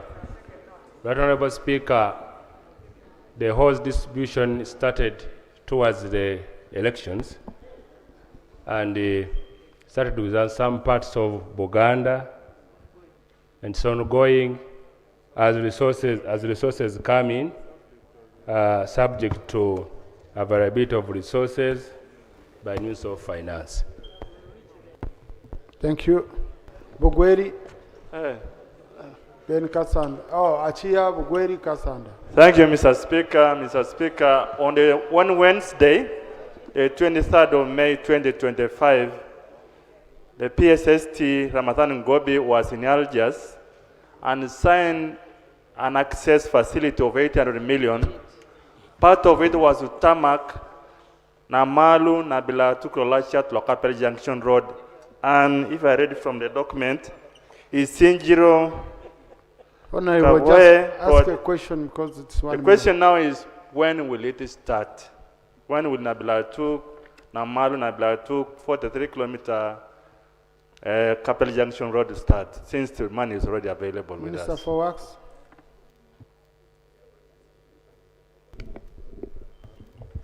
Thank you, Right Honourable Speaker. I'd like to request the Honourable Member to put this in writing so that we can follow it up with the Ministry. And Honourable Member, if you could get an extra copy of this letter and put it in my pigeonhole. Bogweri. Thank you, Right Honourable Speaker. My name is Stella Maris Nankwanga, Woman MP Bugweri District. As the government policy says, every sub-county should have a health center 3. Idodi Health Center 3 was constructed by the late Chirunda Chivejinja and later handed it over to the government through the district. However, it has no budget line yet, and they are getting the medical supplies and the health workers from other facilities. So my question to the Right Honourable Prime Minister is, when will the government intend to create a budget line so that it receives direct funds from the government itself? Thank you so much. Thank you. Government Chief Whip.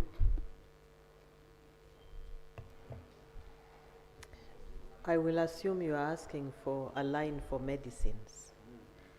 So what you need to do is write to the Ministry of Health and inform them. Then they will come and assess the facility. If it meets the criteria for a health center 3, it will be given drugs. Thank you. Kasanda. Then Kumi. Thank you so much, Right Honourable Speaker, for the opportunity. My name is Atkuonda Rebecca Mwanjisi, a woman member of Parliament, Kasanda District. I am happy my friend, my Prime Minister is around, and all ministers. Honourable Prime Minister, I know people of Kasanda are watching right now, because their road has become a problem. And when I was talking to the Minister for Works, he told me that we still have 3 years to go to construct Mianzi, Gambwa, Kasanda, Bukuya, Chiboga Road. Honourable Prime Minister, when is the road being constructed? Another one. We have a problem, Honourable Prime Minister. Right Honourable Prime Minister. Right Honourable Speaker and members, the road she's talking about is our national priority road. It is in our National Development Plan 4. It is a priority road in our manifesto. It starts from Mianzi, Kasanda, Bukuya, up to Chiboga. Right Honourable Speaker, the Ministry of Works and Transport has been maintaining this road in a motorable state. However, those people want to see a tarmac road. And so, if, for example, we get money, he's here, that road is a priority. The President promised the people of Kasanda, look for money. Thank you, Kumi.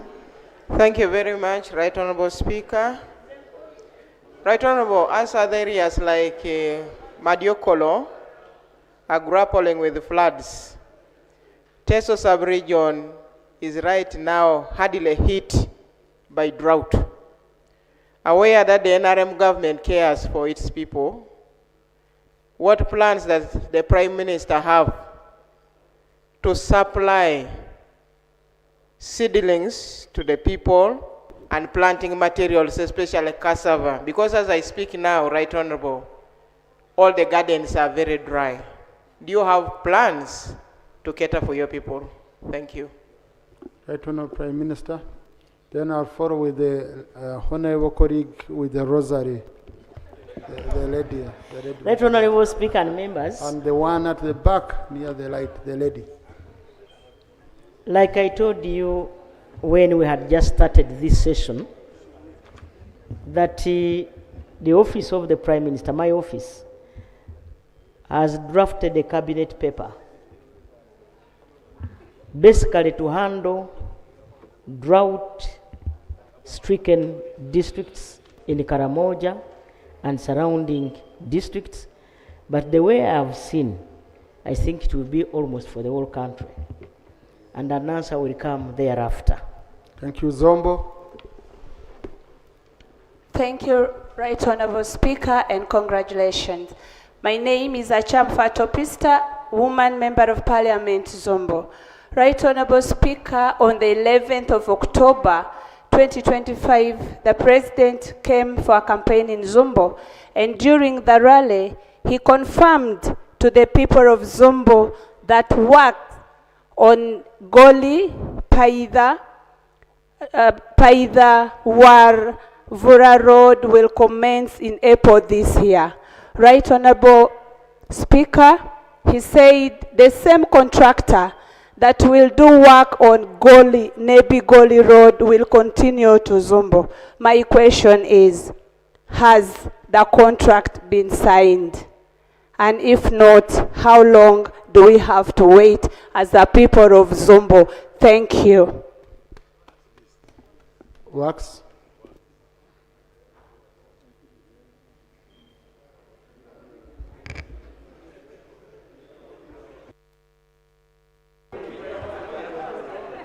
Thank you, Honorable Speaker.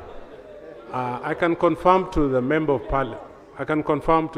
Parliament. That the Goli Nebi Road is a priority road, which the President has promised, and I can confirm that it was in this year's budget. We're just waiting for budget release for the road works to start. Thank you. Thank you. We are about to conclude. Yes, the Honorable Lady. Right Honorable Speaker, my name is Rufina Cheutich, woman MP, Amuda District. My concern is about education in Karamoja, and especially Amudat. Illiteracy rate in Amudat it's at 95%. This is wanting, Mr. Honorable Speaker. The NIRA manifesto of 2026-2031 of elevating the society into high middle income society may not be achieved in Amudat. I believe this will be achieved through education, Honorable Minister. For this reason, I am calling upon the Ministry of Education to code the following schools. For the last 10 years, the following schools have never been coded. Number 1 is a Churchill Primary School. Honorable, can I request that you write? Okay? Thank you. So I'm going to do Honorable Terau, Honorable Kanabi, Honorable Nabanuka, and Rope.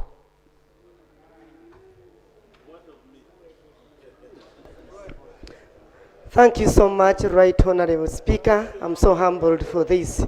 My question goes to the Prime Minister. Isinjiro District, I'm Lydian woman member of Parliament. Isinjiro District is a district that hosts the refugees, and we have 2 camps, Orchinga and Nach Valley. Now these days, they have directed the Dr. Deep projects to only sub-counties that are hosting refugees. And in the past, it has been the whole district. OPM, the Prime Minister, is it possible to revise that decision such that we also get the Dr. Deep projects as it had been? Thank you so much. Right Honourable Prime Minister. Right Honourable Speaker and members, Dr. Deep 2 projects are starting now. I would request a member to bring her well-structured issue to the office, because that Dr. Deep is under the office of the Prime Minister. Thank you. Honorable Kanabi.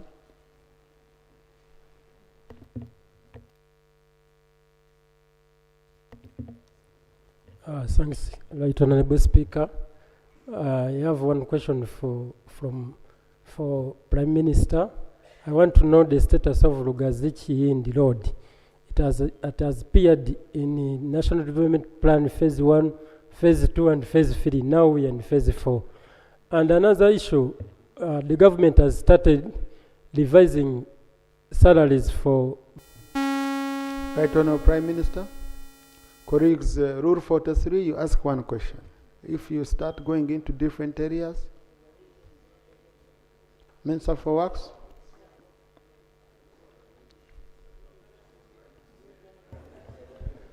Thank you, Right Honourable Speaker. I would request the Honourable Member to write to us so that we can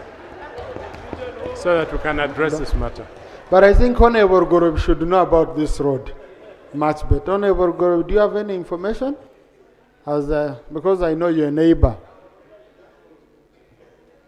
The minister is right. You can't come and commit on something which you don't have information.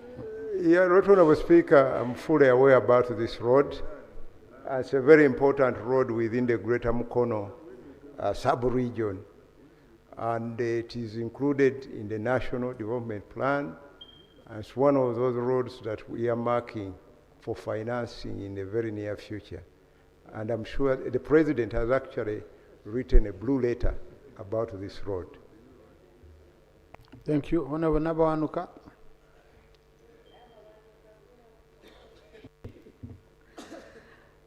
Thank you, Right Honourable Speaker.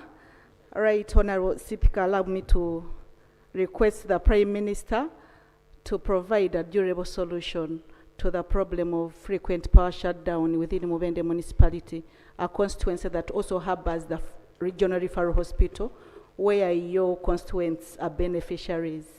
It also affects businesses of people. Kindly find a solution to that. Energy. Right Honourable Prime Minister, you can... Right Honourable Speaker, it's unfortunate that there was a shutdown. I have just received that information now. UEDCL is going to visit the site and work on the matter. Thank you. Thank you.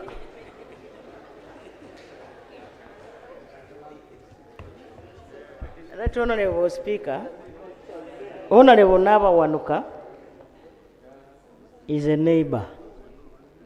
When there is a shutdown in Mubende, it affects us in Kakumiro. The fact is, there has been unprecedented shutdown of power in that corridor. And this is caused by the old power line. We had come up with a strategy to install more transformers because the towns are growing up. Mubende has exploded. It has the biggest population now in that area, part of the country. So there is a need for us to put more transformers. Madam, ndikugwe, nenda kulagira. More transformers, remove the old poles because they are always down, so that our people have reliable power supply. It's not there, that is a fact. So you go to the ministry, tell the minister that there is need. Because of this transition from Umeme used not to look after their power lines. And it is not only in Mubende, it is also in Kampala here where we are staying. And so there is need for us to do exactly what I've told you.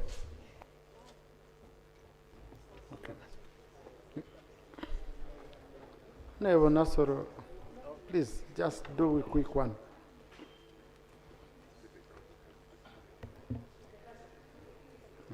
Right Honourable Speaker, thank you for this opportunity. Right Honourable Prime Minister, I have a question. I represent Rubaga South constituency. Rubaga South. Yes. Now, me and my people, the people I represent, we want a permanent solution to the road, Natete road to Busega, Natete Nakauka. If you know where the police station is, Natete police station, Right Honourable Speaker, I think that's where you pass when you are going to Mitoma. We need a permanent solution, Right Honourable Speaker. Thank you. All of us are being conscripted. Right Honourable Speaker and members, Natete Nakauka, Kisubi, Mpiji. I presided over a function in 2024 when that contract was being handed over to CCC, Kodrosi. They have started working on that road, but the speed is quite annoying. Not only for the members who are using that road, but for the whole community. And so we had a meeting over the same with the Ministry of Works. There was a problem of compensation. Those people near the road agreed with us that they will allow the contractor to pass and compensation will be. Thank you. But when they started construction, people said no. That's the reason. And that time we did not have enough money to compensate. And you know that road passes through a highly expensive area. So that's the major reason. The money to construct that road is available, but we have a problem of money to compensate the PAPs. But what I know, we have put money in the budget. Now that Musasis is here, and I'm told he's also Gumite, make sure we conclude that matter so that people of that area are saved of dust. Thank you, Honorable Arobo.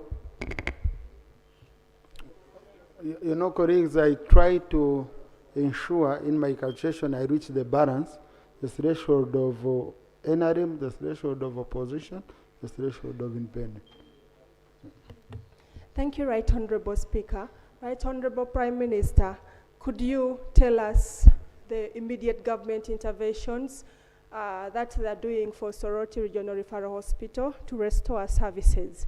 Soroti Hospital, the theater broke down a few weeks ago, and currently there is no surgery that is taking place at the referral hospital.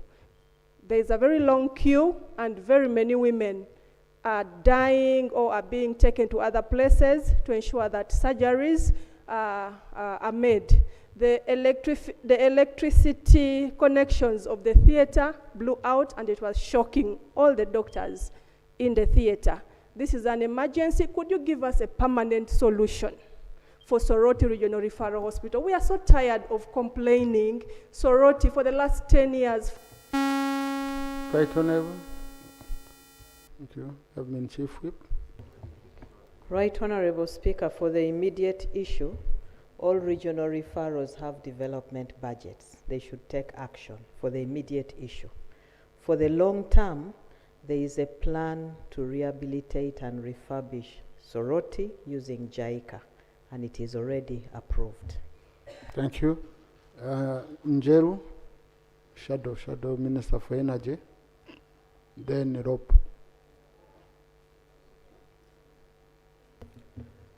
Right Honorable Speaker, I am Sanjay Moses from Njeru Municipality.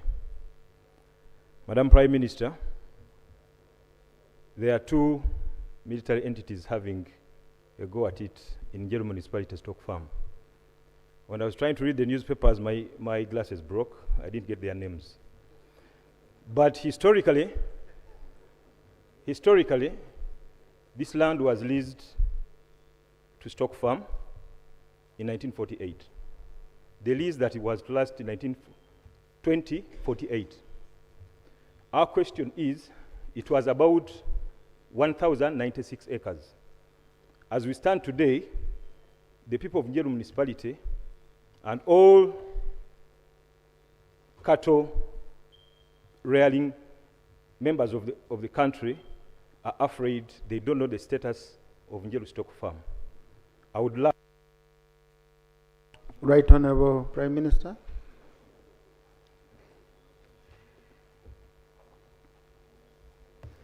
Right Honorable Speaker and members, I want to thank the member for the question. Njeru Stock Farm, like he has said, is strategically located. Because of that, so many people want to take advantage and take the land. This matter is involving a number of big people, and the president has taken interest in the matter. As you are aware, there are some evictions that took place last week, and this stock farm will be saved. That's all I can give. Thank you. Lop.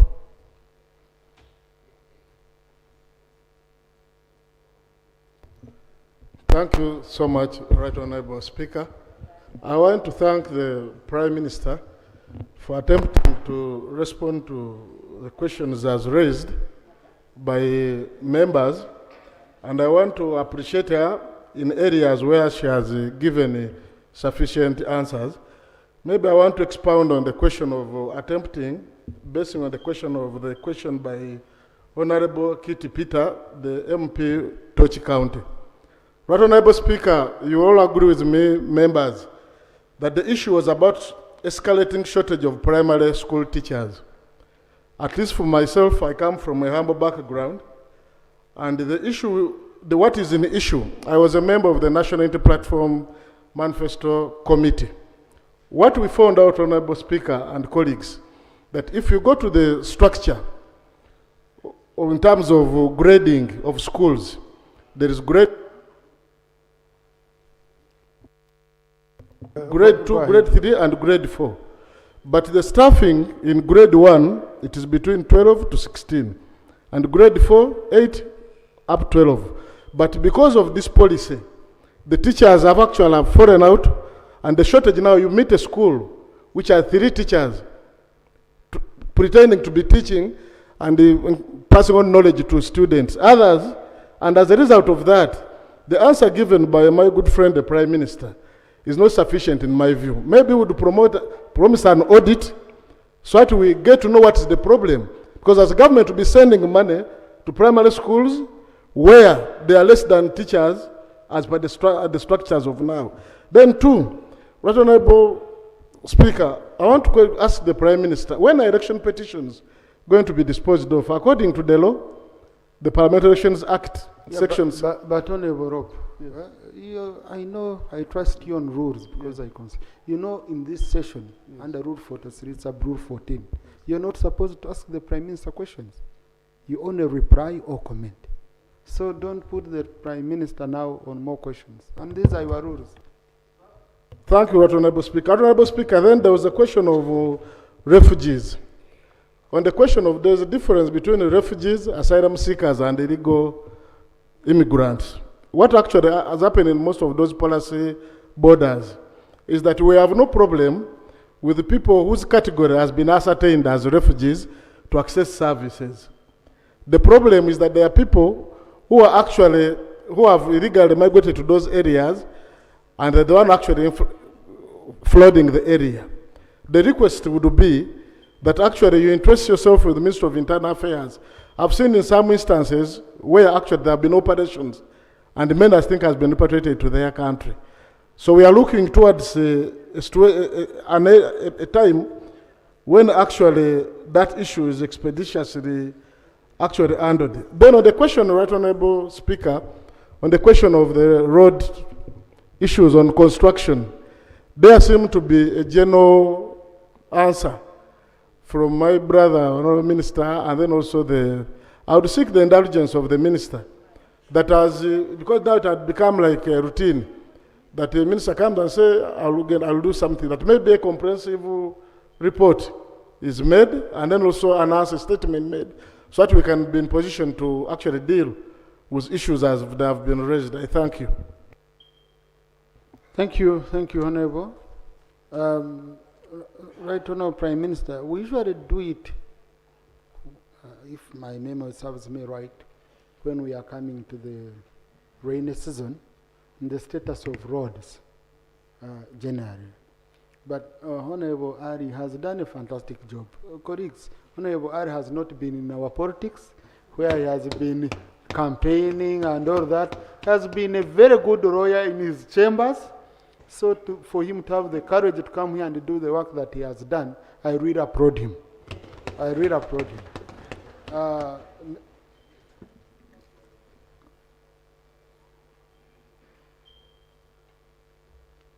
Wow. Honorable Prime Minister, I'm being given information that you have answered 79 questions. This is a record. And I really want to thank you because you have shown that you have a helicopter view of the whole country. You know? And near on each and every, sector in the country. That's not for everyone.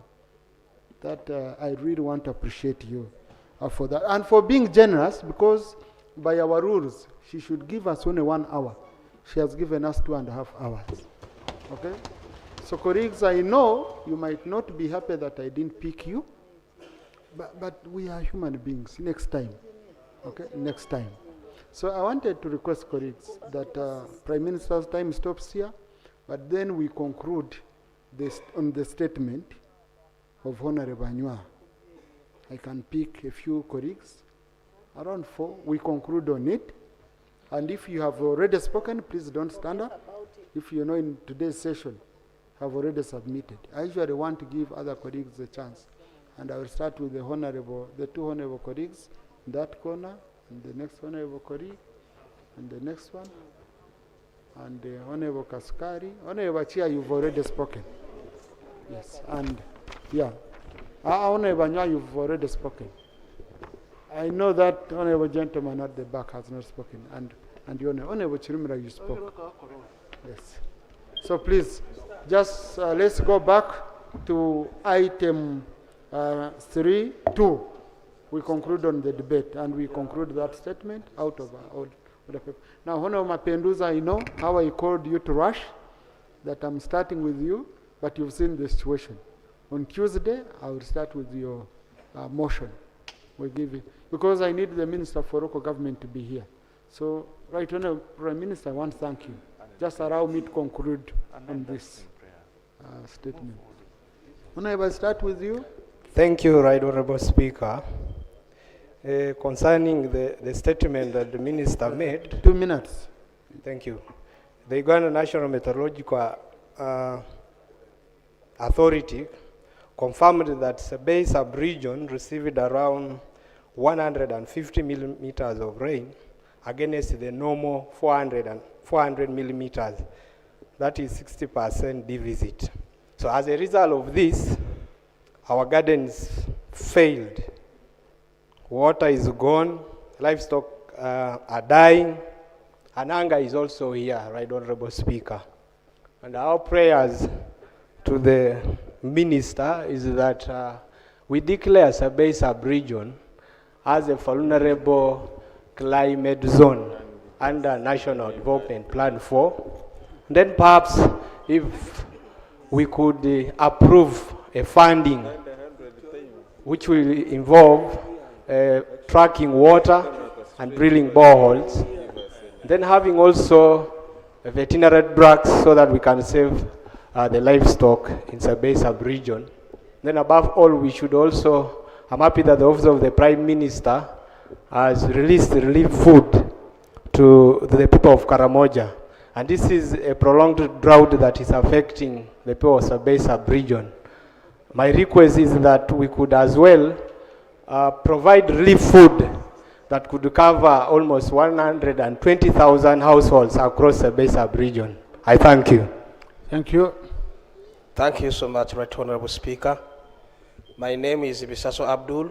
I'm the Member of Parliament, Kasanda South. Right Honorable Speaker, while the Minister was speaking, she outlined the expected adverse effects of climate change, and among which she talked about reduced crop yields, water shortages, increased diseases, food insecurity, conflicts over natural resources, etc. Now, could the Honorable Minister inform this House of the specific interventions, budgetary allocations, and implementation timelines the government has put in place to mitigate these impacts, particularly for vulnerable rural communities that depend on rain-fed agriculture. I thank you. Thank you. Kasese. Thank you, Right Honorable. My name is Sarah Itungu Masereka, the woman MP, Kasese District. When the Honorable MP was discussing on climate change, she talked about disaster preparedness. In my district, there's a sub-county called Nyakatonzi and Munkunyu. In the last 2 weeks, I think this climate change issue might bring insecurity issues. The cultivators and the farmers had issues where cattle were cut and the farmers' crops were eaten. So I'm requesting for immediate intervention into this issue. If we can have cattle farmers being given more water drinking points in Nyakatonzi sub-county, it will help solve the fights between the cultivators and cattle keepers. Thank you. Thank you. Thank you very much, Right Honorable Speaker. This is my maiden speech. I don't want to congratulate you because you have already gotten a basket full of congratulational messages. I know if it was money, you could be rich by now. My name is Emmanuel Banya, Member of Parliament, Koboko County. Honorable Speaker, in regards to the statement on climate raised by the Minister for Environment, I would request that for West Nile especially, we consider some appropriate irrigation schemes for especially coffee and the cocoa farmers. In recent times, we have mobilized a lot of farmers to embark on cash crop production, and mostly coffee and cocoa. The former Member of Parliament for Koboko County, Honorable James Baba, lobbied the Korean government, and they are constructing a processing factory for processing cocoa in Koboko. And so many farmers have now taken up the enterprise. Unfortunately, their crops are withering because of the bad weather. I will appeal to the ministry to save those farmers from the discouragement of embarking on a new cash crop and then it fails at the beginning, so that at least something comes out and we proceed with the enterprise. Thank you very much. Thank you. Because hey, you're again becoming many, and we go and sleep here. No, Honorable Chirimira, you spoke, and you say I'm clear. When I say those who have spoken today, you know that I cannot speak. I pick you. Yeah. So, Honorable. Thank you, Right Honorable Speaker. It's also my maiden speech. I want to just make a few comments and thank you, Honorable Minister, for Water and Environment. My comments go specifically to the issue of, or speak to the issue of early warning. The early warning systems for this country seem to not be working. The science for early warning is there because a number of times you'll find these reports are coming out. And if you went to the website of the National Ministry of Water, you'll find that these reports are actually there. But I think the issue that we have right now is the last mile. Is this information reaching the people? Is it in a language they understand? Is it action-oriented for them to be able to know that I have delayed? Should I plant my seed now? Is it timely? These are the issues that farmers we all represent are grappling with every single day. Some of us who are coming from the pastoral areas like Teso and Karamoja find ourselves in situations where we need better and much more accurate information. So could we also know the density of your systems? You might have a high density in certain areas and a low density in areas like, for instance, the cattle corridors in Karamoja, Teso, and some places even in Western Uganda. Could the ministry give us, if they are lacking this density, let them improve it. But for me, information on early warning, if it's not available on time, it's like a post-mortem. The farmers lose. To plant a seed, you need information to know when to plant that seed and how to plant it. Thank you, Honorable Speaker. Thank you. I know, neighbor. Sorry, my names are... Katakwi people. Katakwi people. Yeah, Katakwi my people. names are Honorable Solomon Osia. I represent the people of Toroma County in Katakwi. Thank you very much. Thank you, Right Honorable Speaker. My name is Ivan Cheyune, Member of Parliament Nakasongola. I am addressing remarks given by the Honorable Minister for Climate. The cattle corridor, several years, is facing similar problems, yet we are blessed with 3 water bodies. Our farmers in areas of Nakasongola, Nakaseke, Ngoma will not be facing such adverses coming from drought if government was actually willing to dredge irrigation schemes from Lake Choga. It's a big water body that can provide us with water. We have River Kafo. If we can connect dredging system from Kafo, the people of Ngoma can get water. There are so many wetlands that can be silted for such water flowing from River Kafo, River Lugogo, and Lake Choga flowing to such areas. If government actually would give a huge budget in silting many dams, there is a dam in our district that was constructed in 1971. It is now full of mud. The cattle can no longer access it. If government can help in dredging more valley dams, silting the old ones that are filled with the mud and sand, maybe people in the cattle corridor may have chances of their animals to survive the drought. Thank you very much. Thank you. Yeah, thanks very much, Honorable Speaker. Mutego Ronald Hamuja is my name. I represent the people of Bunyore East. There was a plan, because Butaleja is prone to floods.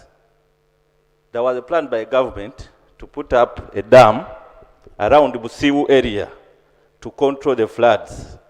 And they were supposed to put a 6 megawatt power dam. I request if this project can be revived to help the people of Taleja. Thank you, Speaker. Yeah, thank you, Right Honorable Speaker. I would like to give my views towards what the Minister has given us pertaining the climate change. I'm Peter Vincent, Member of Parliament representing the whole of South constituency. She made mention an issue of adaptation. You know, Dokolo district is one of the districts that has been affected heavily, but I know the rain pattern is poor. We receive rain pattern, the early rains this year, but that does not mean receiving early rain means we are going to get available rain.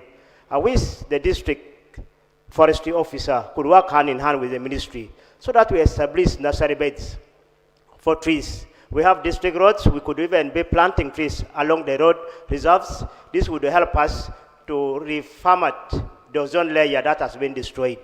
Secondly, we have antecedents. There are signals that show we are not going to get rainfall. There is need for the government to plan in advance because at this time we have a crisis. I beg to submit. Thank you. Okay. Yes, Honorable.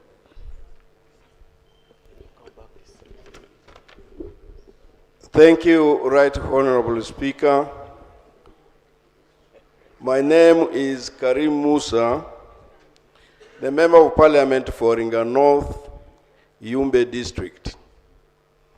The issue at stake is insecurity at the borders with the South Sudan. Quite often times, even including last year, early this year it has happened. Yesterday it happened. 16 of my people, 12 men and 4 women have been abducted by the alleged suspected South Sudanese armed forces. Am I wondering whether there is a strategic security plan on that border so that we can avert insecurity on that border? Thank you. I think this was caused by a drought, Honorable.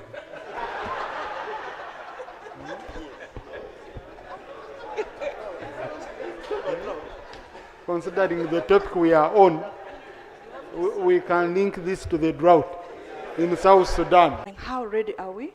How prepared are we? because we know what and how ready are we, how prepared are we, because we know what El Nino is.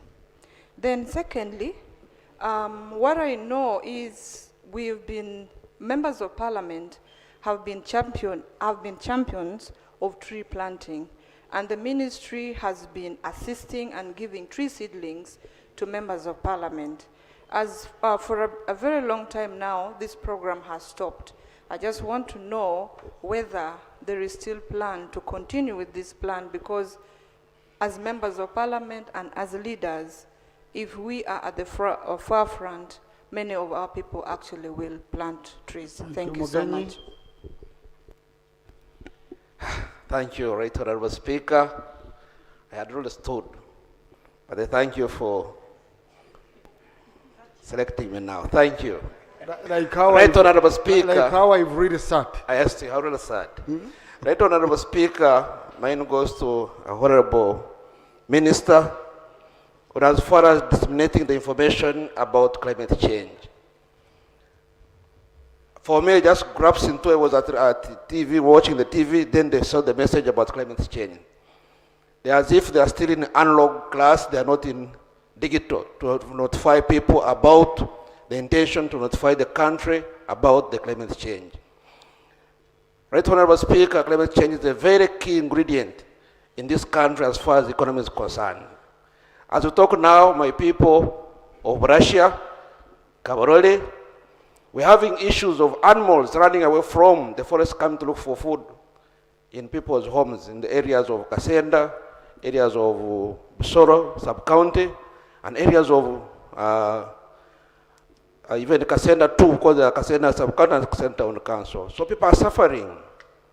So I'm saying that the ministry should be more serious in disseminating the information about the climate change so that people can prepare accordingly. They have already talked about the foods which are growing very fast. The matoke getting yellow every day. And coupled with our poor road of Cabral now, a bunch of matoke goes for 2,000, 3,000, Right Honorable Speaker. It's very alarming. So people's income in the homes are so low, and I request the minister to take it serious. Thank you. And my name is Joseph Mugenyi, Member of Parliament for Russia. Thank you. Thank you so much, Right Honorable Speaker. Right Honorable Speaker, we are looking for solution as to how we can overcome the weather change and challenges. Right Honorable Speaker, not only reclaiming back the wetlands, I think we should leave forests to regrow, and also hills, mountains should be left. We should get people out of our mountains so that we are able to see that our trees grow. The dangers we are facing right now, I think, would be reduced. Right Honorable Speaker, I don't know what farmers are going to do, because whatever we would now replow back in the second season has totally dried. I kindly beg a quick action in giving farmers seeds, maize, soybeans, and others for the second season. Thank you so much, Right Honorable Speaker. Thank you, Ntoroko. Then the Honorable colleague in a blue suit, then Honorable Chon and Honorable Kaskai. Thank you, Right Honorable Speaker. I thank the Minister for the statement on climate change. Right Honorable Speaker, climate change has not just started. This has been on for quite a long time, and climate changes have affected Ntoroko district so badly.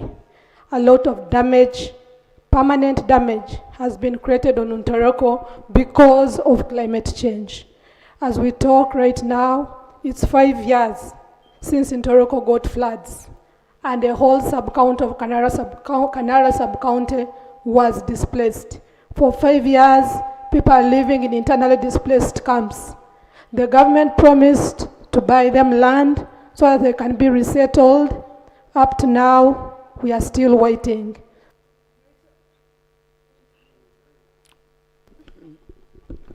Right Honorable Speaker, thank you. I also want to bring to the attention of this August House that Ntoroko should be given special treatment because we are under partial lockdown because of Ebola. The border was closed, local markets were closed, then coupled with the long spell of drought, people are living in very bad conditions. There is no income at the moment. People even are lacking food. So I'm calling upon government to give support, especially food supply, because there is a lot of hunger as we look at some good solutions to the above problems that I've stated. I thank you so much. Thank you. Honorable colleagues, as you hear about like Bududa, the situation of Ntoroko, I think if something really is not done, Ntoroko, I believe, might be submerged by the next like 10 years with what's going on there. They've already lost, I think nearly like 10% of the land is already gone. I know someone who had how many square miles of a farm. Now they are having like one. Even Honorable Rugumayo, our colleague here, all their land totally submerged because they are in a valley. So all the water that comes from up, all of it comes, once it rains for 5-10 years, you'll feel the impact. So, but Honorable, I've been working with your colleagues of Ntoroko. I know the Prime Minister's office has done a good job. They identified a certain piece of land. I'm sorry, the Speaker, I'm not the one supposed to be doing this, but since I've been working with colleagues who come to me seeking for intervention, I should give this information. And the issue was, the first land they identified, the government chief, Varwa, had given very low rates, whereby the people supposed to the land refused. And the Prime Minister has written to the government chief, Varwa, to again study the matter and come up with these people. Land is already identified, the money is available. We've been working with your colleagues and we are going to continue working with you to see how to help those people of Ntoroko. So you can see how we do our work beyond the table here, honorable colleagues. Yes, I had picked a honorable colleague. Thank you, Right Honorable Speaker. My name is Kitio Patrick. I represent the people of Kapchoro Municipality, Mr. Speaker. This is my maiden speech, Mr. Speaker, and I read in the protocol as earlier on, and I congratulate you upon attaining 2-term. Mr. Speaker, on the issue of climate change, we the people of Sabei sub-region always experience harsh cattle rustling and raids from our neighboring communities. And it is even worse right now because thousands of cattle come from the other neighboring country of Kenya with our sister tribes of the Pokot and the Karamojongs on this side. Pile pressure because of these harsh conditions. And in so doing, we struggle for the little resources that we have in this side of the sub-region. And yet, history from 1970s has it that during dry spells, we lose a lot of cattle and lives due to cattle rustling. Mr. Speaker, sir, this afternoon during the time of the Honorable Prime Minister, we were unfairly left out in the restocking, resettlement, and compensation part of it. This is not just something that we need to cry over. It is a human rights issue, Mr. Speaker. And for now, we the members of parliament from Sabei sub-region, we are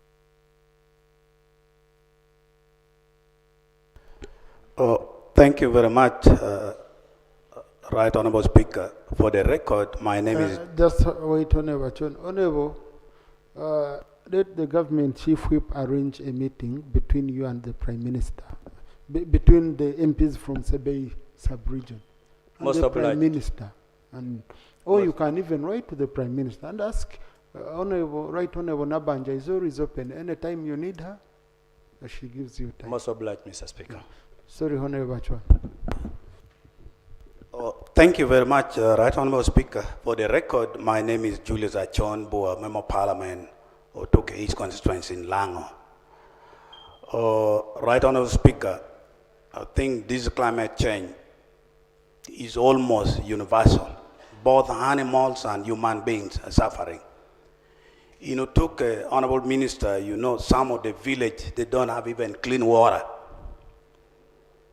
If we talk about the clean water, the wells are all drying up where animals and human beings are competing in the same wells where it's all dry up. In Otuke town, the population, we are still lacking water, Honorable Minister. Fortunately, electricity was extended 2 months ago in Otuke. Now this electricity has to be connected to pump the water, but we cannot use it. So, Honorable Minister, I'm begging you, please, could you help people of Otuke town if the village people cannot get the clean water urgently, but let the town people get the water connected from the electricity. Thank you. Now, honorable colleagues, for you who are new, you need to know about Honorable Achwan, one of the members we are proud of. He represented Uganda in 1996, I think, and in 2000 at the Sydney Olympics, doing 800 meters and 1500 meters. And we celebrated him here. He was inducted for life into the Olympians Hall of Fame. So, and whenever we have athletics in the South African Parliamentary Games, we are always assured of medals. Because when the rest of the MPs from other countries are running, he just jogs and he gets gold. Yeah, he just jogs and Honorable Achon, I need our team to participate in the Rwenzori Marathon. Okay? Rwenzori Marathon, Honorable Sarah will host us very well. And Honorable Dr. Kiyonga. And I will ensure there is enough water for you, Honorable colleagues. Honorable Kasukari. Right Honorable Speaker, my name is Kasukari Metsera, Member of Parliament, Mwenge Central, Kianjojo District. I want to heartily appreciate the Minister for Water and Environment for the good submission that he made, and appreciate the proper assessment that she has been making in terms of projections of what will happen. I expected, Right Honorable Speaker, that after this assessment, expected to learn from the Minister what arrangement is there between the Ministry of Water and Environment with the Ministry of Relief and Disaster Preparedness, because clearly you can see there is a problem. With this dry spell that is happening and is continuing to happen from the projections that are being made, there is a problem that we are going to get into in terms of food production, in terms of scarcity for water. This will lead us to lack of food, and it will lead to insecurity problem. A hungry person is an hungry person. So we are going to have very many issues down there. I would expect our minister to show us what preparations are there in coordination with the Ministry of Relief in terms of supporting the farmers down there who are going to be adversely affected by the dry spell. Thank you, Honorable. Thank you. Thank you. So, Honorable Kisoro, Mubende, Honorable colleagues, but we need to go home. You know me, I've been seated here since two, honorable colleagues. Thank you very much. Yes. Of course, our senior. Right, Honorable Speaker. Thank you very much, Right Honorable Speaker. My name's Kitty Peter, MP Tor County. I want to correct Lope and Prime Minister. They were saying Torch, but it's Tor County. I want to just I have two issues. One is Mount Elgon National Park is regarded as a water tower. But Right Honorable Speaker, if you go to survey right now, people are dying of drought, yet water is flowing day and night. The water from Mount Elgon feeds Lake Kyoga, Lake Victoria, and lakes in Kenya. But people of Sabei are dying of drought. I was imploring that as we protect the national park, Minister, can't we have water for production for Sabei region as we protect the water tower? I think that will be a very big thing, motivation for our people as we tell them to protect the forest, they will be getting. Second thing, Speaker, is the issue of weather forecast. I think we have a problem. In fact, I sometimes, Minister, allow me to use this, that I prefer sometimes my older people to predict for me weather, other than sometimes relying on the weather forecasts, which are related. Because when rain starts, the ministry predicts, meteorological department predicts El Nino. When it disappears, they predict there will be drought. But when you see when I was trying to do research, you'll find that automatic weather stations in Uganda. Thank you, Honorable. Right Honorable Speaker, I am Owino Nicholas Simon, representing the people of Tororo North County. But my people call me Jafufa because I have trained them on vegetable growing to bring them out of poverty. And I must say that Tororo North is ready for growth. However, when we were celebrating, there was a storm that came and destroyed people's crops. The watermelon, the tomatoes, as they were celebrating. Right, Honorable Speaker, people had started going to the markets. But that destroyed the crops, and now we have a burden of giving them seedlings so that they can get back. That mindset change was ready, people had adopted it. So I want to request Ministry of Agriculture, please try to give us, for us, as we are waiting for the coffee that government is trying to do for cash crop, ours is agriculture, vegetable farming for now. Thank you. Good. Bisoro. Thank you so much, Right Honourable Speaker. Jibe Sam are my names, and I represent the people of Kisoro municipality. You know, Kisoro is neighboring two countries, DRC and Uganda, and we normally talk the same language the other side. Right Honourable Speaker, Kisoro has been facing the out of challenges in terms of the refugee influx. And so happens that these people, when they come, they normally go for medication in Kisoro main hospital.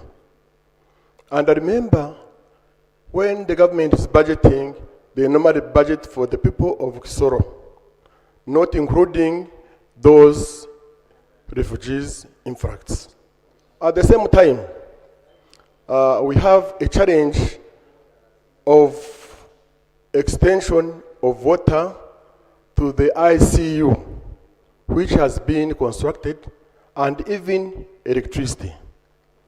My prayer is, when is the water going to be connected to that good facility in Kisoro main hospital? I think the problem is the drought. Yeah, because we are discussing the drought. Yeah, so whatever you ask, I link it to the drought. Yeah, so this drought that has denied people of Kisoro Hospital water. Okay. Colleagues, what I'm saying is simple. Let us stick to the topic. Yeah, we've already finished questions for the ministers and Prime Minister. We are now on the statement from the Minister of Water and Environment on the prevailing weather conditions in July over Uganda. I will come to you later. No, colleagues who had spoken, I told you. You see, I know you. So, Bunyangabu, then Mubende. Thank you, Right Honorable Speaker, and congratulations. My name is Sarah Kabarokole, Woman Member of Parliament, Bunyangabu District. I'd also like to thank the Minister for the statement, but I've realized my people in Bunyangabu, we are really suffering a lot with drought. And in the next few months to come, we are going to lack food. We are matoke growers, and matoke is getting ripened every day. So meaning the few months to come, we have no food. So my request would be that if we could get cold rooms and we preserve this matoke for the next coming months, because it is very possible to get cold rooms. Because some people who have their money, they can afford to buy these cold rooms for themselves. How about the government? So let's look into this and preserve this matoke and other foods for our people. Thank you so much. Thank you, Mubende. Engineer, and then Thank you very much, Right Honorable Speaker. Right Honorable Speaker, allow me join my colleagues in congratulating you upon resuming your seat as Deputy Speaker.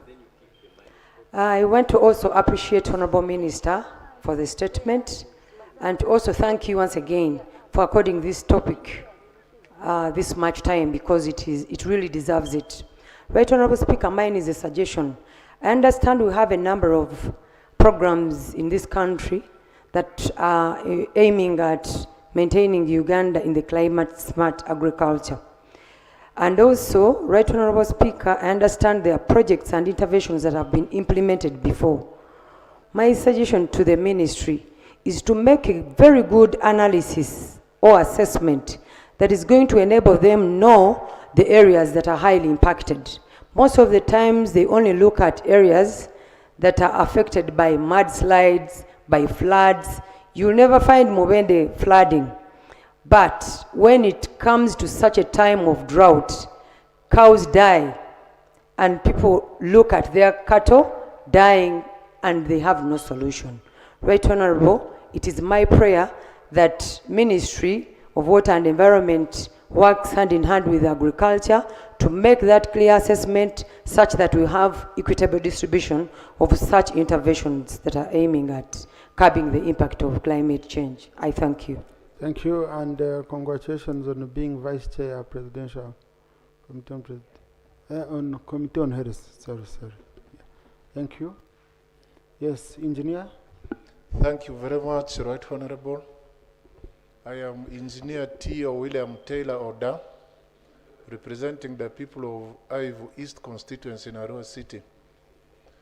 Right Honorable Speaker, I thank God for answering my prayer that you retain that seat. Congratulations. Thank you. I am appreciating the presentation by the Minister of Water and Environment, especially the pledge that's made at the beginning, that is, they will start updating parliamentarians with weather forecasts. My recommendation will be that if they can take it an extra mileage, to ensure that also the media houses get their updates from them as a ministry. Right Honorable Speaker, a lot of weather forecast goes on in the houses of media. I don't know what the source of their information is. They risk misleading our people. Thank you very much. Thank you, and congratulations on being appointed Vice Chair, Committee on Physical Infrastructure. Thank you, Honorable. We have a lot of hope in you, Honorable. Okay, thank you. Our elder, Honorable Fono Pondo.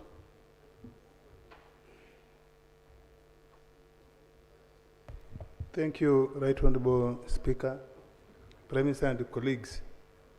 I'm concerned. I know we are discussing Honorable Beatrice Anua, the Minister of Water's statement, but these things, as Honorable Jeremy Masiko and I would say, they are interlinked. On 26th, of last month, none other than the Vice President of Uganda marshaled the entire MPs of Bukedi, took them to Tororo, took some to Katakwi to launch coffee distribution. At that time, she assured us that she had got weather forecast from the government and that the rains would start at the end of that month. When we went to Tororo, she had a full long truck of seedlings, 50,000, that was being distributed to prospective farmers. What do you think has happened to those coffee seedlings? So I think there's a big problem of coordination within government, that it is becoming increasingly difficult to rely on official statements by government officials, including and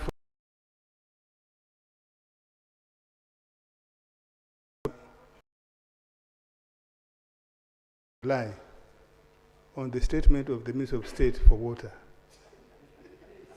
How? This is a very serious matter.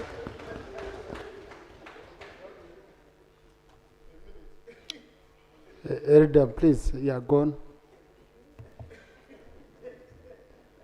This part of the indictment on our glorious NRM, that it seems to me people who represent government are laxed, and I call upon the members of this parliament, and particularly the ones from NRM, to tighten on the supervision of the front bench. I thank you. Thank you. Retired Sergeant Tim. Thank you so much, Right Honorable Speaker, for that kind recognition. It's on that note that I come with not a very pleasant word for the Minister of State for Environment. About 2007, when I joined police, the minister was on the opposition side. I'm sitting here not because I'm on opposition, I'm an NRM. That time, the minister led a strike in protection of the environment. Some lives were lost. That is how she got her name, Mama Mabira.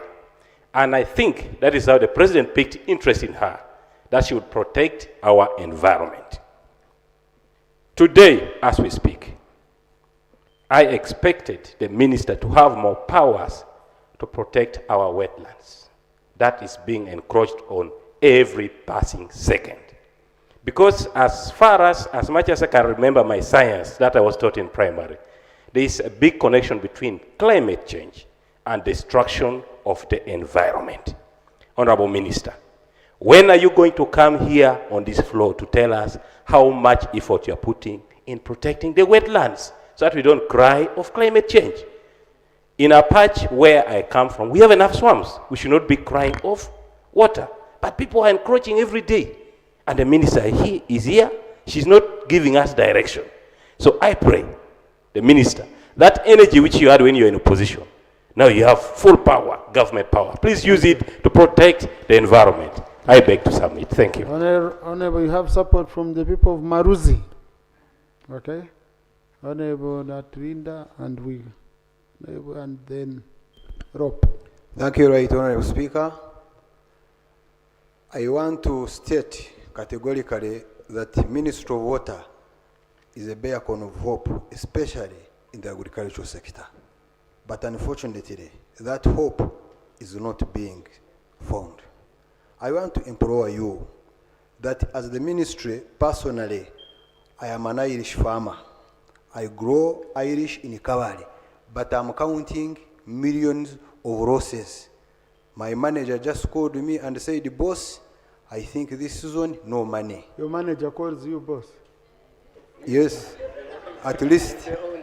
So I want to encourage you that the technical staff at the ministry must be sleeping on the job. We are paying them a lot of money.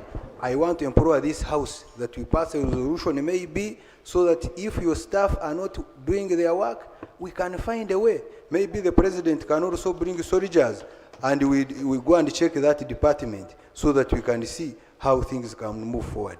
I thank you very much, Right Honorable. Thank you. But honorable colleagues, I think the way we are speaking, I wish we could translate that into very serious action, because when the minister goes for wetland encroachers, we are the first ones here to come and say our people petitions. I've received many. So I request that we be committed.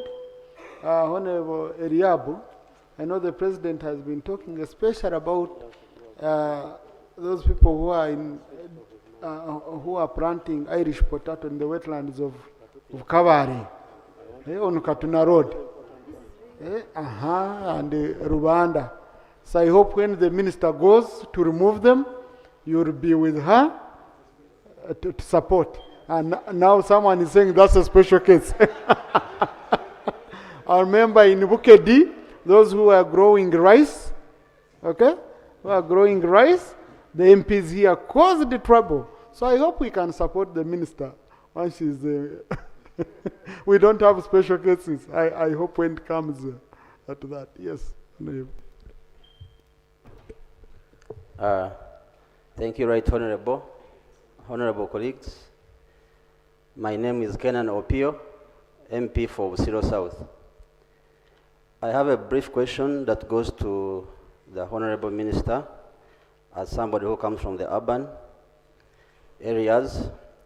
I need to know what are the plans you are ensuring to expand urban green spaces. Are you considering biodiverse parks? Are you going to look into green roofs? And what is the plan on lowering pollutions? Thank you very much. Thank you. Lop.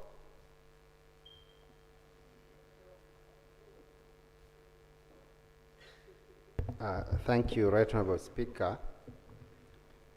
Allow me thank the Honorable Minister for a very good ministerial statement, and thank my honorable colleagues for the very substantive contributions on this ministerial statement. Right Honorable Speaker, the Minister has informed the House that government issued the June, July, August seasonal forecast as early as May. Seemingly, they predicted what is happening a few months ago, meaning that they had enough time to plan and swing into action to protect our people. Honorable Speaker, the ministerial statement came very short in terms of what action plan government has put in place to mitigate the climatic changes. We all know climatic changes is an interplay of so many factors.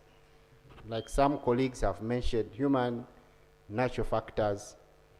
But our people need to act after seeing government acting on these issues.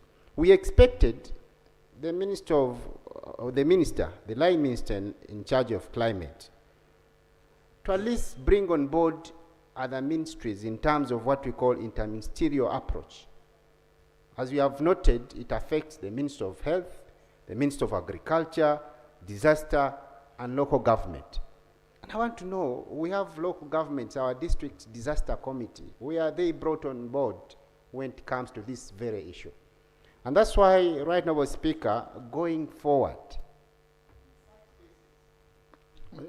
Yeah, go on, Lop, go on.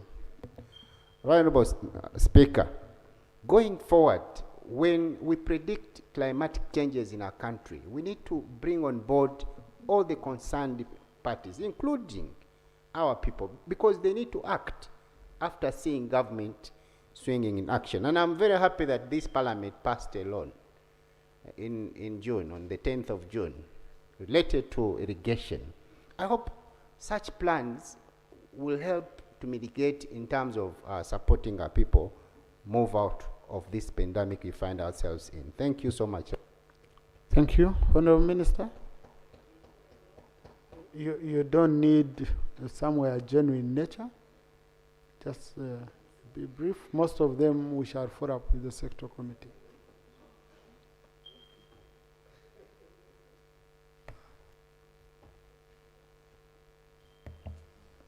Thank you very much, Right Honorable Speaker. I just want to thank colleagues for the concern and your input into the paper I presented to Parliament.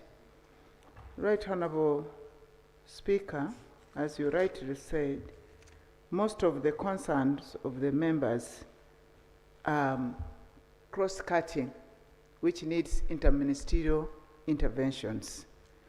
But what has stood out, because I cannot go into one by one, as guided by the Speaker, is that what we have given in our report are the realities in our constituencies.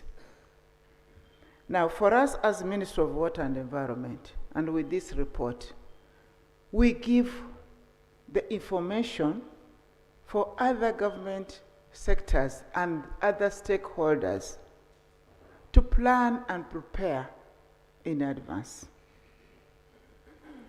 This is a projection. This is a forecast. And it has many, many consequences. Because if we are to start from where people are generally talking of the drought, which is affecting both animals and our crops, agriculture, we would still want to understand what causes the effect of climate change itself. What went wrong? That is another huge topic. Now, we are dealing with it, we are mitigating, we are trying to adapt. How do we adapt ourselves to already a spoiled situation? And that is where the government comes in with interministerial interventions. And that's when we give this information to you, honorable members of parliament, is that we all as a country help plan. We say use this available water sparingly. How? Because we don't have now the luxury. We clearly indicated in my report that the effect of climate change will even cause conflicts among communities, and this has been already alluded to by colleagues here. There's conflicts between the cattle keepers and the farmers. Now, this one has no difference between who is who. I like quoting some Uganda proverb, Salumanya ne Nalumanya. Whether you knew about it or you did not know about it, we are all caught up in the effect of it. So, colleagues, we as government, we have intervened in many areas, but the biggest chunk is that as Ugandans, let's protect our sources of water. And I am happy with my Right Honorable Speaker. You have always been an advocate on the protection of our environment so that we ensure that we have enough water. We advise our people how to adapt, what type of crops that can match the changing environment. Colleagues, members have raised this. It is, of course, as government, we need to go ahead and put in place and supply drought-resistant crops to help our people. And government's looking already into those ones. So to answer maybe just the few which I had marked, I wanted my honorable colleague senior here, Lucy Akelo from Amuru. What we wanted to say is that we used to give seedlings to members of parliament as a ministry and our agents of National Forest Authority by then. It has now come to our ministry because of rationalization, and we are already planning for that. Colleagues, we feel that you join in the tree planting, then all our constituencies are planting tree. But I also want to kindly appeal to colleagues that we need to lead by example.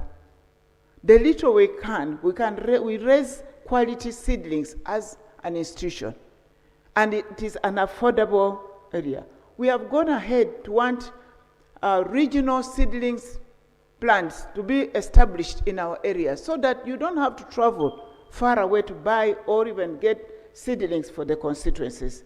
This one, you and us, we can together establish them. We have tried to establish them. We have regional ones. Please reach out and see how we combine an effort and we secure those quality seedlings and we go out and plant in our constituencies. We are willing to work together while we also plan for a modest budget that will make that happen. So when we come with it, friends, in our budgets, those are the areas we feel we all need to combine effort and secure it. There's already some confusion between what is the mandate of Ministry of Water and Environment. I want to say, colleagues, water is life. And we cut across with other sister ministries. So we all as government take responsibility because the office of the Prime Minister coordinates us and directs what should be done by individual institution. So, friends, if there's need for irrigation, which you have consistently pulled out here, we work together with the Minister of Agriculture. And government has put money to ensure that big farmers, the dams for sources of water for our cattle in the cattle corridors are put in place. We have interventions from Nexus Green. These are projects which are running all over the country to make some interventions. Some small irrigations are done by my ministry, but the big ones are done by the Ministry of Agriculture. So we are all being coordinated by the Right Honorable Prime Minister. So we have heard your cry. I think since we are beginning this 12th Parliament, as yesterday you directed or you guided, Right Honorable Speaker, it's time that we gather all these concerns and start the 12th Parliament into action, knowing where are the most critical areas, because we cannot do it, friends, at a go, but we can only go in bits and bits as we budget for what is available in the envelope. So I'm open, and the ministry is open, and government as such, to listen to all these concerns you have put together. I will go back and sit down with my technical team, and we pick those areas that need maybe quick interventions. Like a colleague who had even a request about the connection of water to the ICU. You know, as much as it is not so much drought related, but as a ministry, and national water belongs to my ministry, and it is of national concern. Right Honorable Speaker, I have taken interest in that, and I will try to connect with my team so that if there's anything can be done to quicken up that request, and we serve our people of that constituency. So I wanted to talk on Yeah, conclude, Honourable Minister. Thank you. Because I did not have the time of all that, but I do want to say I appreciate the interest, and I want to pray that the issues of climate change or environment, water and environment, it has no colors. And I'm happy that the way we are handling this is what we should maintain, and the budget that is needed to deliver this much needed service to our people should really be cut crossing. There's no politics here, and I want to pledge that our office, my office is open. Colleagues, don't waste time to come all the way. Please pick my number, get my WhatsApp. If there's an issue in your constituency, we reach out on WhatsApp. I sit down with my technical team, and we try to respond. You don't have to move around. You don't have to come and really be laboring to ask for this, because the government is here willing. to serve its people. And that is why we are there, and the president is very passionate about this. And on the wetland, as I conclude and sit down, please, let's all move together, including our voters. Let's talk the hard talk. We are trying to reclaim what has been destroyed. Our wetlands are the sources of the rains. Our forest covers give us rain, and they're about to give us money in carbon credit. Please, talk the hard talk. Advise our people. His Excellency the President has said those in the wetland, we need to evict them, but we have to give them an alternative source of livelihood. And the President has said those people should organize themselves and go into fish farming.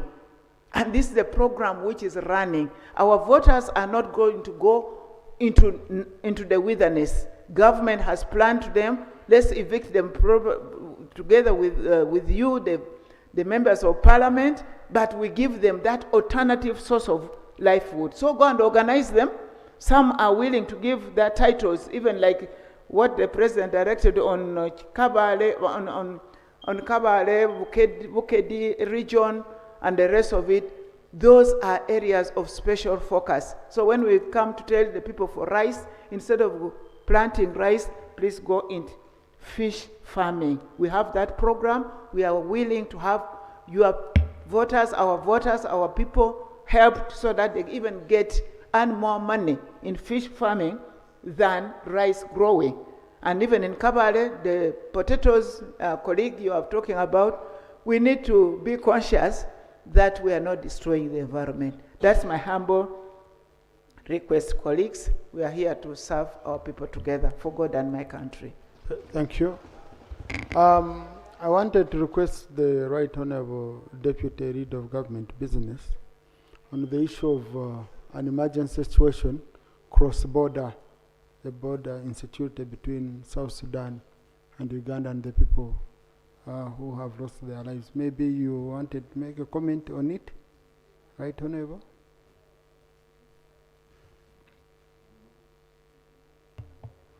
Thank you very much, Right Honorable Speaker, colleagues, members of Parliament.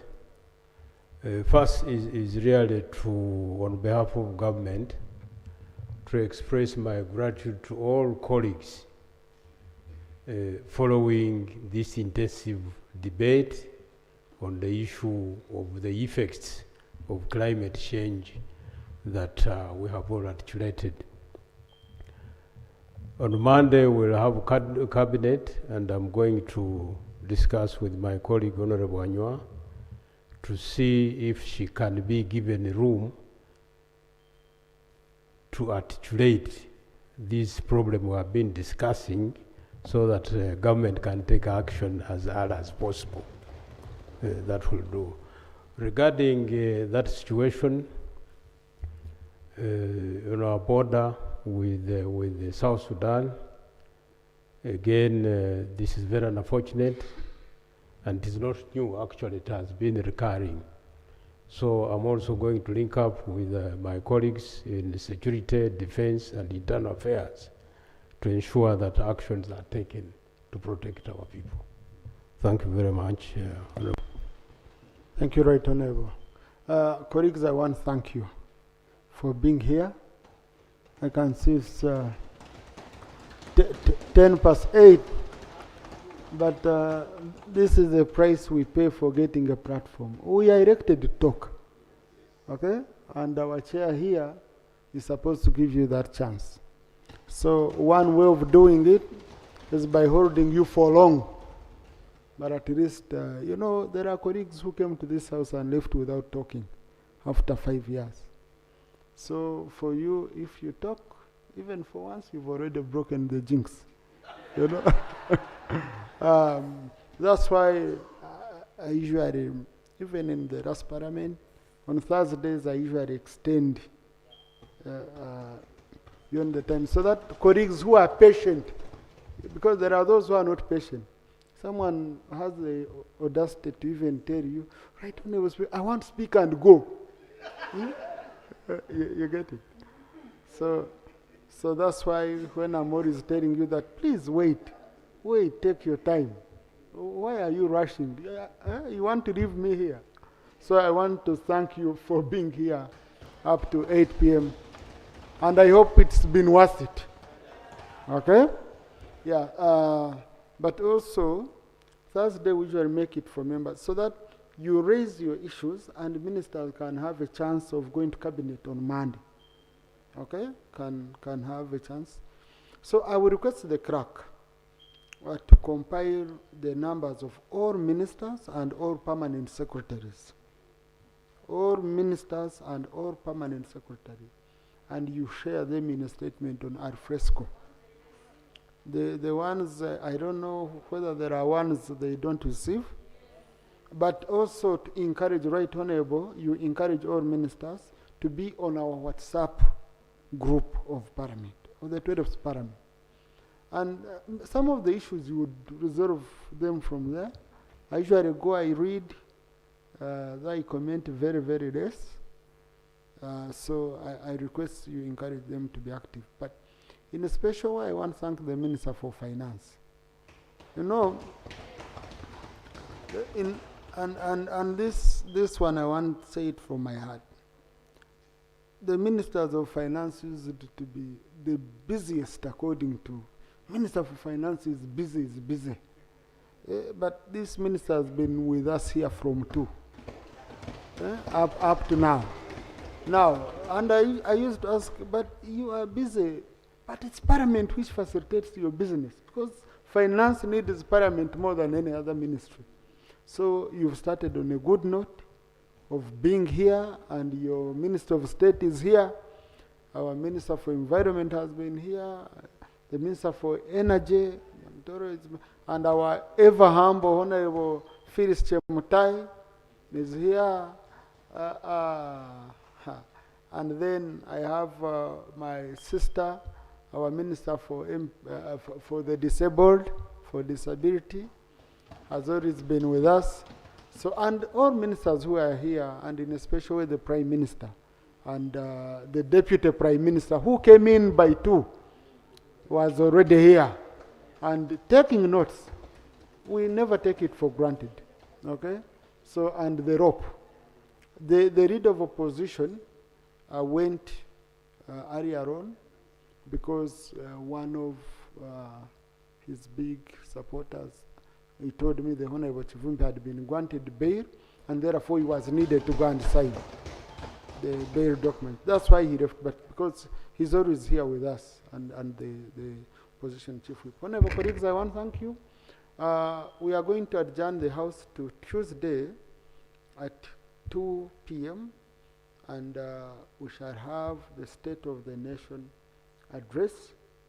I will link up with the lead of government business on seeing whether we can keep giving some responses on some of the issues, or we wait and respond at once. We shall agree on what he thinks will work best.